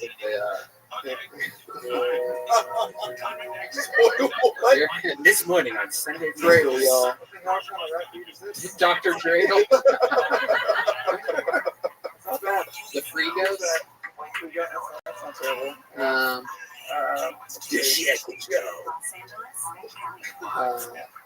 Shout out Jam. Too cheap. Not bad. Too cheap. Pretty good too. 50 Cent, I think just works in itself. Okay, let's hear a Jewish rap. Everybody. Here comes a Jewish rap, everyone. What an exciting Monday. Here we go. Here's a little Jewish rap. Here's Dr. Dreidel with his new hit, Saving My Money.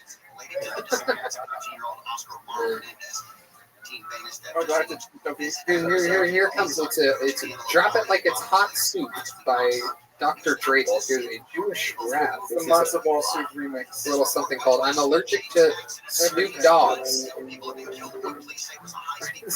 Off his hit album, I'm Allergic to Cats. Here's. You have a band here. You want us to play the music? Here we go. All right, here it comes.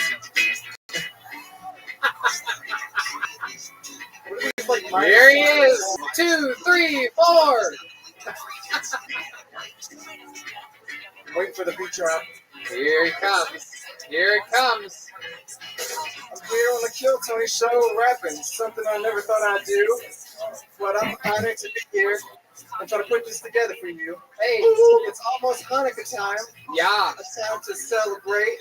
Or maybe if I'm lucky, I'll get 8 crazy days. Oh, God. 8 crazy days. Yeah. There he is. All right, we're all about to commit a mass suicide here live on this show. Take me with you, please. Oh, my goodness. There's a guy one hand clapping in the audience right now. All right, Dan, this was so much fun. We had a blast with you. Thanks so much for that incredible rap. Do me a favor, write another minute, come back again. Let's do it again sometime. There goes Dan Levin, everybody. There he goes. Thank you, Dan. Hey.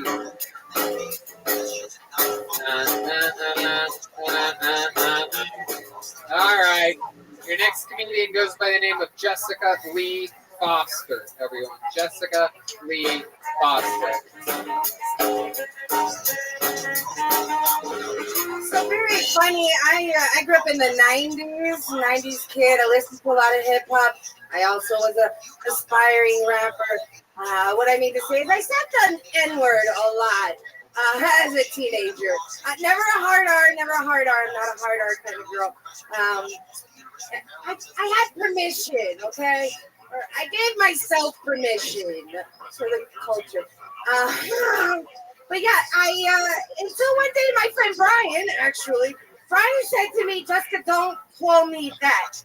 And I was like, oh, whatever, neighbor. And he was like, no, Jessica, really, don't call me that. That's not what I am. And I thought, holy shit, if I've offended my friend, who really knows my heart and my soul, like if I've offended him, what's gonna happen when I go out in the world and say that to somebody who doesn't know my heart, who doesn't know me? So I never said that, I never said that word again, because I really loved Brian. He was the first faggot I ever knew. Christ. My God. Wow. Freedom of speech at the end there. That really is. It still exists under the new Biden administration. Can we all say it So we together? done? I'm lights off right now. I've never actually really called anybody that. Just so you know, So Jessica Lee Foster, remind us of everything about you. You've been on this show once before, right? Twice. It's been a long time. I think the last time I was here was about a year ago. What happened on that show? What did we talk about? What did we make fun of? What did we find out about you? I mean, we talked about my kid. You have a kid? No. You black? He's half. Hell yeah! He is. You. Huh? Look at you. That makes sense. Yeah, He's 18. He just went to college. He's actually on a college campus. Wait. What sport does he play? He doesn't play sports. What? I know, right? I know. He is that way. Exactly. He's studying architecture. Oh, shit. Wow. He's gonna build that wall finally. And he went on full scholarship. I think we talked about the scholarship. He got a scholarship? Yeah, he did. For what? Because he's half class. Probably. What do you mean probably? I mean, I'm poor and a single mother, and he's brilliant and beautiful. Oh, so. that's great. Just one son? That's it. And so what happened? You were She was on Maury. 18 years ago, 9 months, you got hounded by a black guy. Is that correct? Is it a one-night stand? Boyfriend? No, it wasn't boyfriend. Did he stick around for a while when you got pregnant? It's a very complicated thing. He was around when my son was, younger. But he is also the reason why we fled New York. So Right. there's that. Right. Exactly. All right. So things got a little rough. They did get very rough. Right. Exactly. Well, that's a good thing that you got away. Yeah. And you've been away and happy ever since. Indeed. And the 18-year-old's doing great. He's going to college. Where's he going? He goes to a college upstate New York. I want to say the name. Okay. No, that's perfect. Absolutely. Is his name like American Black or is it something like Wait? His name's Lucas. Oh, whoa. I almost named him. I have my list of names. I almost named him Takai. Thank you. Something hard. I did. Lucas. He's like, Mom, thank God. This has never been. You know why I named him athletic Lucas by though? the way. Because his Better father's last name, to be honest with Johnson. Johnson's his last name. you. Lucas Johnson. Lucas Johnson. Is this your kid? It's my Does child. he play chess? It's a chess. He does play chess. Chess name. He's actually chess champion. Chess champion. Fucking nailed it. Lucas Johnson. You can tell things from the names. Yeah. Like I used to like in Ohio, for example, like who's a wrestler by their names. Like fucking who are the guys? Like we had two football players at our school. They were twin brothers, Colin and Kyle Brubaker. Those linebackers just smash you right over the middle, but they got ran over by Maurice Claret, our junior year. That's a funny thing. I don't know where you can tell from this, but my mother named me Jessica, Jesika. No two S's? One S, one K. One S, one K. Wow. So your mom also a little bit wild. Single mother. Right, single mother. Teenage mother. Okay. She smells like one too. Smells like one. Smells like one. So you were a teenage mother? Whatever. Yeah. How old? 16? I'm not good at math. 17? I bet you were cute as hell. I could see it. I could see how 18 years ago you were a cute little pog, and then the work of having to raise. Yep, sure it is. Yeah, exactly. Yeah, totally still there. Yep. And Red Band was a size 34 pants. Yeah. It's the nastiest thing you ever did with a guy in the bedroom. Let's talk about it. It wasn't in a bedroom. I had sex in a New York City cab going over the actual sex over the bridge. Would you say that the sex was good or fair? I see you over there. That's one of the perks. That's how you don't get caught in New York. That's the perks of having a cab that always smells like interracial sex. Oh, come on. When it's happened, you can't even. Why the hell's it interracial, Tony? Oh, you don't know? No. Yeah, you're from a different part. There's a whole different. I've never been in the cab. Moses knows what I'm talking about. He's our interracial sex correspondent, Brian Moses, live on the scene. Yeah. So you had sex, actual intercourse, like insertion. So you're on top of him? So Taxi cab confession. One for the true taxi cab? No, it was missionary. Missionary. So you're In laying a cab? down. Yes. Not cowgirl? Welcome to Ben Bailey's gas I cab. was a little embarrassed, so I hide my. Wait. Was this a van? No, it was like one of those big sedans. Instead of the lights on the ceiling that go off, there's just cum dripping down everywhere. Oh, it's cash cab. I watched it. Watch it. Like looking in the rearview mirror. Of course, he was. He knew exactly what was going on. Right. Do you think he touched himself? Did he please Oh, himself he at all? totally jerked off. Really? Do you really believe that? Not while he was driving the car. Afterwards. Only I would do that. Afterwards. But, after. You're saying that you made a deposit in this bank? Yes, absolutely. This is somebody's mother, I guess. Yeah, it really is. This is incredible. Shout out to Lucas Johnson. You're a real kid. Racist name.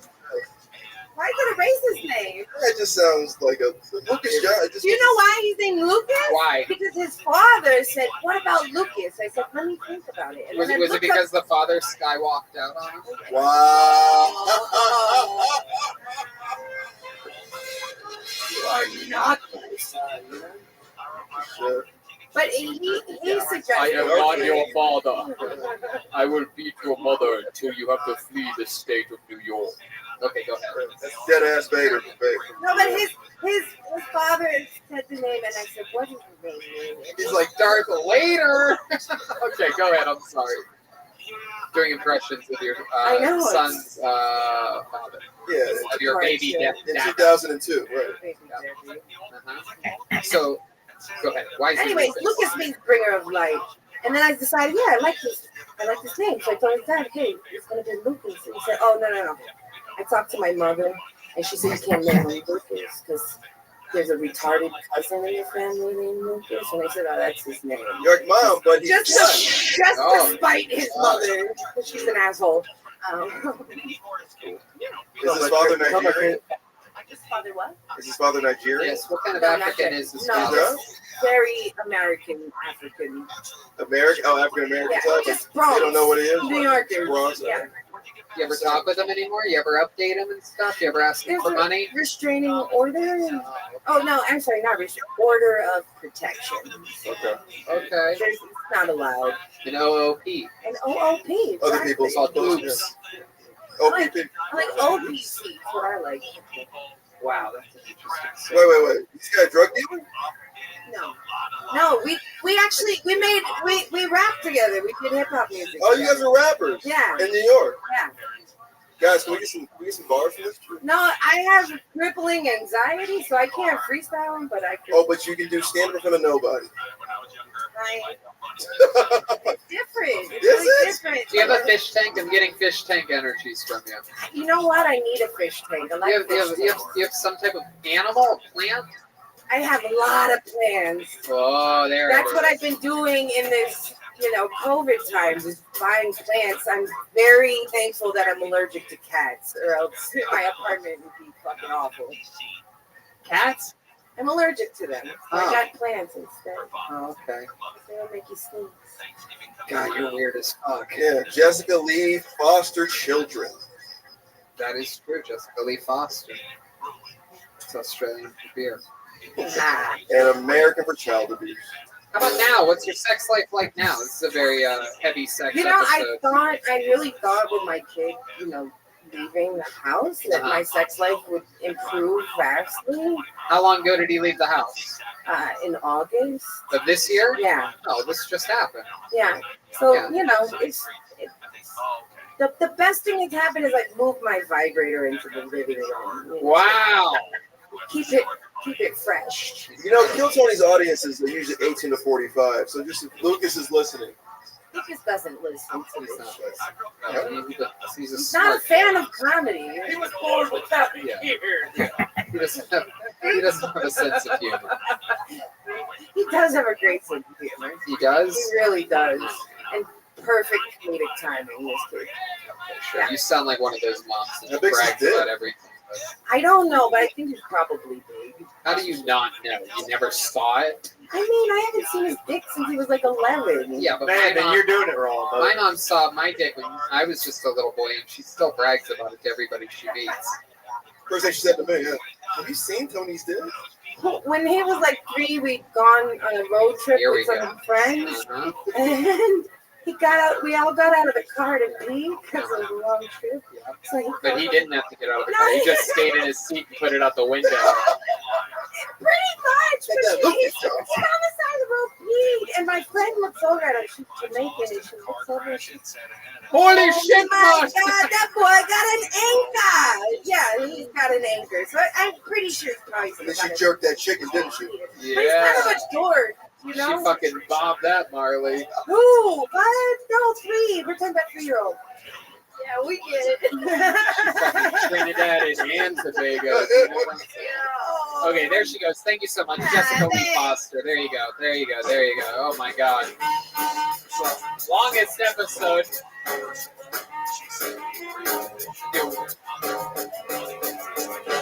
All right, last one, real quick, ladies and gentlemen. Brian Blank. Here comes Brian Blank. My God. I'm sorry, these interviews today too long. That's my fault. Brian Blank. Oh, I like to make salmon for myself. Stay with me. I also like to put Arby's sauce on the salmon. Let's talk about Arby's sauce as a condiment for a second. Arby's sauce goes well with everything. All right, tastes amazing. Horsey sauce, not just fun to say, also tastes delicious. Are we closet Arby's fans? I know we're closet Arby's fans. I haven't been inside an Arby's in 15 years, but the drive-thru is always full, even pre-COVID. I think Arby's should change their name because Arby's sounds gross. I get it. I would never be in a group of friends that suggested we go to Arby's. I think Arby's should change their name to luxury sandwiches. That is what they sell. You cannot tell me that a Reuben on marble rye isn't a luxury sandwich. French dip, a French dip is so luxurious that shit comes with its own dipping sauce. That dipping sauce is pronounced au jus. If I were to ask you, do you want? Wow.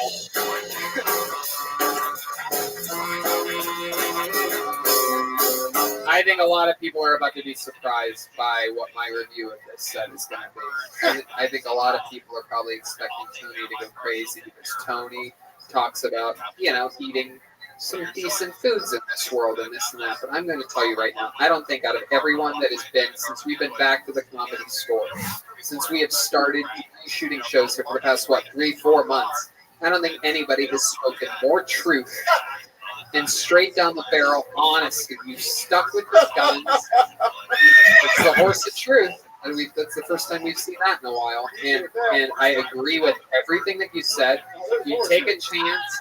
You took a chance and you absolutely committed to it. And I agree with everything. Arby's sauce is unbelievable. Horsey sauce is fucking God's gift to the world. The first thing, I've known Tony for 13 years. The first thing, literally, I was like, oh, this guy's weird, is because he's like, are we going to Arby's? I love the horsey sauce. So I don't remember that. It was one of the weirdest things you said. I was like, oh, that guy's kind of weird because you love Arby's. Is that true? You really remember that? Yeah, you came down Rick Game Room and you were fucking going ham about how great it was. It seems like it's garbage, but you're like, no. Have you had the horsey sauce? Yeah, I'll argue Arby's to the death. Arby's sauce is incredible. And I'd say the quick tag real quick, very quick. Sure. If Arby's does change it to luxury sandwiches, I would just be putting luxury sauce in my sandwich. And that sounds delicious. Yep. Absolutely. Yep. You got it all the way through and through. How long have you been on stand-up comedy? Like 11 years. 11 years, and it shows. It absolutely shows because, a lot of people do jokes and a lot of people do this and that, but to really stay in the pocket on something that you believe in, it's an interesting part for these fans of this show that listen to it as real comedy fans. That's an interesting thing that we don't really get to talk about enough is that, like, for example, during that part, and I almost absolutely never make an audible sound during a comedian set on this, but I did during yours. Red Band did as well. And there's Moses here. All three of us was nodding along. You had our attention deep into a very long show. These interviews have been extremely long tonight. We had a couple technical issues. His mic's still up. But still, you had all of our attention in an incredible way. We've never met you or seen you before. Yeah. So the 11 years really shows. And people say, 60 seconds, that's not enough time to do this. That's not enough time to do that. Meanwhile, you had us completely engaged the entire time talking about, of all things, Arby's. But you were saying the truth about Arby's. A lot of people make bad diarrhea jokes about Arby's. Oh, Arby's, and I poop my pants. A lot of haters. Right. The same vibes with Chipotle. You know what? I'm a Chipotle fan. I mean, Chipotle, same exact thing. Someone tried to tell me that Chipotle isn't healthy. I'm like, well, if you order unhealthy shit anywhere, it's unhealthy. You can make anything unhealthy. I'm not buying this with this fucking Adam Ray undercover as a fucking Arby's rep right now. I mean, this whole time, Kill Tony's so popular, fucking fast food reps are coming in here advertising on your show right now. Yo, I mean, I knew that someone told me I should do that joke. I did it at open mic, and someone said you should do that joke on Kill Tony. And because they wanted to see you pop. But you didn't because they obviously know that Tony secretly loves Arby's. And now it's I guess. No, I just like his passion that he had with It's it. true. Like, there was a lot of passion. That's what I'm talking about.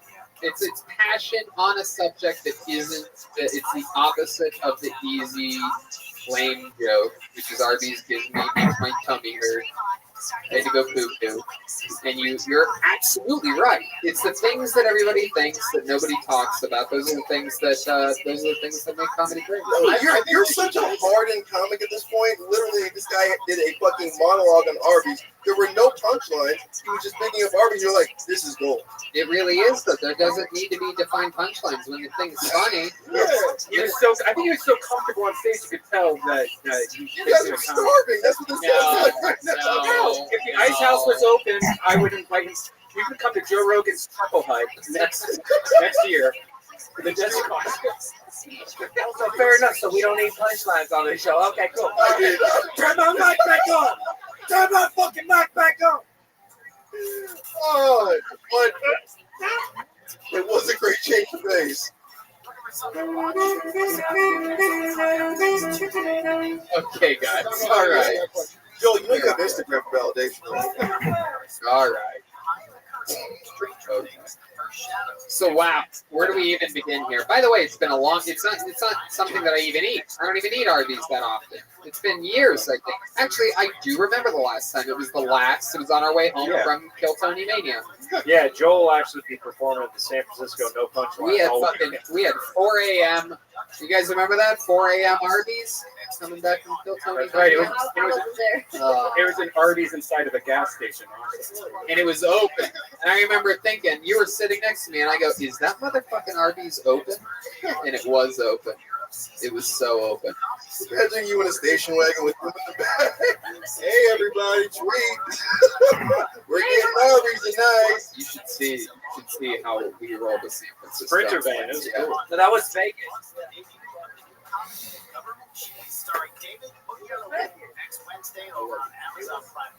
I remember where he's gonna turn this fucking car around, everybody. Shut up!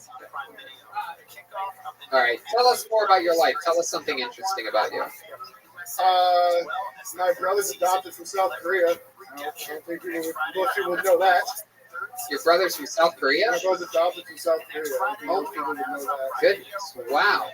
What's that like, having a brother from South Korea? Long live the South. It's different. So he's older. He's 3.5 years older. They adopted him, and then because they didn't think they could have kids, and they had me. So it was always... No, and you sort of look South Korean. How fitting. I think I look like a lot of things, man. I get that a lot. Yeah, not South mainly Adam Ray in disguise. Yeah, you definitely do look like Adam Ray. You look like Rick Moranis right after he got jumped. Okay, so what's it like having a South Korean brother? I mean, we don't really talk, so I guess it's like... Oh, he only speaks South Korean? No, he's just not that cool. Oh. Family can't afford stuff. Does he play video games a lot or something like that? Is that why? Or is he into anime? No, he's just kind of a dick, man. He's just kind of like, growing up, he was just a dick. He like, you played video games growing up. Jesus, are you sure because he made them? I mean, he just like... How's he a dick? Man, he cut me with a steak knife when we were playing Madden. Oh my god, are you sure this kid isn't North Korean? I mean, he's just kind of dick, man. Like, when he cut you with a steak knife, did he light you on fire and like make it flambe or whatever? No. Okay. Within a Korean barbecue?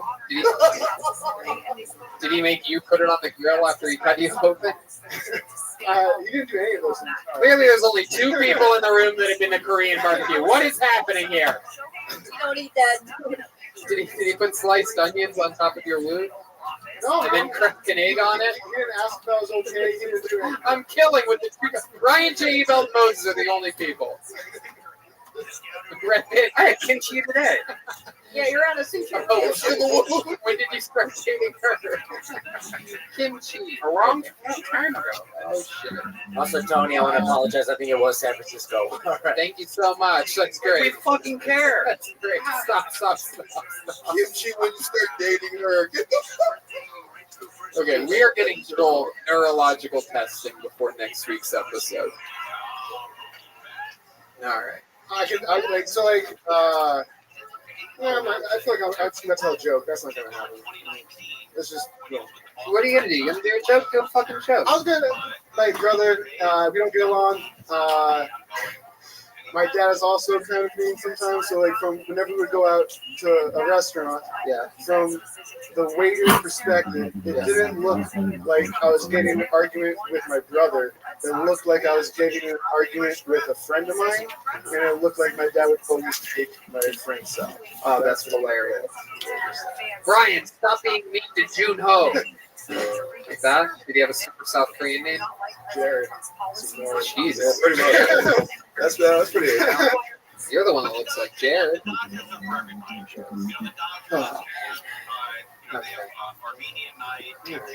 I feel like my set went a lot better. It's about Arby's. No, We're it's a hungry. good thing. It's a good thing. We're not hungry, Brian. We all ate pizza from delicious Vito's Pizza on La Cienega, just south of Santa Monica Boulevard. And some of us eat special delivery pesto pasta. Crazy. Oh, Charlie, do you think next week we could bring some on Arby's pasta? Arby's.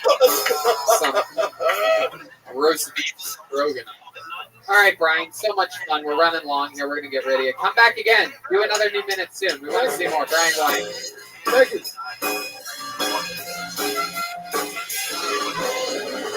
What have we done?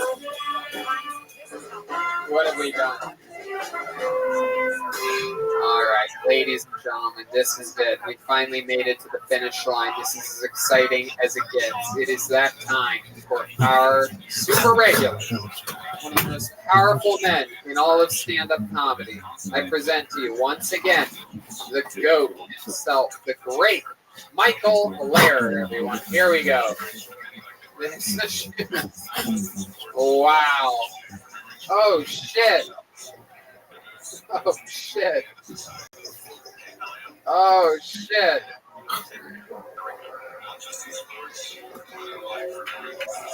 Whoa.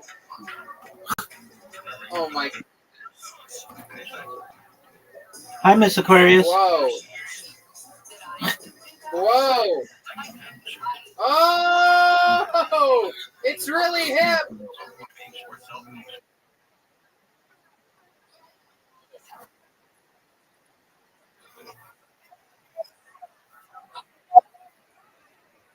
Take your time. Excellent. How are you? That's okay. I understand. How are you?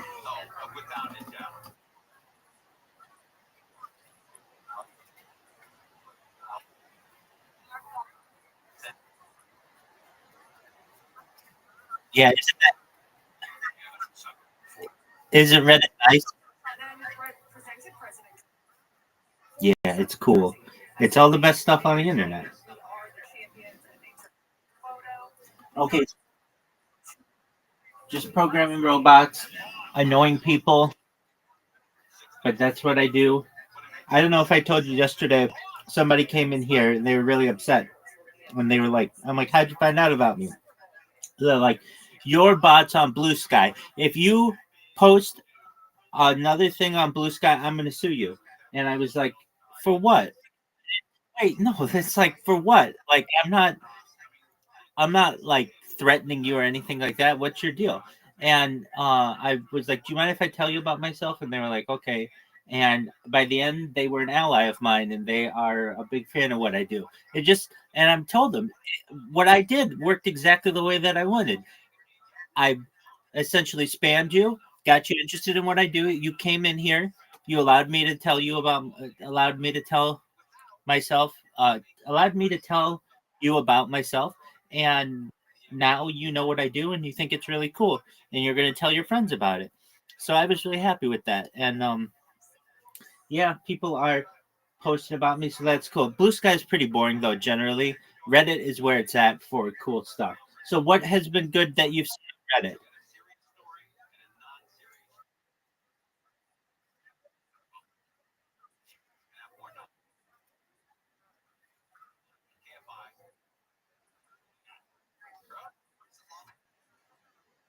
Okay.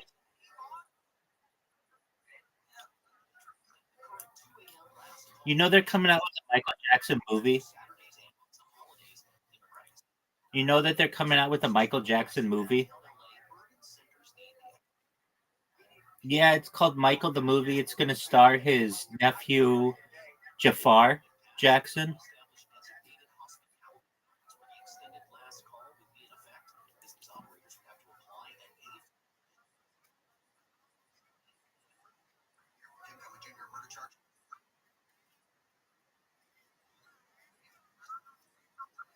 Absolutely. You like In Vogue? Excellent.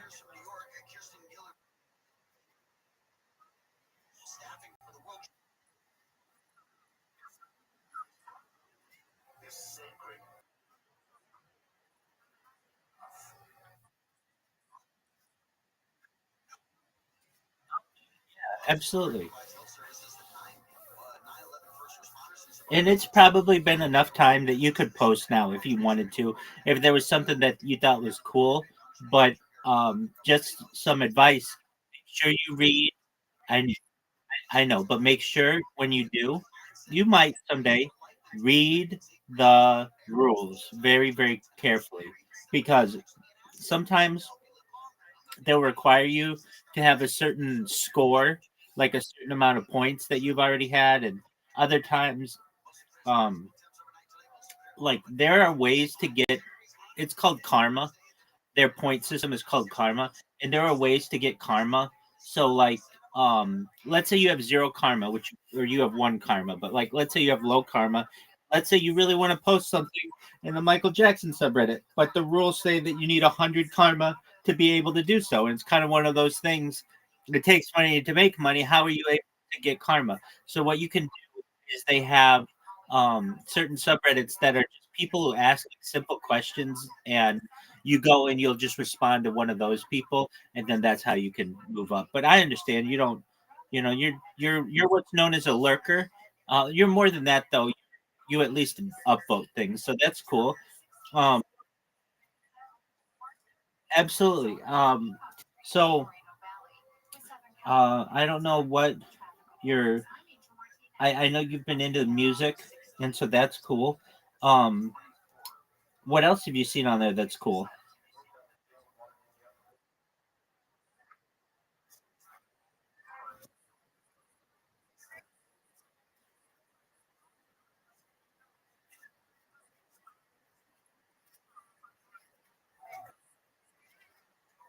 Yeah, that's a good one. There are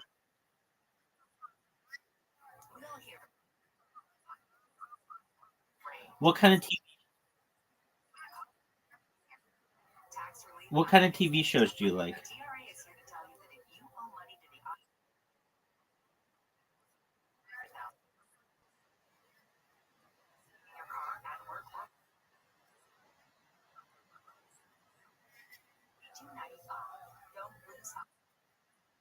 Well, so you want to join those subreddits if you have an opportunity, and you'll learn. Sometimes they do reunions, or they'll have like hidden trivia.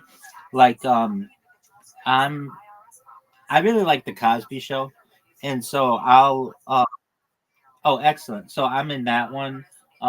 I like I don't know some other ones like I Love Lucy and some other ones I'm in.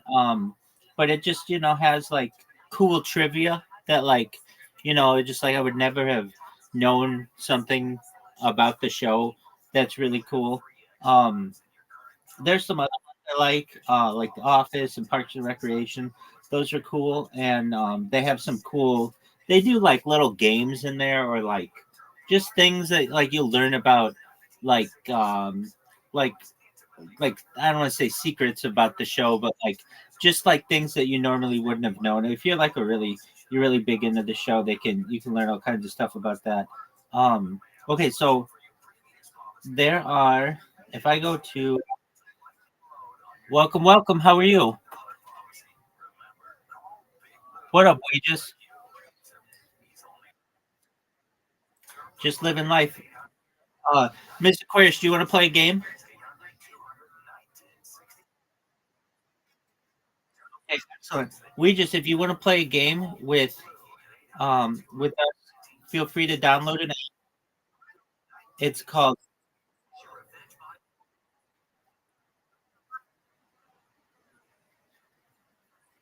Absolutely Take Your Time. How was your day today? Excellent. That's what I like to hear.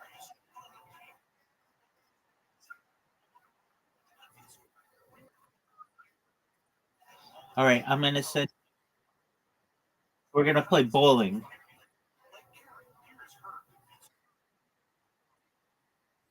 Um, so what you want to do is download an app called Plato, Plato, and yep, and okay, that's okay. Um, to watch, but you can at least hear us play. Yeah, fun though. It's fun. There are like 30 different games on it, so you can play all kinds of fun games. There's soccer, there's bowling, there's golf, there's like a bunch of card games. There's chess, checkers, backgammon, battleship. They've got Uno and archery. I know it's no, it's Plato, Plato.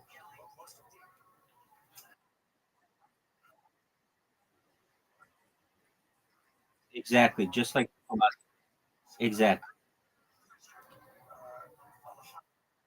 Plato. There you go. That's what I'm talking about. That's yeah. All right. So what you want to do is download it, and it's really easy to download, and then easy to create an account. And when you create an account, let me know, and I'll send you an invite.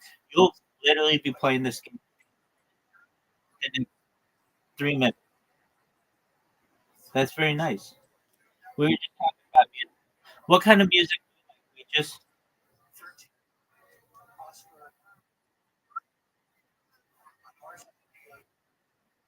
thank you.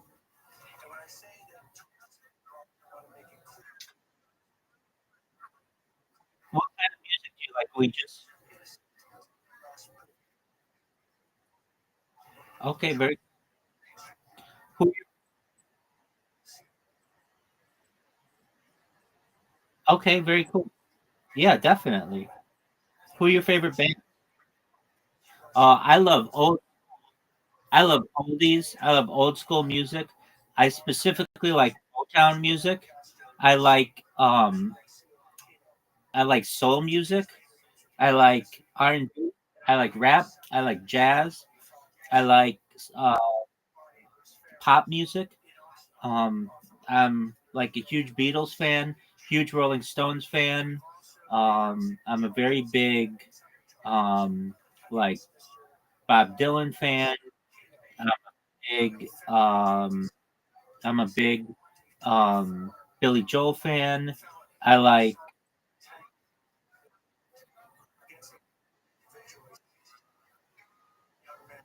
yeah. That's Under the Bridge by Red Hot Chili Peppers. Yeah.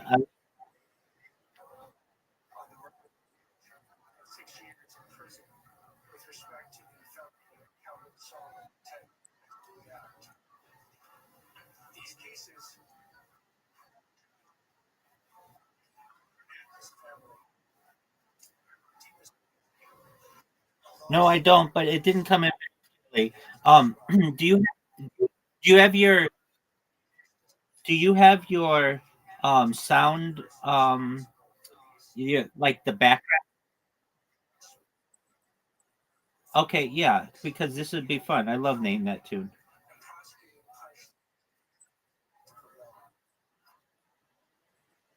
Thank you, man. Got it.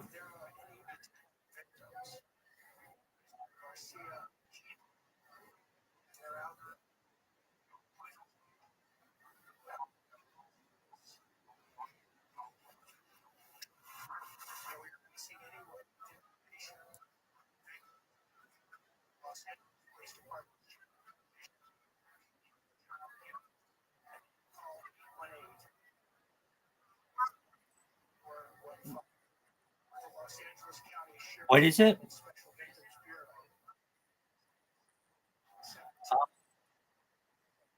Are they a British band?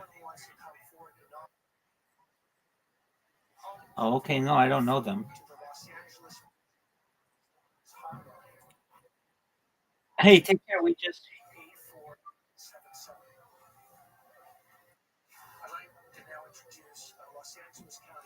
You know how we just found out about me? I don't know if this is true. I kind of think he's pulling my leg and just didn't want to tell me how he found out about me. But he came earlier today and I was like, "How'd you find out about me?" And he's like, "Somebody sent me something in the post about it." I'm like, "What do you mean the post? You mean like a letter?"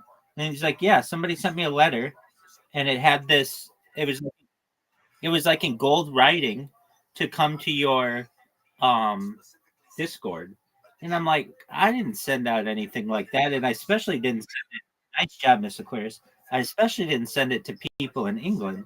So I don't know exactly how he found out about me, but that's how he said.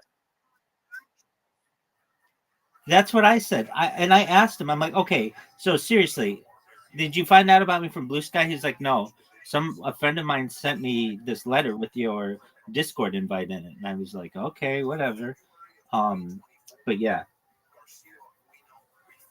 Oh wow, Aquarius, look at you, girl. 48. No one's touching you today. Oh, especially with that kind of shot.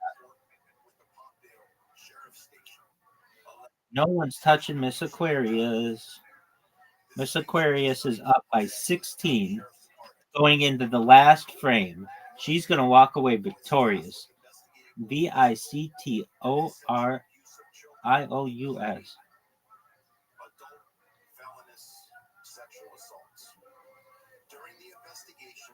Wow, you've got a big score. Get it, get it, get it, get it. This might be your high score if you do well on this shot.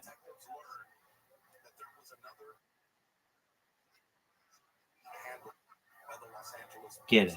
I know you can. I have confidence in you. That's a good shot. Miss Aquarius, this is your like highest score. 85. That's really I'm not touching you. 85. We're normally about around 50. 114 is my record, but still, no one. 85 is a good score. Well, that was really good job. You beat me by 35. Nice job. I win, you win. Good job. And you definitely won right there. Good job, Miss. That's right. All right, you go do what you need to do, and then before you go to bed tonight, come on in and we'll play, and we'll have some friends in here. You take care. Thank you.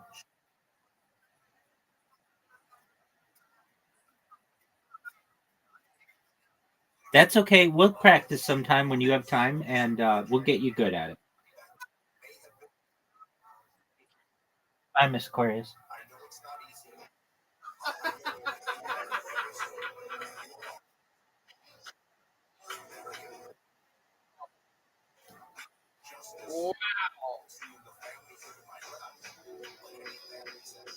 Wow. Whoa. Whoa. Wow. What an entrance. Magic. Magic.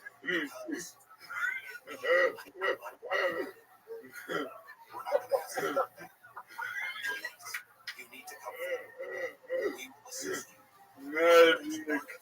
Motherfuckers.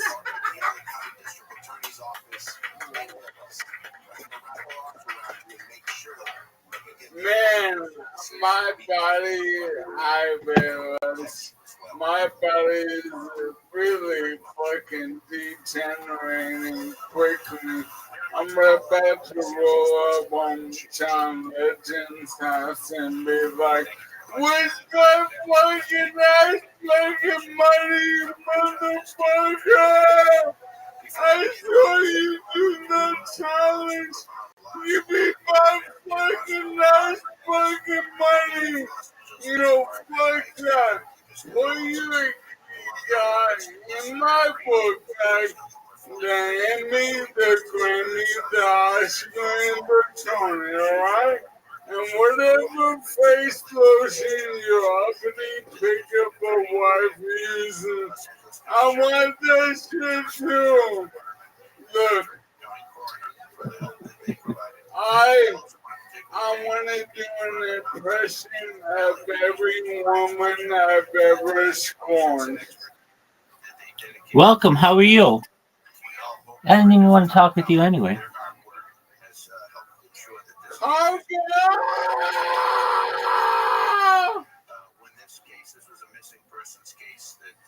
Women have been responsible for every wonderful thing that's ever happened to me. And I've always been an asshole. I must have one done in my day.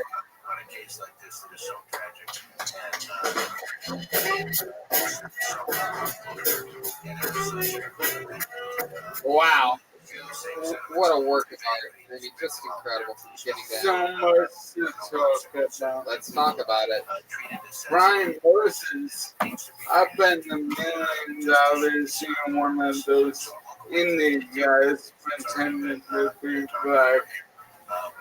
Oh, Neil Kamala Harris. Yeah, man. Yeah. Dude, A lot of people said this. yeah, one of all those N-words singing about you in the ass when people find out you're a slumdog millionaire.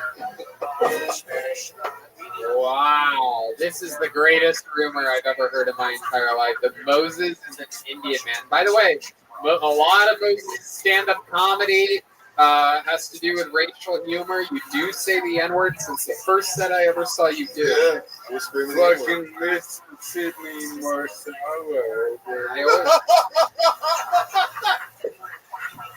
Like this guy. He's like, William walks the wheelchair guy. Bitch, I'm the closer. Alright?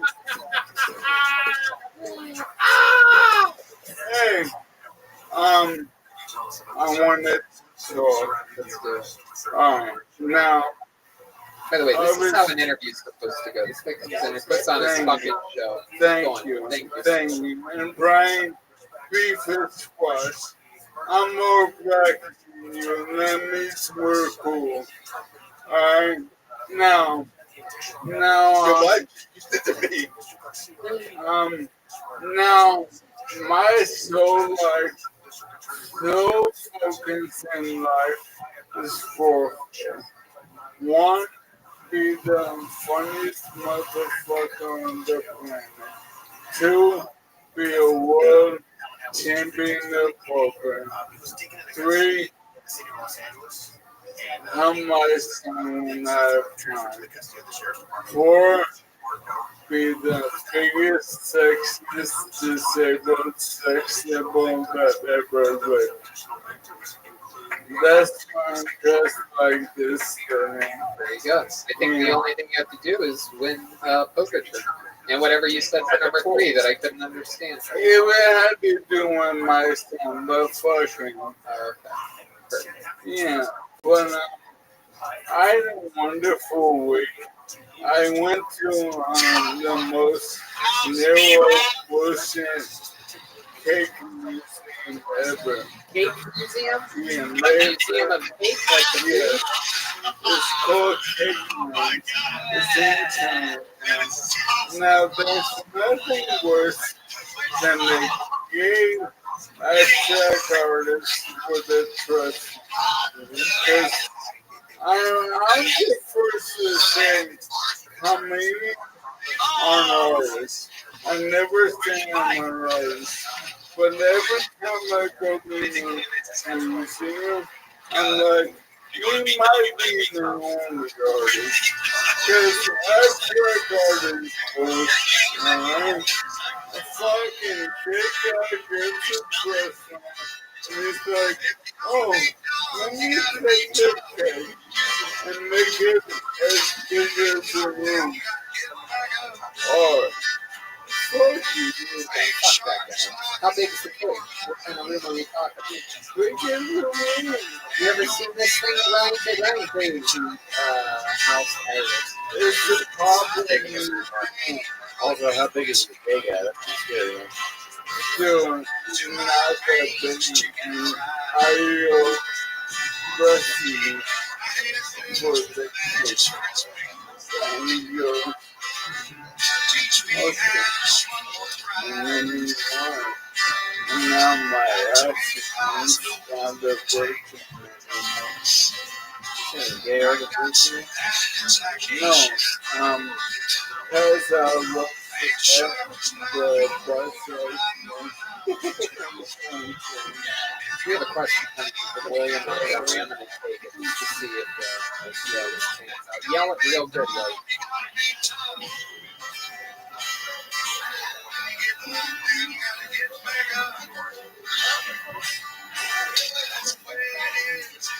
There you go. It wasn't much. Well, the good thing about having such a super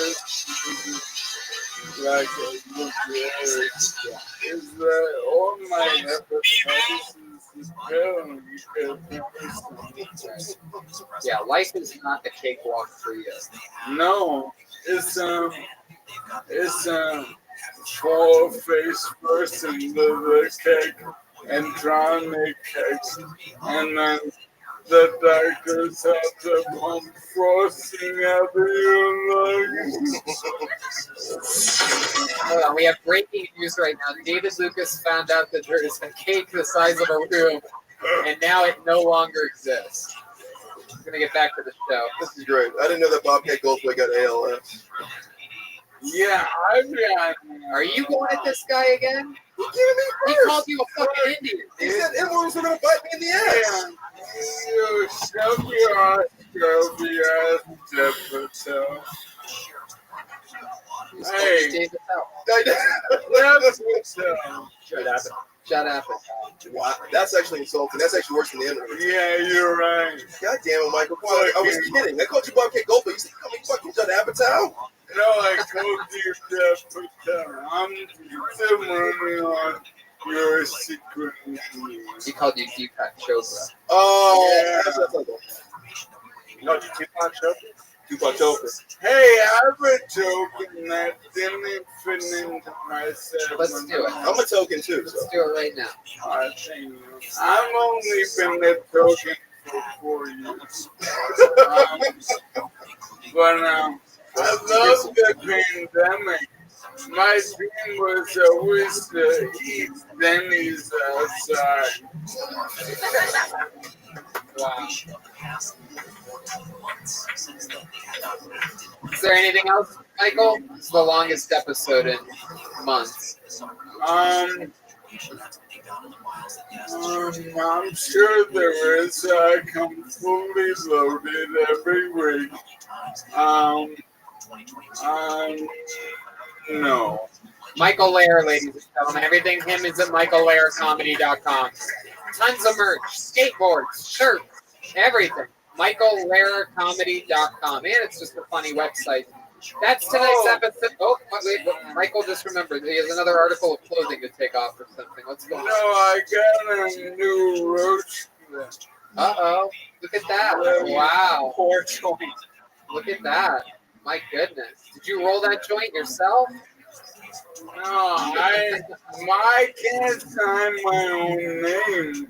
I'm definitely not Roman. Yeah, that's joint he's Roman. Yeah, you need Roman. Is that Mary Poppins joint? Yeah. This is the roast clipping they took on Look at that.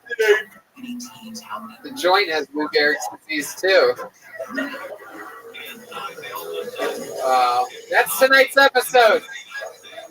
Let's look at the drawing from Ryan J. Ebel right down the barrel. This is tonight's drawing.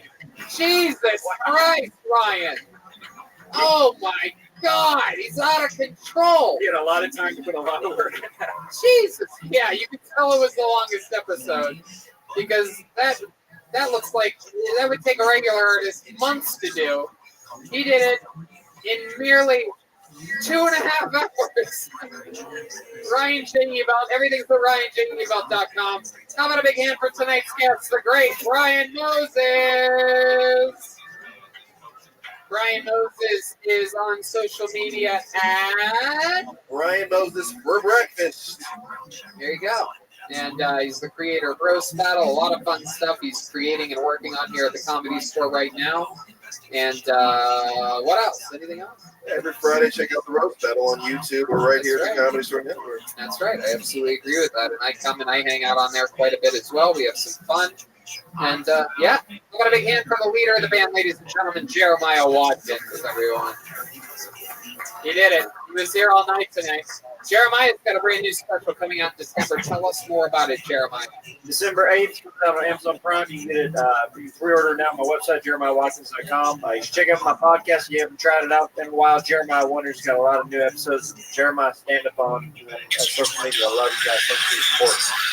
My goodness gracious. I mean, when you talk about a performance tonight, I mean, just incredible. Ladies and gentlemen, how about a big hand for Darlene, everybody? It's Jesse Johnson.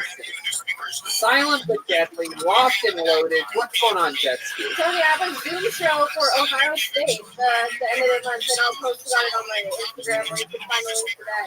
What do you mean? What do you mean for Ohio State? It's Ohio State is going to be watching, but anybody can go to the link and watch it. It's on Zoom. You're doing a comedy show for the Ohio State University? Yes. Well, let me tell you right now, before you do that, from now on, when you plug it, you say the Ohio State University. That's the actual name. No, everybody always laughs. It's the actual, no, this is true. They copyrighted this like hundreds of years ago. It's the name of the school is the Ohio State University. Well, I would have looked like a big idiot. My opener was Hi Ohio State. Well, good. Good. Oh, you would have looked like the big idiot. It's not once the name of the school. Dude, so we saved you there. Jessica Johnson also has handmade ornaments that she makes herself, boxes herself, and ships them out herself. All of those are available at JessicaJohnson.com. Guys, on the base all night tonight, the incredible stylings with Chroma Chris, everyone. Your will, Tony. Really got rid of my red, white, and blues from this week, if you know what I mean. But hey, Tony, you guys can all check me out. Chroma Chris. I have a couple new YouTube videos. I got the Orange Jam sponsor video, and I also got a Jam in the Band video from Dracula Swamp Rats out right now. Fan-fucking-tastic.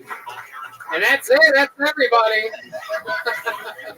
Hey, everyone, check out it. Now, here he is. It's Joel Jimenez, everyone. He's back there. He's the drummer. He's the backbone of the band. We're having a spina bifida tonight, by the way. He is the backbone. Guys, it's been rough times. Have fun. All you got is your friends to have your back. Everything's good.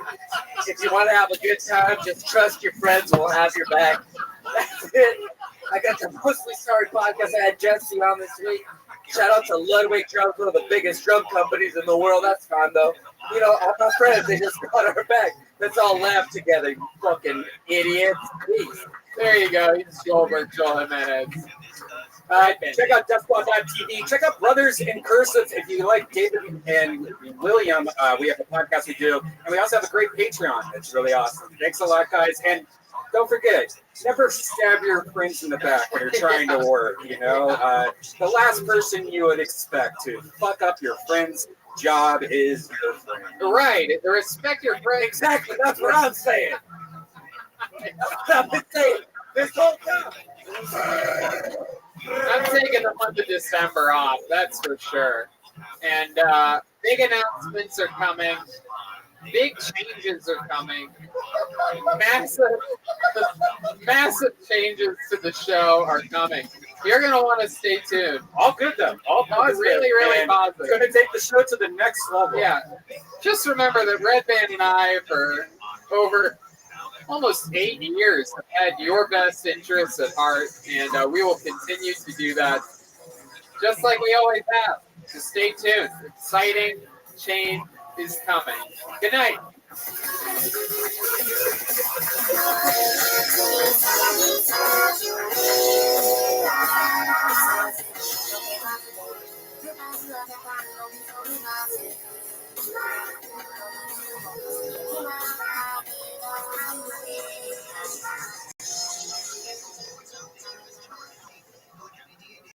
Says Mario Verstappen, we know may have other victims.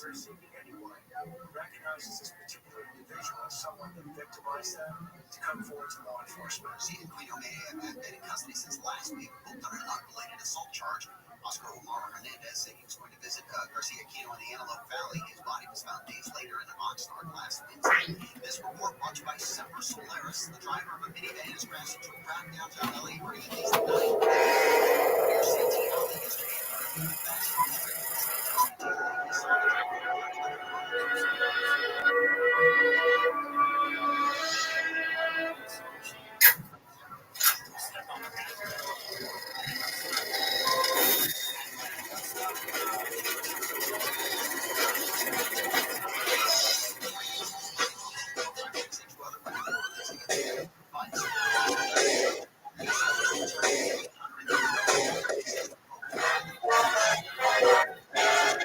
Hey, this is Rabbi coming live from the world famous comedy store main room for a brand new episode of Kill Tony. You're not for Tony. Yes. Wow, this is so exciting. Boy, you feel it. It's cutting through your veins. Oh my God. Wow, thank you guys so much. Thank you. Hi, Brian. How are you, buddy? I'm doing good. How are you, buddy? I'm great. Everything's fun. It's good to be back here at the comedy store. Home sweet home. Home sweet home as they shut down Los Angeles. We found out that they're going to shut down again. It's very, very exciting stuff, but that's not stopping us. That's still a couple days away. And I'll tell you who's not scared. The great Ryan J. Ebelt is here tonight, everybody, as he is every episode. He draws every single episode of the show, and all those prints are available at ryanjebelt.com. He's an amazing artist. Look, he's already started tonight's episode. Ryan, why don't you get one more wave on that? That's my favorite part now. That has become my favorite part. It's the best. Shout out to Vito's Pizza, keeping us fed before today's show, and our friend Gino from Speed Weeds, always hooking us up when we need speed, and also through the great Better Box Studios, which is where we shot many of the quarantine episodes of Kill Tony. And here we are for another. You excited about this, Brian? I am absolutely insane right now with excitement. But before we start all the festivities, this is a little word from our amazing sponsors that made this episode available to you right now. Here they are. Hiring can be challenging, but ZipRecruiter makes it fast and easy. One CEO, Ali, needed to hire for a multifaceted role at his wallpaper company, Walls Need Love. He was looking for someone who was the right fit for his team and culture, but his search was slow going.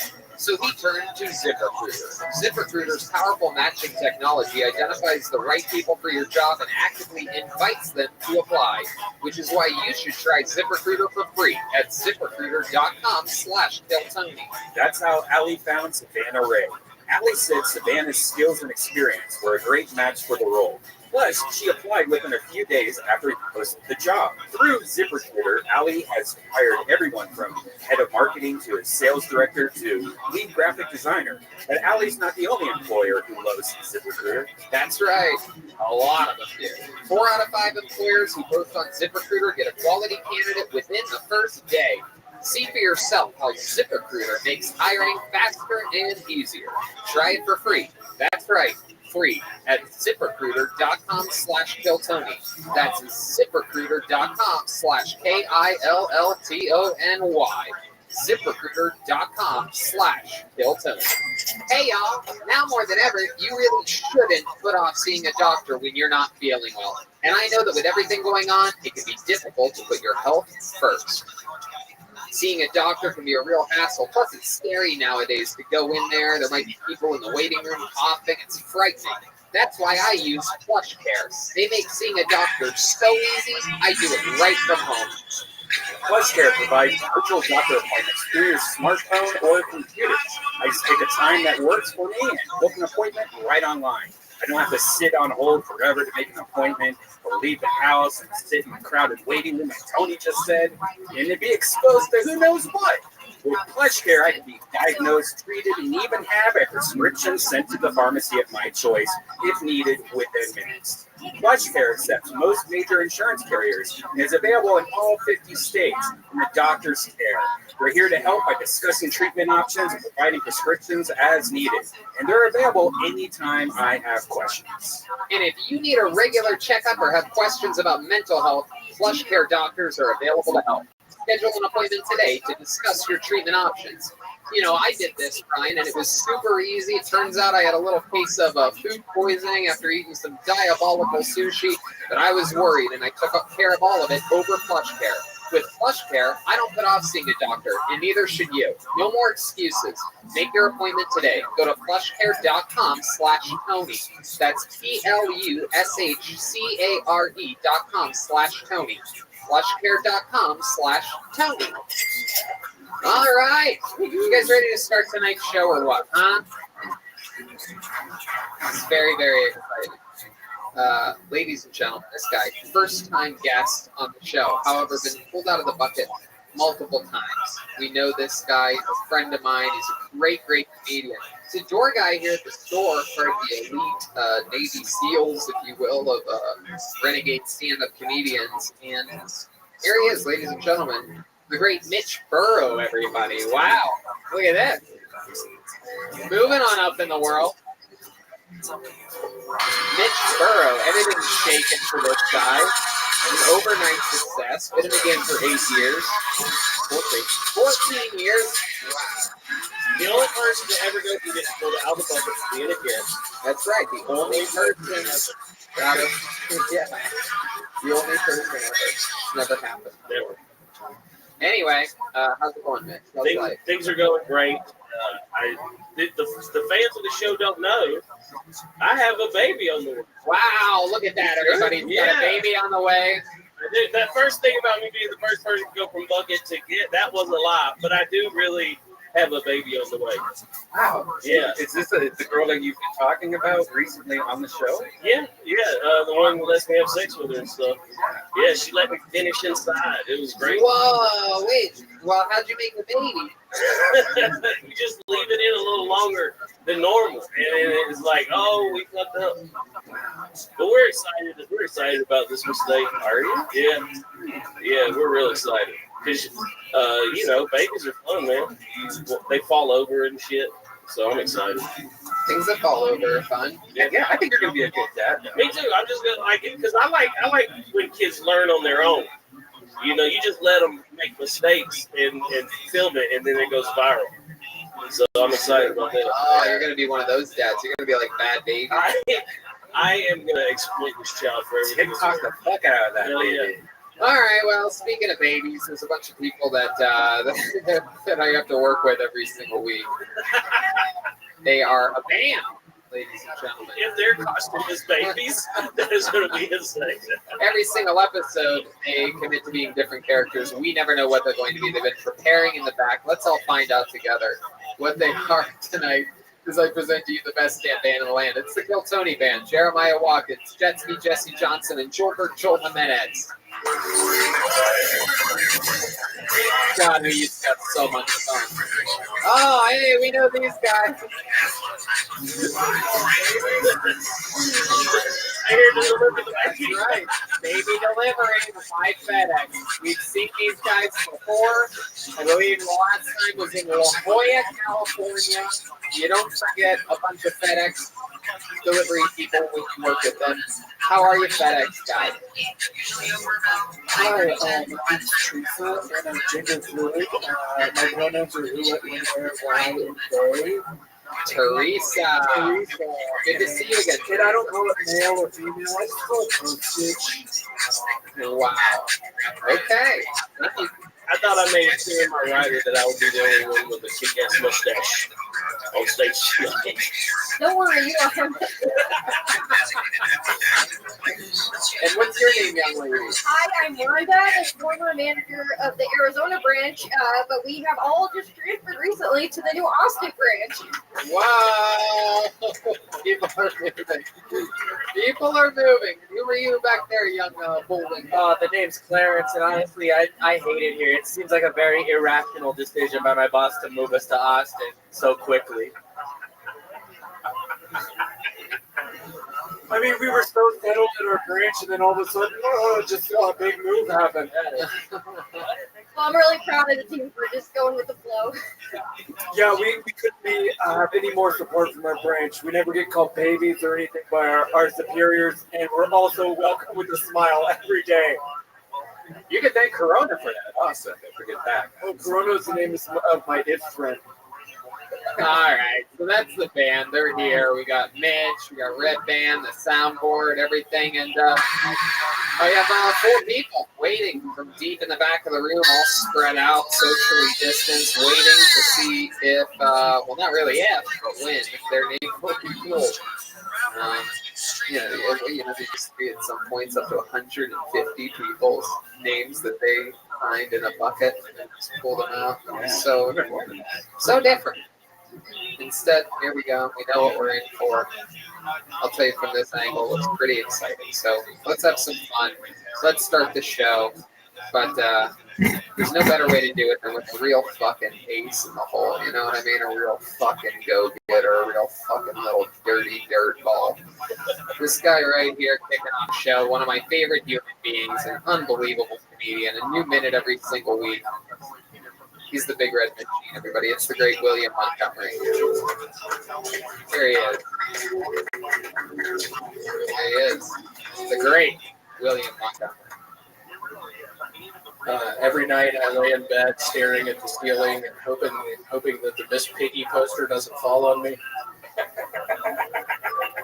Anyways, if you ever see Miss Piggy naked, I'll send you the link. Did y'all hear about the money Harvard gave back when they heard it was from Jeffrey Epstein? Just kidding. Harvard condones it. Kamala Harris has come out against legalizing prostitution unless it involves sleeping with the mayor of San Francisco to boost your career. On the one hand, I feel bad about slavery. On the other hand, I watch documentaries about Africa, and I'm like, damn, y'all better be glad you boarded the ship. All right. All right. Made it up a little early there. 51 seconds. I like it. I was hoping to be close to a minute, but it was 9 seconds off. Really? Yep. You really, that was great, William. How about another hand for William, everybody? Come on, out here, still writing jokes, writing a new minute every single week. Not easy to do. A lot of these people on this show, it's their first time, or it's the return of them not being here for months. You have the toughest job, and every week you just shine over there, don't you? Why are you making that face, William? Can we, Zach? Here, can you zoom in on William's face? He looks like a What's bad boy. happening? Exactly. Awkward conversation starter. William and I dated at the time of We did. It was nice. I loved it. William, why are you making that face tonight? What's going on? I don't know. I'm not meaning to. What face am I making? Hey, William, I might have missed one of your jokes. What was the one about Africa again? Yeah, well, maybe you shouldn't do that one again. All the ones. I wasn't sure if I missed it or not. No, you just basically, Have you ever seen the documentaries about Africa? Beautiful place. I know. David Attenborough does a great job. I know. I love it. I got a new hat there. What's the F stand for? For Florida Gators. William, what's up with the face that you're making tonight? I'm not meaning the light is making me do it. Maybe he's born with it. Maybe it's Maybelline, Tony. Is everything okay with you? No, the light's making me do it. Why is it doing it? The same light every week. Yeah, did you eat acid before tonight's show? What's going on? What did you do today, William? What did I do? I ate some tamales. Yeah. Where'd you do that at? In the kitchen? It's a place. What is the place called? It's called like the Tamale Kitchen. That seems pretty on the nose. Do you think William has ever told you the truth about his No, I don't think so. Yeah, the Tamale Kitchen is really good. I had a chicken and green chili tamale. Yeah, it was really good. How many? Just a couple tamales? That's all you had? Yeah, a couple tamales and a couple of chicken. What are those things called? You put stuff in the middle of the tacos. Yeah, tacos. I had 2 tacos as well. Sometimes if I eat a lot of tamales, I call them too minis. You know what I'm saying? I'm going to start using that. Yeah, you can. That's exciting about your child. Oh, don't talk about my child. Oh, look at that. Look who's questioning the guests all of a sudden. Oh, the new host of the show, everybody. Look at this fucking guy. Can I be the grandfather? Can I? William, what else happened this week? Any other highlights of your week this week? Anything stand out to you? I almost saw, I thought I was seeing my girlfriend's grandfather die. That was pretty exciting. You got to see Not in that? a good way, but in a scary way. Yeah. What happened? She met you? Shut the fuck up. Shut the fuck up. I'm trying to have fun in here today. What happened with the grandfather? I had a bad seizure. Was it a stroke? Yeah, it was like a stroke/seizure. Oh my God, how old was he? So now I've turned into his personal chauffeur, which I didn't sign up for that. Did you bring him with you? Did you bring him with you here tonight? Yeah, I think he's in the bathroom still, maybe. There's just a seizured out girlfriend's grandfather's? Correct. Did you perform? Were you like a first responder? I performed oral. Why'd you ask for that? Why'd you ask for that? That seems weird. To help him stand Yeah, up. like when he started having the seizure, did you like try to help him, or what? What happened? What were you doing? I was just watching. What am I going to do? Can you give us an impression of you watching grandfather? Wow. And you just did nothing? What was he doing? Well, the ambulance people. Can you do an impression? Can you look at that camera there that's next behind and do an impression of the grandpa having a seizure? That's what a seizure looks like? That's what you've been doing the whole time. That's the face I was asking you why you're making. What's going on in the house? What do you have? Seizure tamales? He had little seizures. That's great. So when he was having a seizure, you just sat there and stared at him the whole time? Paramedics. Well, I mean, they came like 10 minutes later. Well, if you would have done anything, that's a legal search and seizure. What does that mean? You know what that means, William. I do know what that means. Wow. So your grandfather had a seizure, but he survived. He's alive. He's alive. Yes. What do you guys? It sounds like you're just saying that he's alive so you can collect his like unemployment benefits or something. You guys collecting a check on this guy? Yes. Wow. Look at that. Yeah. Is he in like a vegetative state or? No, it seems normal. Everything's all right. It seems really I think that's the first time Mitch has ever said vegetative before. He's never seen a vegetative, and he's never said a vegetative before. Man, wait, you also got in a car accident. Whoa. Oh yeah, I did. I was Who gets reminded of that shit? Oh, I went to a McDonald's on Friday morning, and I was leaving the McDonald's. Before that, my breakfast at McDonald's. Yeah, What'd you get? 2 sausage, egg, and cheese biscuits and a hash brown. You went with the biscuits, huh? A single hash brown. What'd you wash that down with? Water. Water. Yeah, I was real dehydrated. I didn't think you as a water guy. I pictured you the orange Hi-C. Yeah, I go for the orange drink instead of the orange juice. I got the water, and up to this point, my car door wasn't locking properly, so I couldn't. I had to hold it when I was driving. And hold on, William. I'm sorry. Grandman just said that was like a normal thing. Like, Yeah. I prefer the orange soda pop to the orange juice for breakfast. Didn't you as a kid rather have the orange drink? This is instead why of you're the fatter iced than tea? me now. Orange juice has way more sugar. Orange man. My goodness. Substituting orange juice for the orange drink. I mean, I was making a joke about it, but I don't do that now, but as a kid, I used to do that. Yeah, the high C was awesome. We played sports, and they had that big yellow container, the high C. I have a question. As a kid, did you have an e-trike? An e-trike has been called on the field. They don't even have those. But they should. That man's new business. E-trike. Yeah, so I'm taking a left out of the McDonald's and a. Is it a 2-lane or a 4-lane? It's a 4-lane. Oh boy, you're making a left out on a 4-lane? Did it identify as a highway or a traffic road? You're thinking expressway. Okay. Maybe it was a byway. Boing. I think it was an expressway.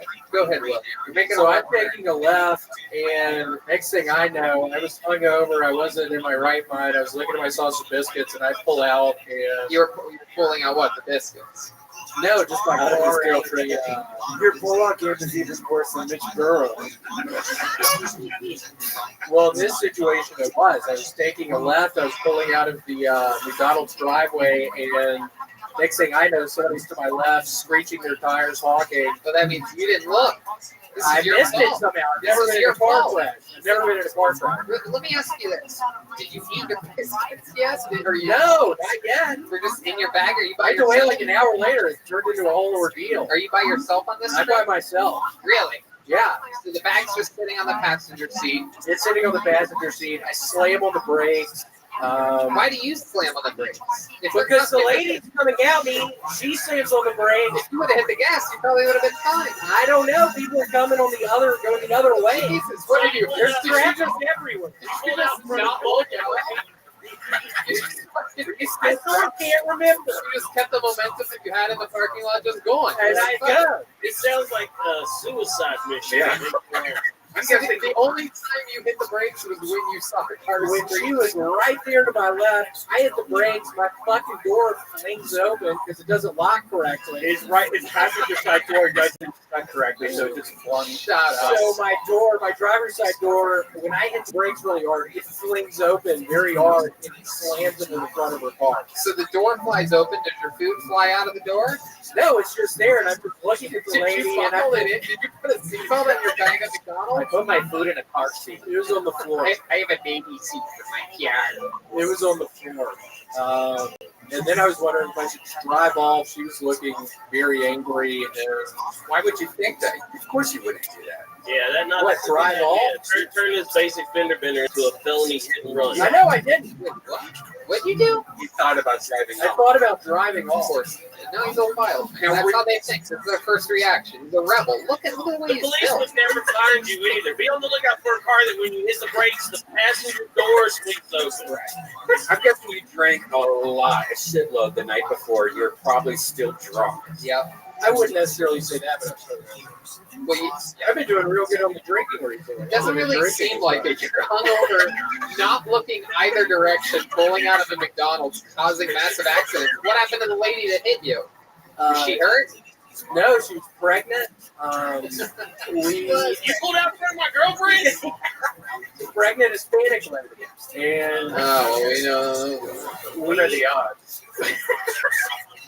Well, we meet up. Heard of one of those. We met up in a neighborhood and we exchanged information, but I didn't get her information. She just got mine. Oh, that's great, William. Great job. I just wanted to get out of the situation. I didn't want the cops to come.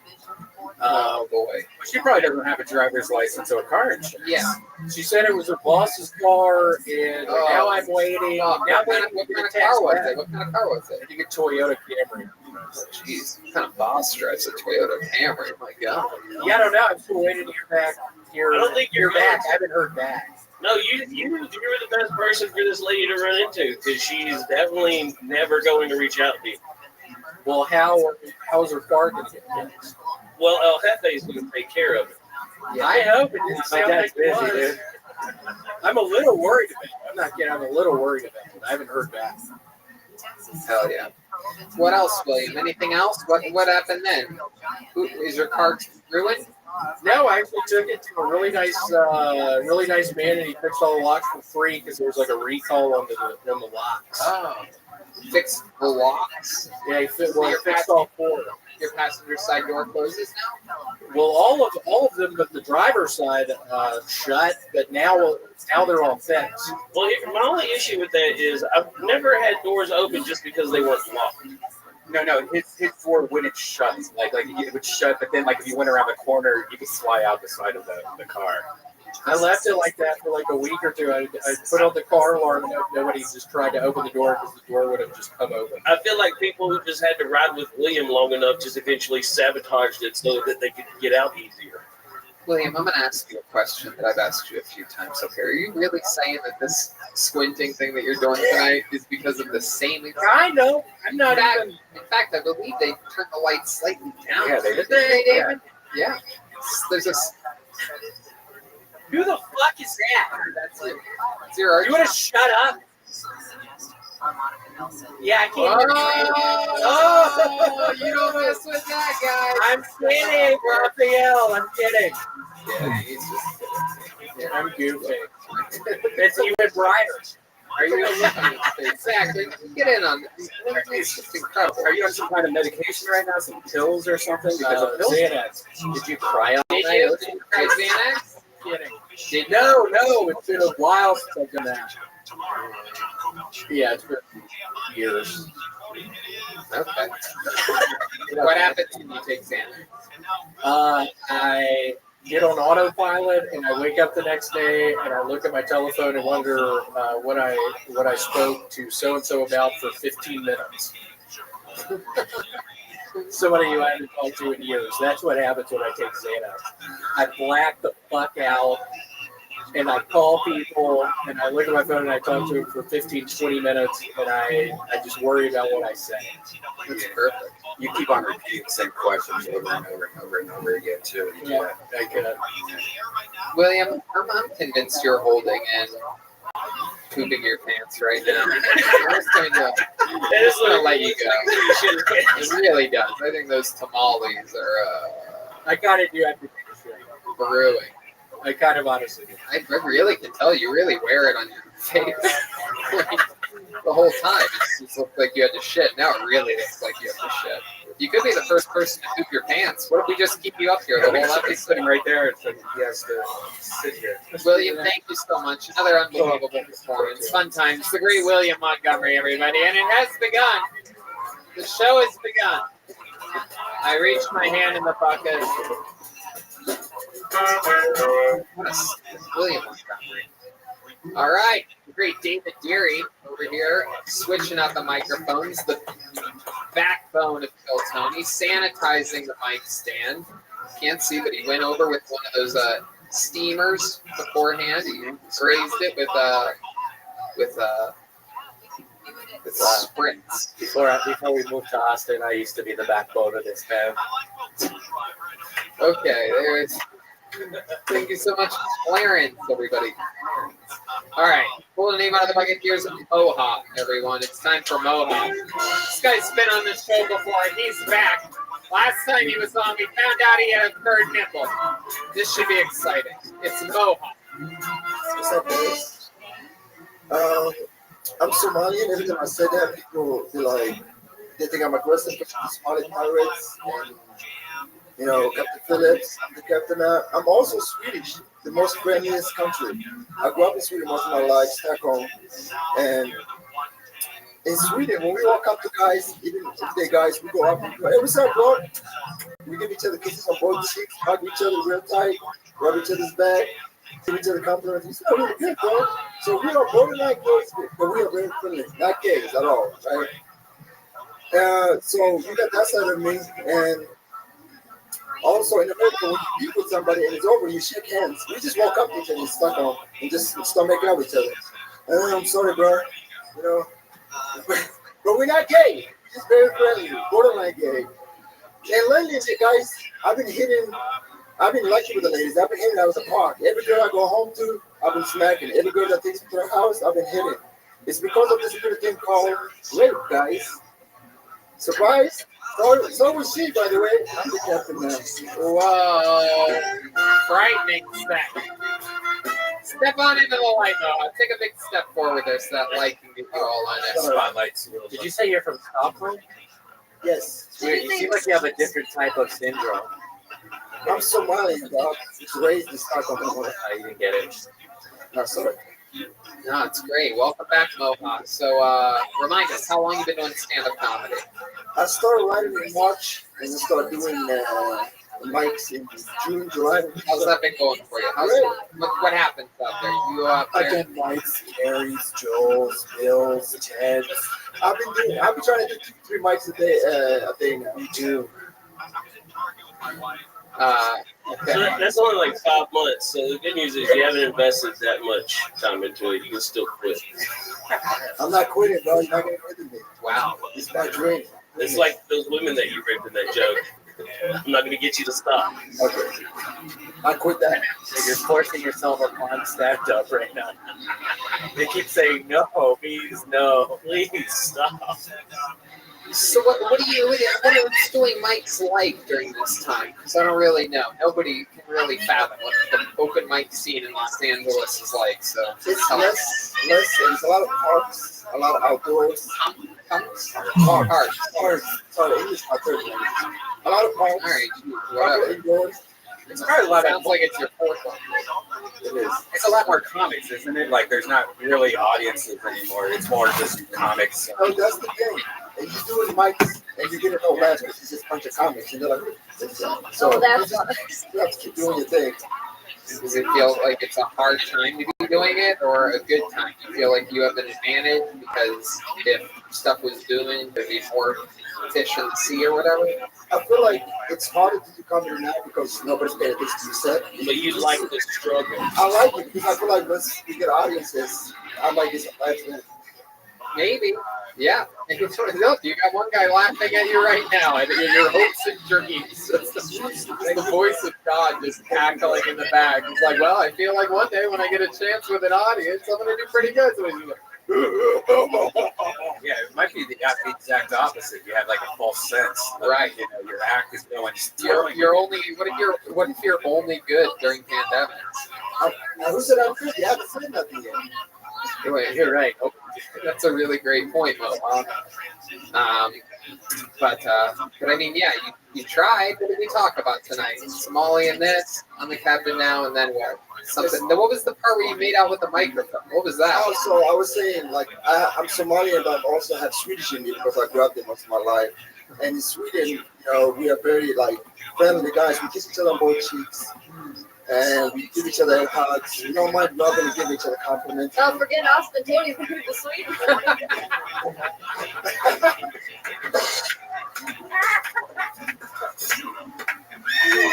Oh my God.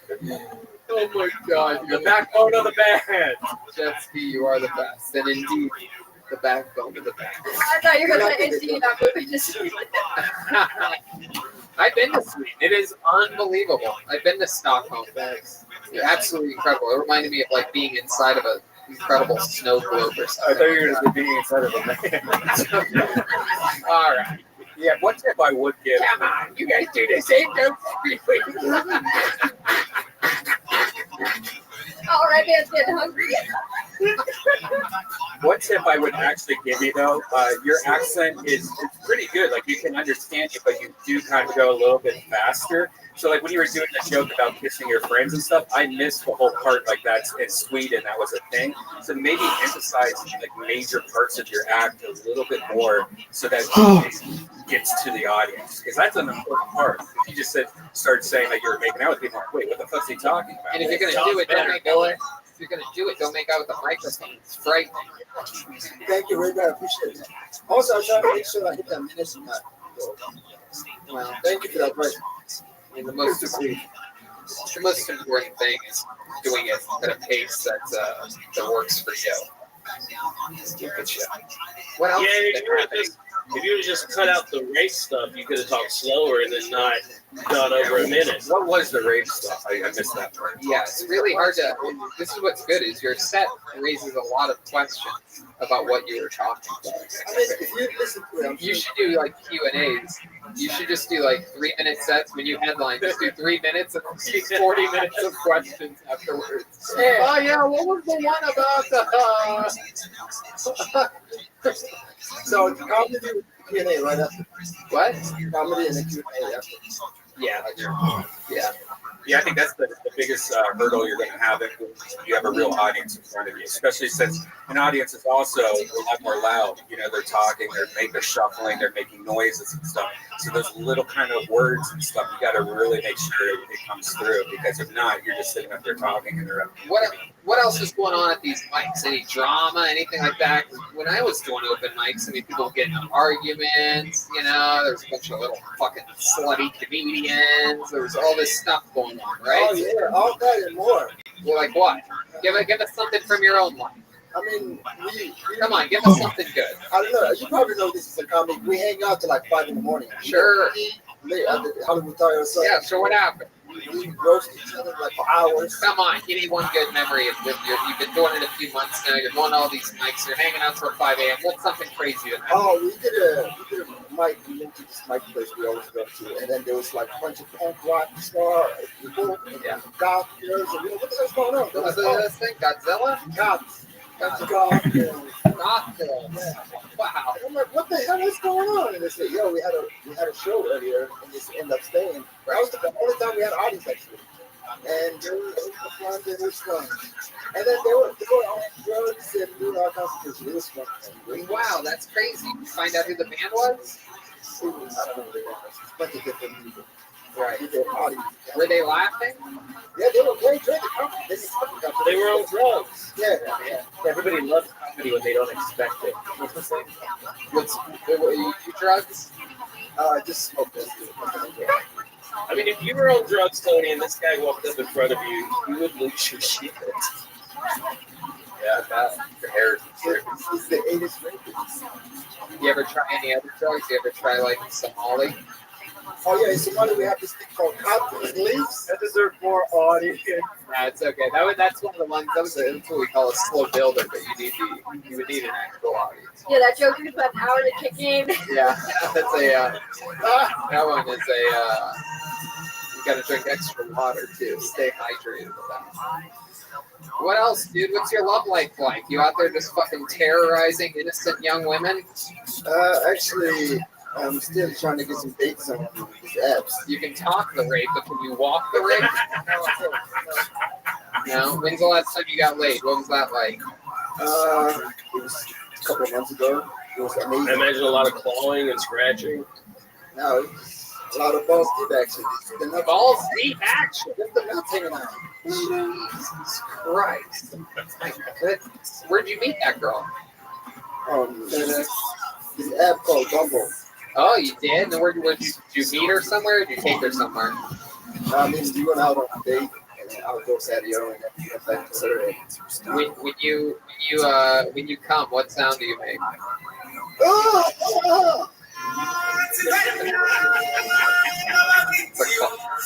It's a classic for the long time. That worked out perfect. It was the exact same sound. That's the sound I make. It really was pretty crazy. Hit the note of the sound effect. All right. Anything else? Hey, follow me on Instagram. All right, shut up, dude. Jesus fucking Christ. Thank you, guys. There he goes, Moha, everybody. You know, Mitch is from the great state of Georgia. Mitch from Georgia, also a Marine, a veteran of the United States Marine Corps. You're welcome. So let me ask you something. You're a Marine. You're from Georgia. What is seeing a guy that looks like Moha? What does that make you feel like? What if that guy was like, hey, I'm moving in next door to you and yours. Sorry if you don't understand me. It's my third language. No, it's great. I don't know why you. Yeah, right. Whatever. I don't believe that person. He's calling it an airstrike.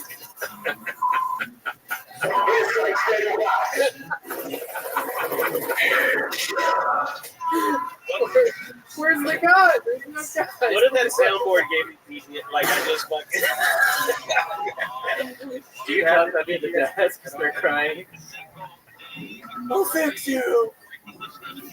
Alright, let's keep having fun here. Ladies and gentlemen, I pulled another name on the bucket. This name is Mario Conti. Here we go! Whoa! Mario Conti. Here is Mario.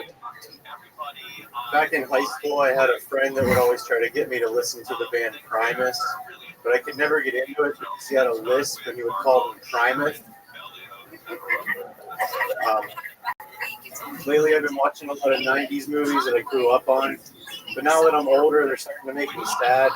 Like, I'm always halfway through Clueless before I realize that Brittany Murphy's dead. I watched a few Spike Lee movies to try and educate myself on Black history. Apparently, that's not how that works.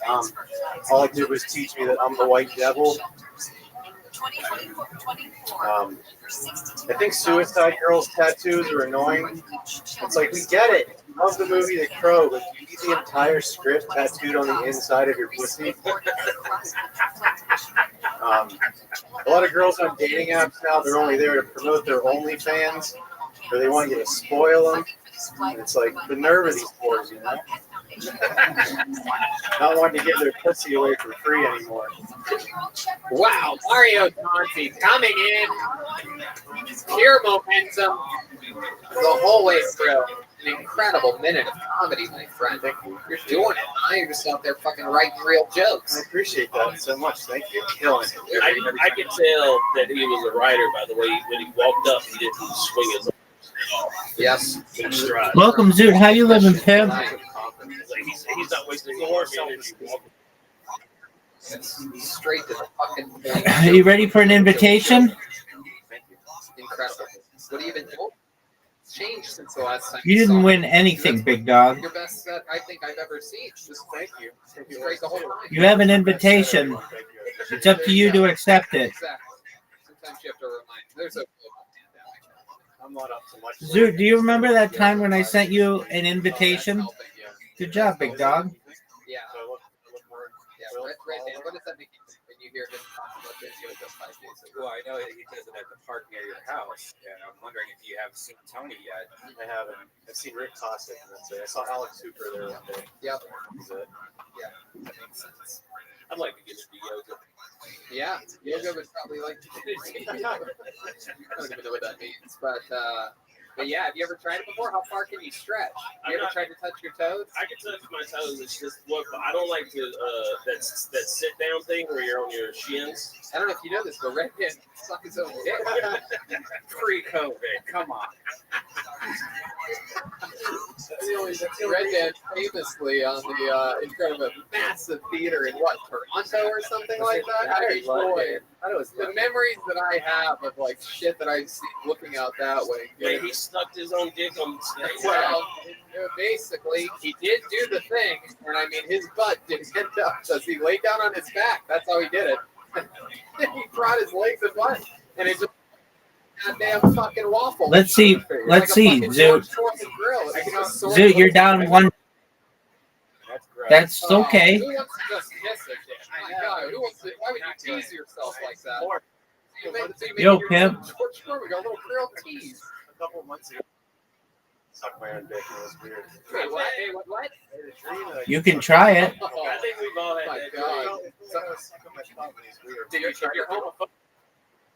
How have you not?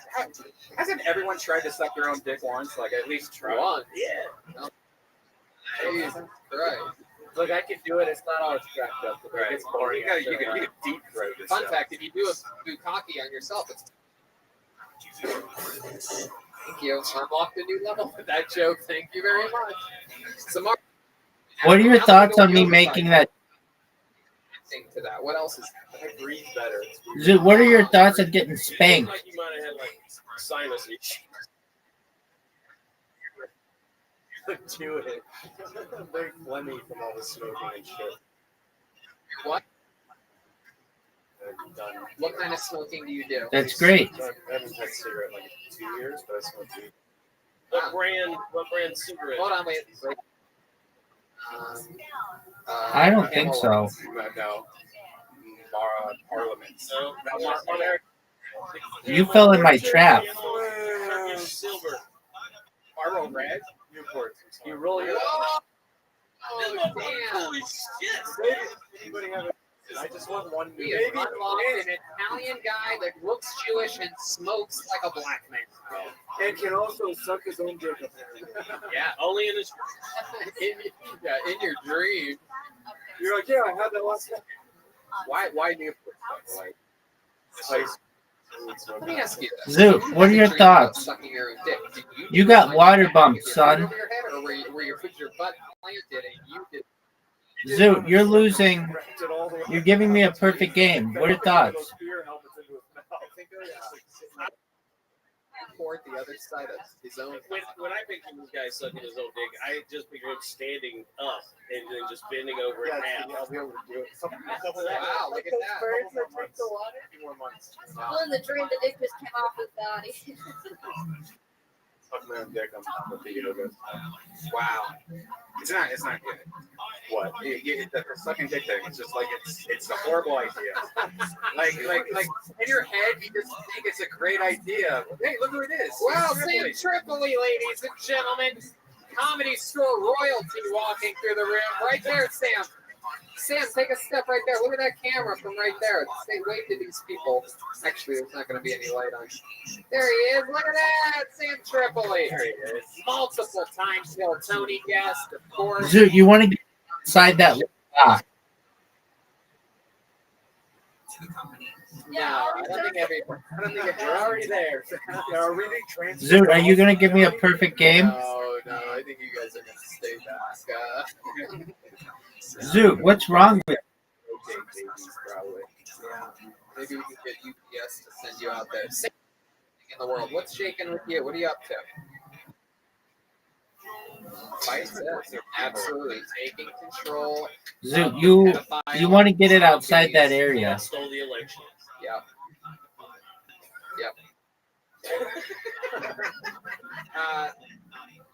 All right, thank you. And one more time for the great Sam Trip. Check out his Patreon he does with Brian Callen. Very popular right now.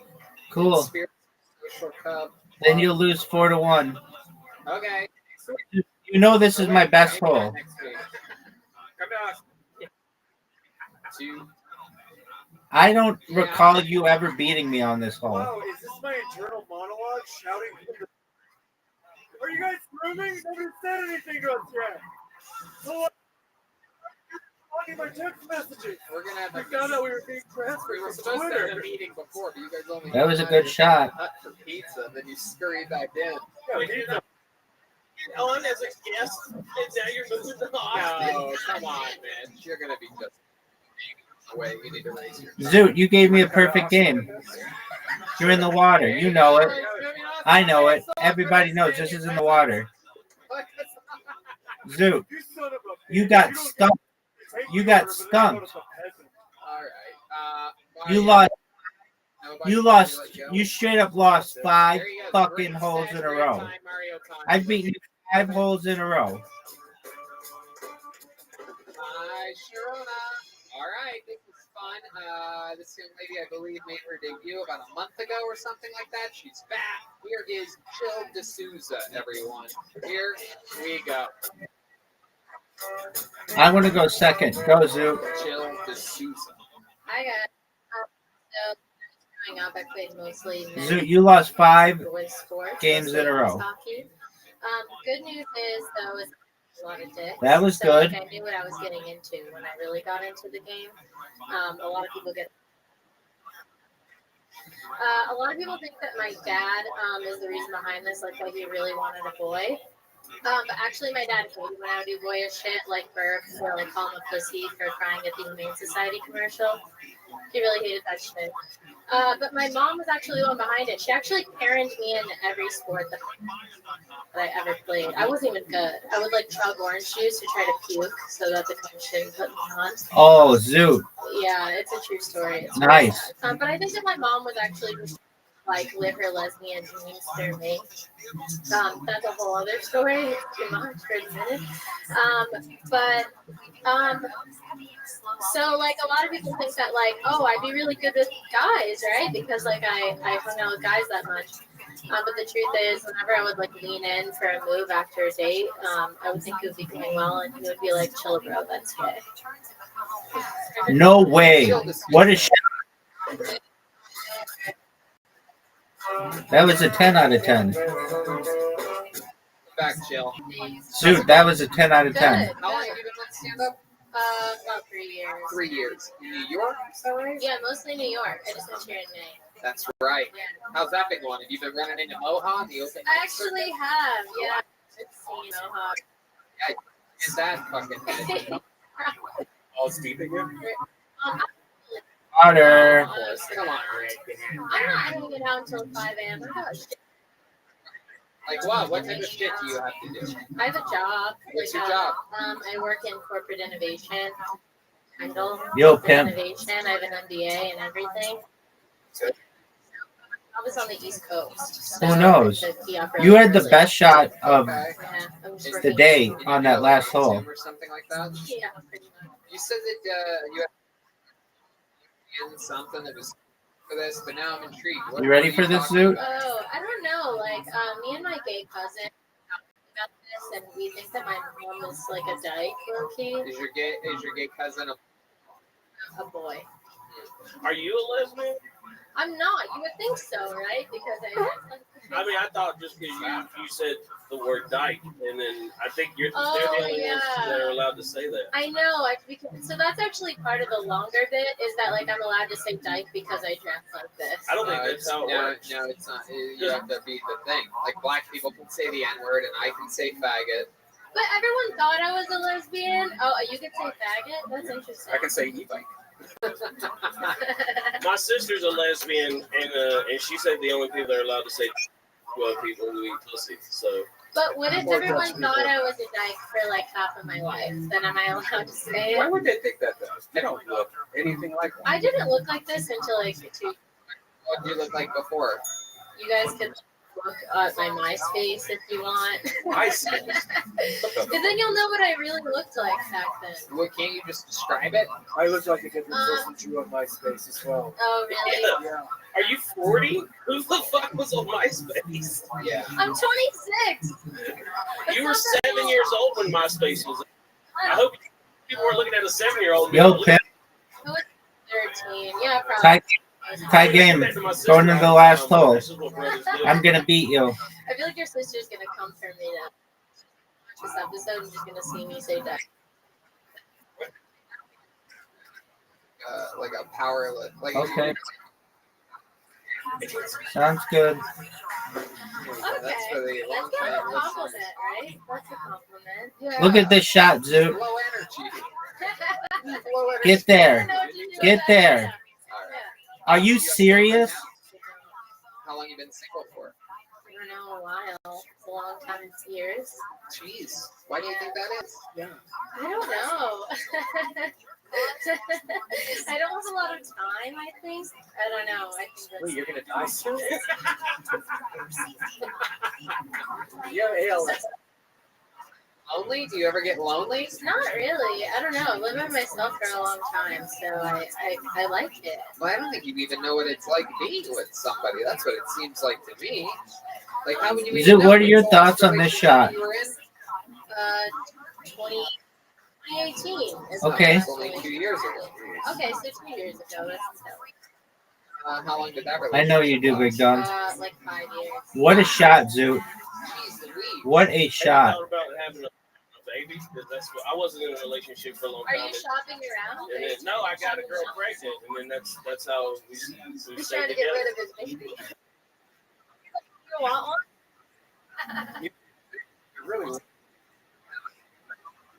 Let's see it. Without a doubt. In fact, you can have pictures sent to you from people in your family, your ones with the highlight photo instantly by email from everywhere. It's a great way to those who you love, even when you're separated. Get one of the bands for when you leave. Oh my god. Literati time. You are killing me tonight. Skylight Frames. No, you're not. SkylightFrame.com. Use the code Tony. Get $10 off your purchase now. Really super. That rotates pictures with. Well, see, that's nice.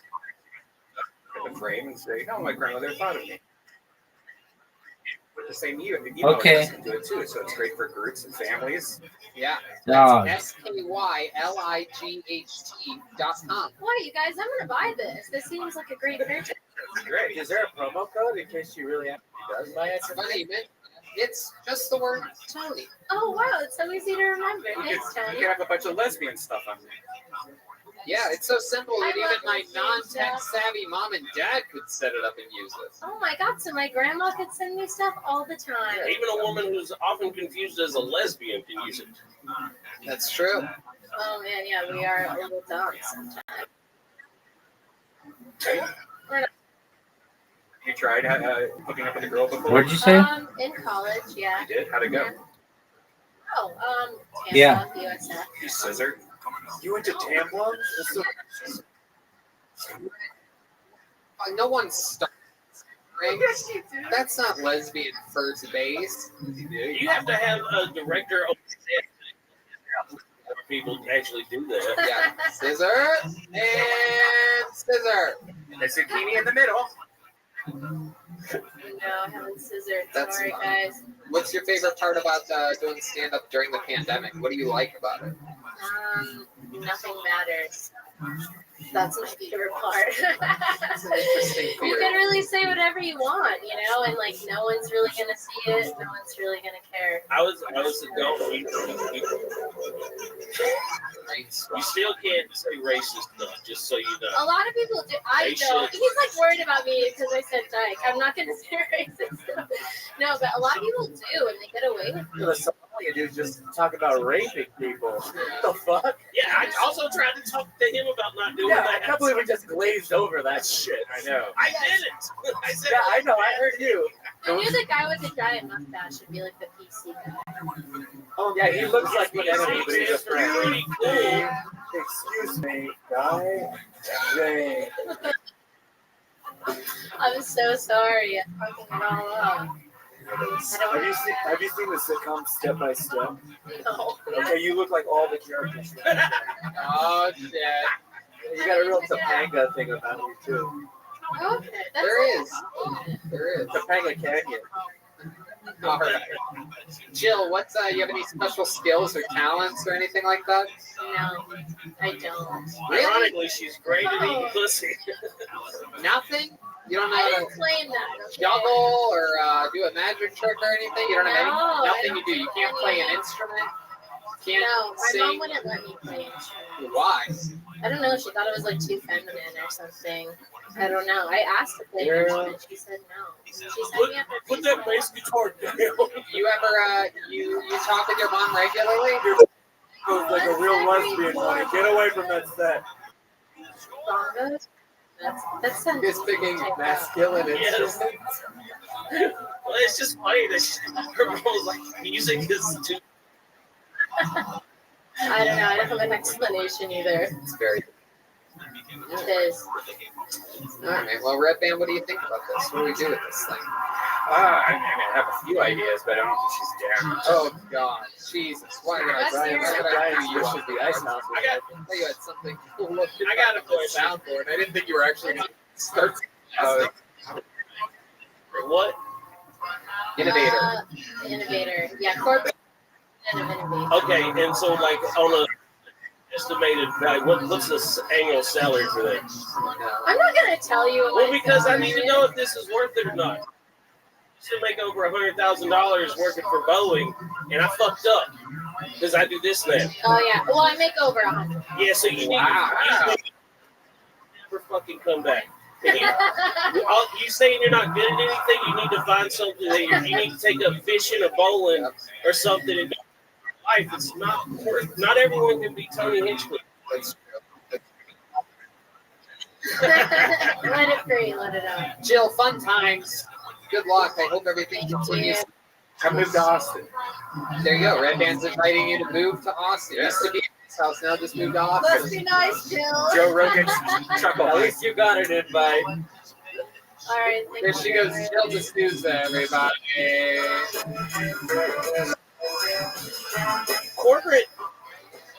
Corporate innovator doesn't sound like you need like a degree or anything for it. I might look into it. Yeah. I'm very innovative. Yeah, I wonder what that is. You just probably just gotta wear a suit or something. Probably. If you could do it over Zoom, that sounds pretty cool. Over $1,000 over Zoom. Look, guys, I've just been thinking about the direction of the need to be more innovative. How many hours a day is that? Half on Zoom. Not You have to even sit. Oh, not all. She's using Microsoft Word processor sometimes. Wow. Word processor. Tony wants got one for Christmas. He hasn't forgot about it. Oh my god. You guys know about that? Yeah, we know everything. Yeah, there's nothing Excel left. spreadsheets. All right. I'm just good at PowerPoint, so. Is that true? Are you? Yeah. How did you get good at PowerPoint? I made $100,000 a year at Boeing. I had to put pictures of airplanes on slides. They'd be like, now we got to take this part and put it to this part. Mitch, how does it make you feel that I dropped out of high school and we're on the same stage right now? Dude, I dropped out of high school. I had a shot at a good life. And I was like, you know what? Let's fucking roll the dice. Mitch, you have a baby on the way. You should talk I'm like so that. sad. I used to have a good life. Like, the baby's going to be able to watch this episode. You like his life at Boeing. Oh, making just, it's just a hair over 100,000. That's why you keep saying over 100,000. You know, it's like 1,000. I made 177 one year. Whoa! By the way, Most- that's the first thing he said to me all night without a smile on his face. It was the most. Do not so disrespect the salary that I paid for 14 Stop years. smiling to tell me.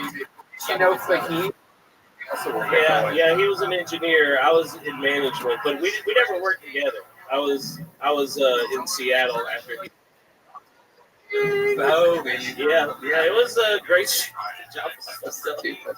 All right, I pulled another name out of the bucket.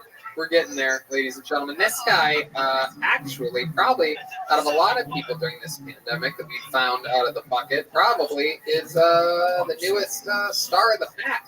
This guy comes on. So, do you see what the scoreboard is? These times. He keeps us updated about his life, wild Filipino ex-girlfriend. Let's see what happens this week. It's Ryan. It's a lot closer than I'd like it to be.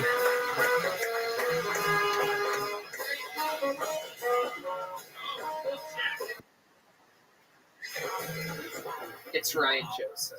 Means I don't know if happy. you guys heard, but they're letting sex offenders out of jail because of COVID. So I thought I'd stop by.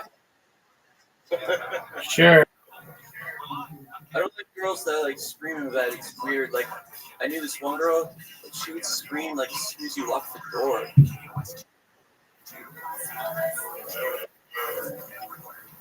I went to Catholic school and all my friends were going forward now with these allegations of sexual, emotional, and physical abuse. And they could have just like told me to stop. My girlfriend likes to watch videos. Yo, pimp. And she's always asking how I keep the camera so steady. But like, no one's got the camera skills like my dad.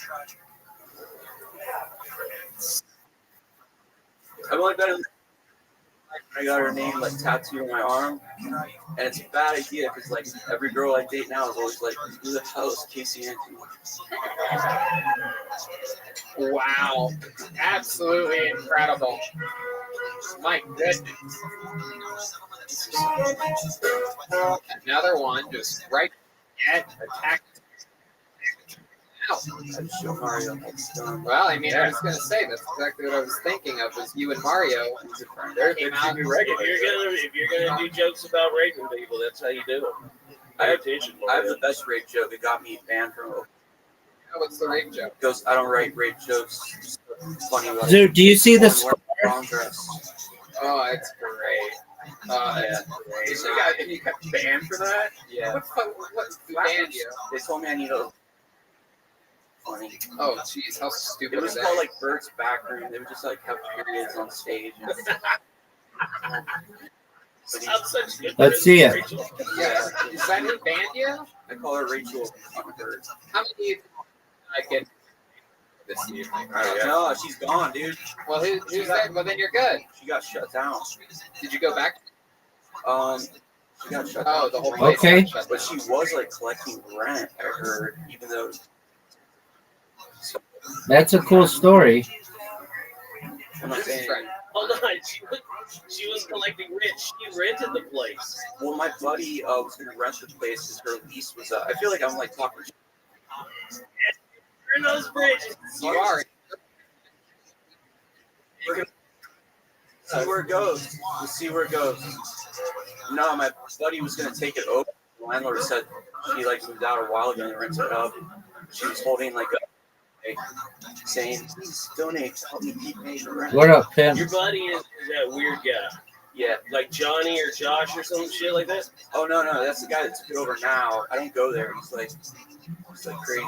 Wow, I don't even know what you guys are talking. I never swim It's this. very I inside baseball. never swim this low in the fish tank to see what's going on. Tony doesn't speak open mic. You have to translate to it. Where is this place at? Like, is It's over on Melrose. Yeah. Are they like Well, you're gonna finish the game. Wait, you pay $5 and you get to do 10 minutes? Get the. That's how After this game, if you want. or you have to buy a beer? It's good though because Why would they? You already told me who wins that season. Because so one of the draws. You already said David won. Then you get locked in the room until the lead. Okay, fine. Wait, what is a literal comedy escape room? Says you can pay me $5 for 5 minutes of time, but also don't even. Okay, well, don't tell me any secrets, dude. It's called Queen. no, I actually like it because Is it's that like, really what that was? What are you talking about? Was that an actual part? Did you put the microphone to your butt and release air? Oh, I heard two of them. One of them, you really went back to position A very over at you, and you were at the comedian pretending Play. you didn't do anything. Beat Now me, dude. Now you've been caught. You've been caught brown butted. It was so powerful, I almost threw your mustache off. I've been caught brown butted. I've had a couple farts like that. I know. Yeah. Please. I cleaned out my butthole too. Hell yeah. All right. Well, for those I think you listening, could. Those sound effects aren't sound effects. My letters are not good. Straight from Teresa. I'm trying to prove myself. I need for an Austin. Okay. So much like Teresa's tweets, the winters in Austin are short, cold, and windy. Joel. sorry, man, for talking shit like your friend. Oh, I don't care. I'm in a bad mood. Why are you in a bad mood? I love this. You might be the only person out of thousands of people pulled out of the bucket that have ever found a way to properly tee me up for during this interview. Holy shaking, trying to figure out, like, is that a unicycle? Did he go to college? But not you. He's trembling. He's so fucking angry. Yeah, what are you angry? That's right. Well, like I'm on paid administrative leave from where I work. Yeah.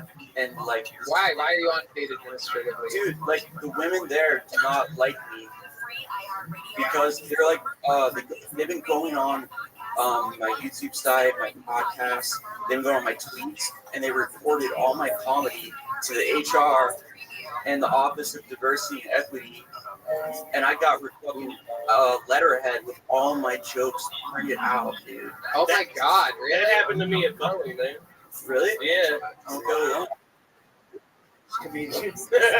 Dude, fuck you, man. You know what you call they're fucking haters, dude? They see your fucking talent. Trying to fuck up your life there. Because they have no dream. Is that why you... That's what those fucking people... Is that why... I Dude, got you shit. some stuff that was on the internet, but I left on my own volition. So where in the contract is that? Like, is there... You are a representative of... Like, well, I mean, I was a manager, so I was like a representative of the company. For some reason, I don't think he's in management, right? But I feel like he represented the Boeing really well because he weighs 747 pounds. Well, The women. That's an 30. Peace, bro.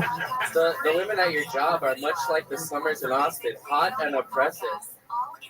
Okay, so thank you, Clarence. When you asked me what was this work, I knew it was going to start with those women.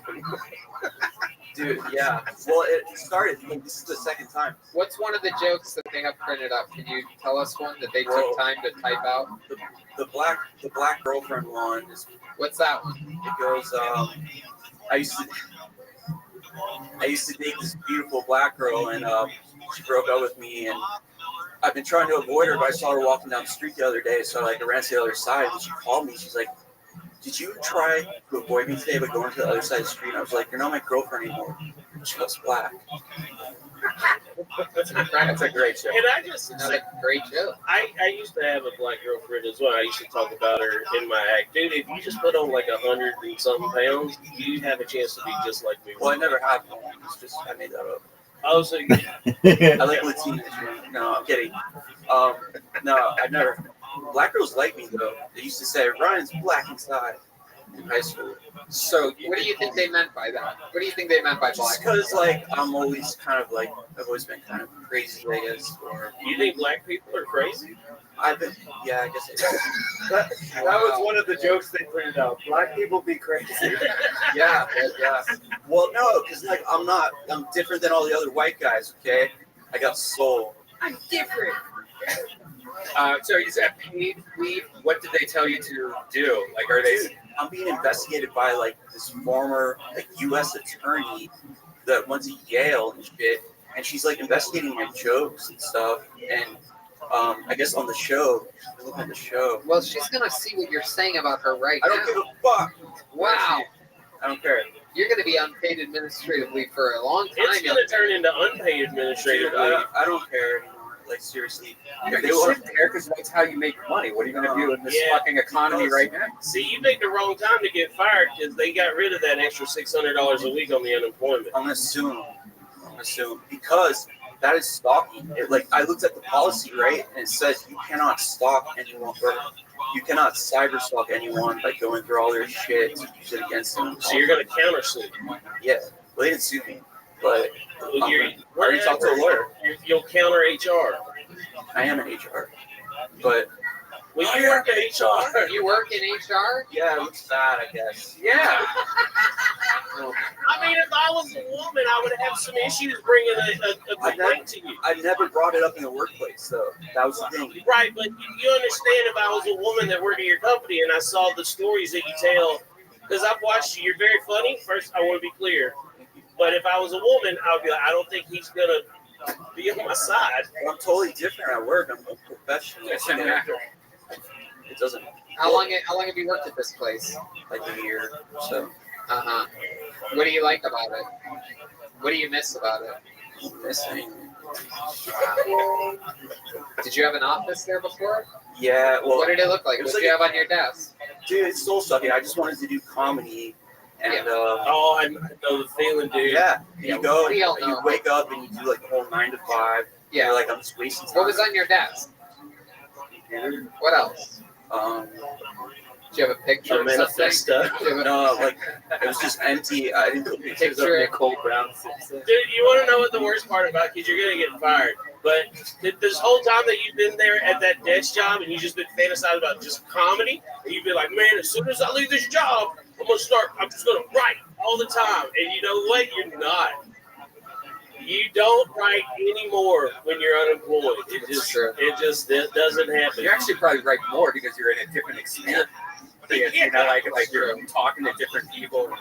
Yeah. Well, it's hard to write when you feel like there's no future of stand-up. That's how I feel a lot of times. Jeez, my goodness. I'm sorry. The vaccine's got a 95% It doesn't matter. They were already talking about like, oh, once you get the vaccine, you still have to socially distance because you're still going to carry the virus. Dude, this is about like they're going to fucking keep us down.